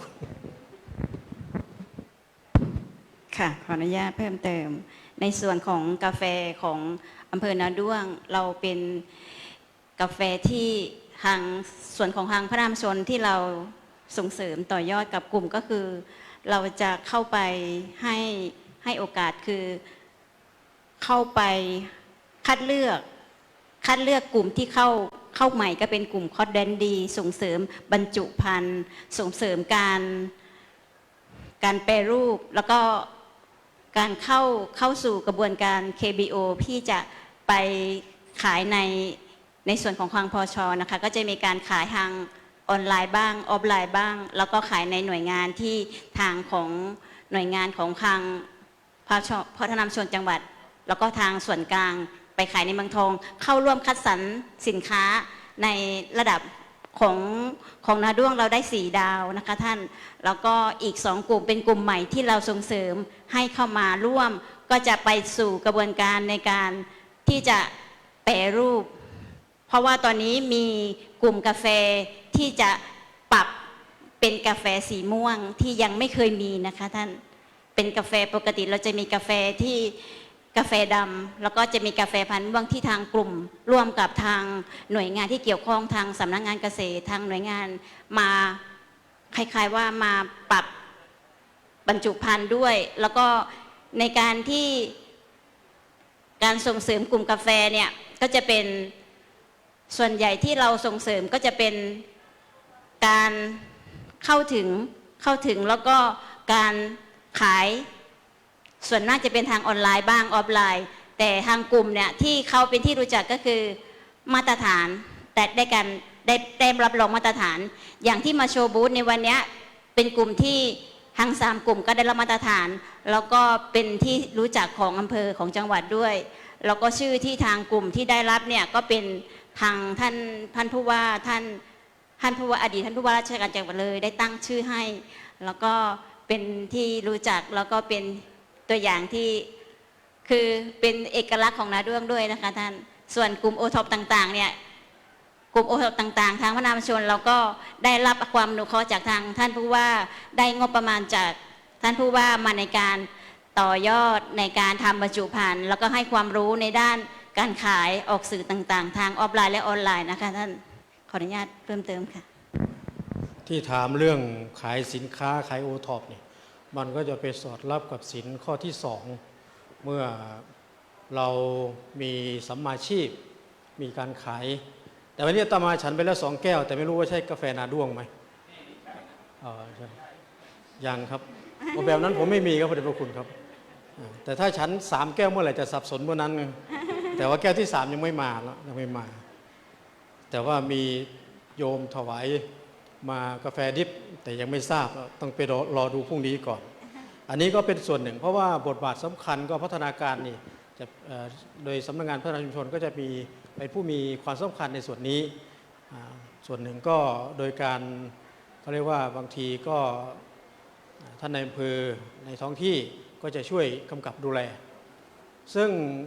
เคยมีไปที่อำเภอหนึ่งที่นครพนมเขาทำกาแฟขี้ชะมดพอคุยไปคุยมาจริงๆแล้วเขาบอกว่าเขาปลูกที่เขาแค่ไม่กี่ไร่ถามว่าที่เหลือปลูกที่ไหนล่ะปลูกที่เมืองเลยแต่ไปเอาไปปั่นราคาที่โน่นกลายเป็นกาแฟขี้ชะมดอาตมาเขาไปลงซื้อเขานะ4 ซอง 1,000 กว่าบาทต่อมาร้านนั้นที่ว่าเจ๊งแล้วไร่นั้นเจ๊งแล้ว มีเพิ่มเติมอีกส่วนใกล้เคียงนะที่อยู่ในท้องที่ท่านนายกเอาซะหน่อยว่าเราช่วยในการนายกเทศมนตรีเนาะเราช่วยในการขับเคลื่อนงานในการดูแลเรื่องการขับเคลื่อนงานของหมู่บ้านรักษาศีล 5ของหมู่บ้านนี้หรือในเขตตำบลเราอย่างไรบ้างเจริญพรท่านนายกเทศมนตรีครับกราบนมัสการพระเถรานุเถระที่เคารพอย่างสูงทุกรูปครับก็เรียนท่านผู้ว่าราชการแต่ไปเลยท่านผู้ว่าส่วนราชการทุกท่านครับกับผมชาติชายสุจีมงคลนายกเทศมนตรีเทศบาลตำบลนาดอกคำครับผมกับก่อนอื่นก็ขออนุญาตนำเรียนผมเพิ่งมารับตำแหน่งประมาณได้2 เดือนเศษแต่ที่จะตอบท่านได้คือว่าผมเป็นคนบ้านบางเย็นครับผมตั้งแต่กำเนิดครับแล้วก็เป็นสมาชิกสภาจังหวัดอยู่อำเภอนาด้วงก็เลยพอจะรู้แนวทางของท้องถิ่นแล้วก็ปัจจุบันนี้นะครับทางเทศบาลตำบลนาดอกคำเพิ่งทำงบประมาณรายจ่ายประจำปี2569จะประชุมเสร็จวันที่27ที่จะถึงนี้คือวาระที่3ครับผมส่วนนี้ทางเทศบาลตำบลนาดอกคำได้ตั้งงบประมาณรองรับในการอบรมเรื่องของกลุ่มอาชีพนะครับไม่ว่าจะเป็นเรื่องของสมุนไพรและก็เรื่องของ พวกทำสบู่หรือว่าทำเพราะว่าผมจะมีโครงการว่าผมจะเปิดโรงเรียนผู้สูงอายุ แล้วก็โดยปกติขอนำเรียนว่าเทศบาลนครคำไปแจกเบี้ยยังชีพเนี่ยเราจะตัดผมให้ผู้สูงอายุด้วยพอดีว่าผมมารับตำแหน่งตัวนี้ก็เลยว่าจะอบรมทำแชมพูยาสระผมแล้วก็จะบริการให้ผู้สูงอายุด้วยเลยนะครับในรอบถัดไปช่วงประมาณเดือนตุลาคมส่วนเรื่องการอบรมเรื่องต่อยอดนั้นทางเทศบาลนครคำพร้อมนะครับพร้อมที่ต่อยอดพร้อมที่จะสนับสนุนในส่วนนี้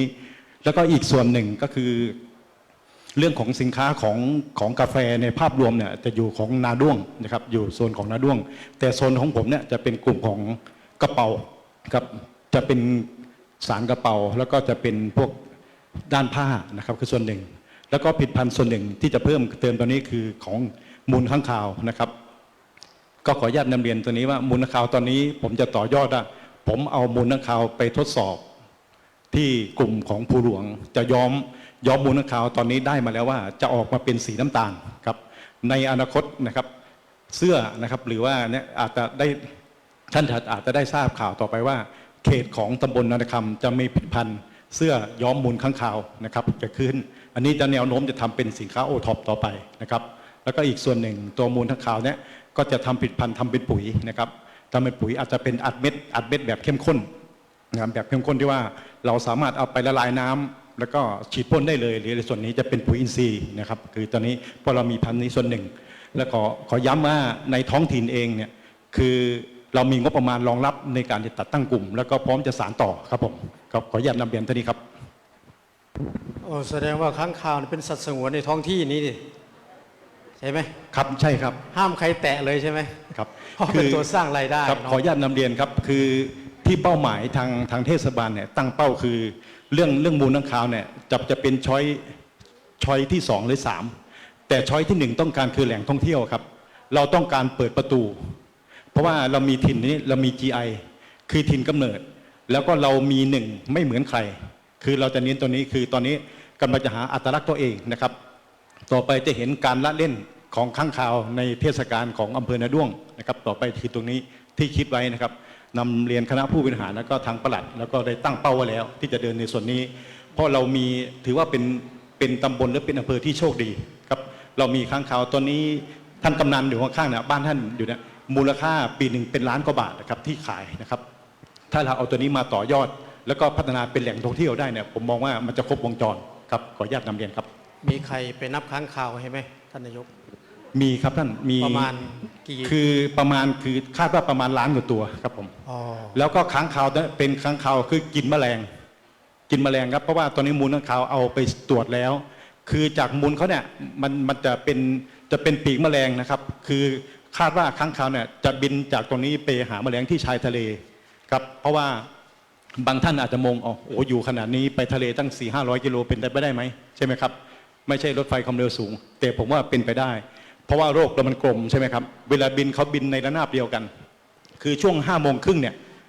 จะบินออกใช้เวลาประมาณ1ชั่วโมงครับอย่างน้อยถึงจะหมดนะครับแล้วก็จะเข้าถ้ำประมาณตี4ถึงสว่างครับถึงจะหมดนะครับคือส่วนนี้นะครับก็เลยนำเรียนว่าแล้วค้างคาวเป็นตัวเล็กครับค้างคาวตัวเล็กๆครับเป็นค้างคาวกินแมลงครับผมครับเจริญพรขอบคุณท่านนายกไม่แน่ถ้าระยะใกล้เขาอาจจะบินไปที่ทะเลดานังก็ได้ถ้าดานังประมาณไม่ถึง400กิโลเมตรจากนี้ไปก็ข้อมูลทั้งหลายในส่วนท้องที่ท่านทั้งหลายก็ได้ฟังร่วมกันก็เป็นสิ่งที่เป็นประโยชน์ที่จะมาเกื้อหนุนในเรื่องของการขับเคลื่อนงานหมู่บ้านรักษาศีล5มาตอบในเรื่องของศีลแต่ละข้อที่ในการดำเนินการขับเคลื่อนนะต่อจากนี้ไปก็ก่อนที่ท่านเจ้าอำเภอจะได้กล่าวสรุปกล่าวขอบคุณก็ขอท่านนายอำเภอก่อนแล้วกันท่านนายอำเภอมีอะไรจะเพิ่มเติมเจริญพรเลยครับกับนมัสการพระเทพพัชรธรรมพานีครับพระราชสารโกศลครับแล้วก็พระเถราทุกรูปครับครับในส่วนของอำเภอนาด้วงนะครับผมมาดำรงตำแหน่งการดำเนินการปฏิบัติในพื้นที่นะครับโดยเฉพาะบ้านวังเย็นเนี่ยเราเดินไปพร้อมกันนะครับหลักการเราคือเดินไปพร้อมกันเรามีอยู่3ส่วนที่เราเดินไปพร้อมกันคือเราใช้หลักบวรนะครับ ก็คือบ้านวัดราชการครับบ้านราชการนะครับก็นำข้อปฏิบัติของส่วนราชการต่างๆในระดับส่วนกลางระดับจังหวัดจากท่านผู้ว่านโยบายต่างๆนะครับนำมาชี้แจงนำปฏิบัติส่วนวัด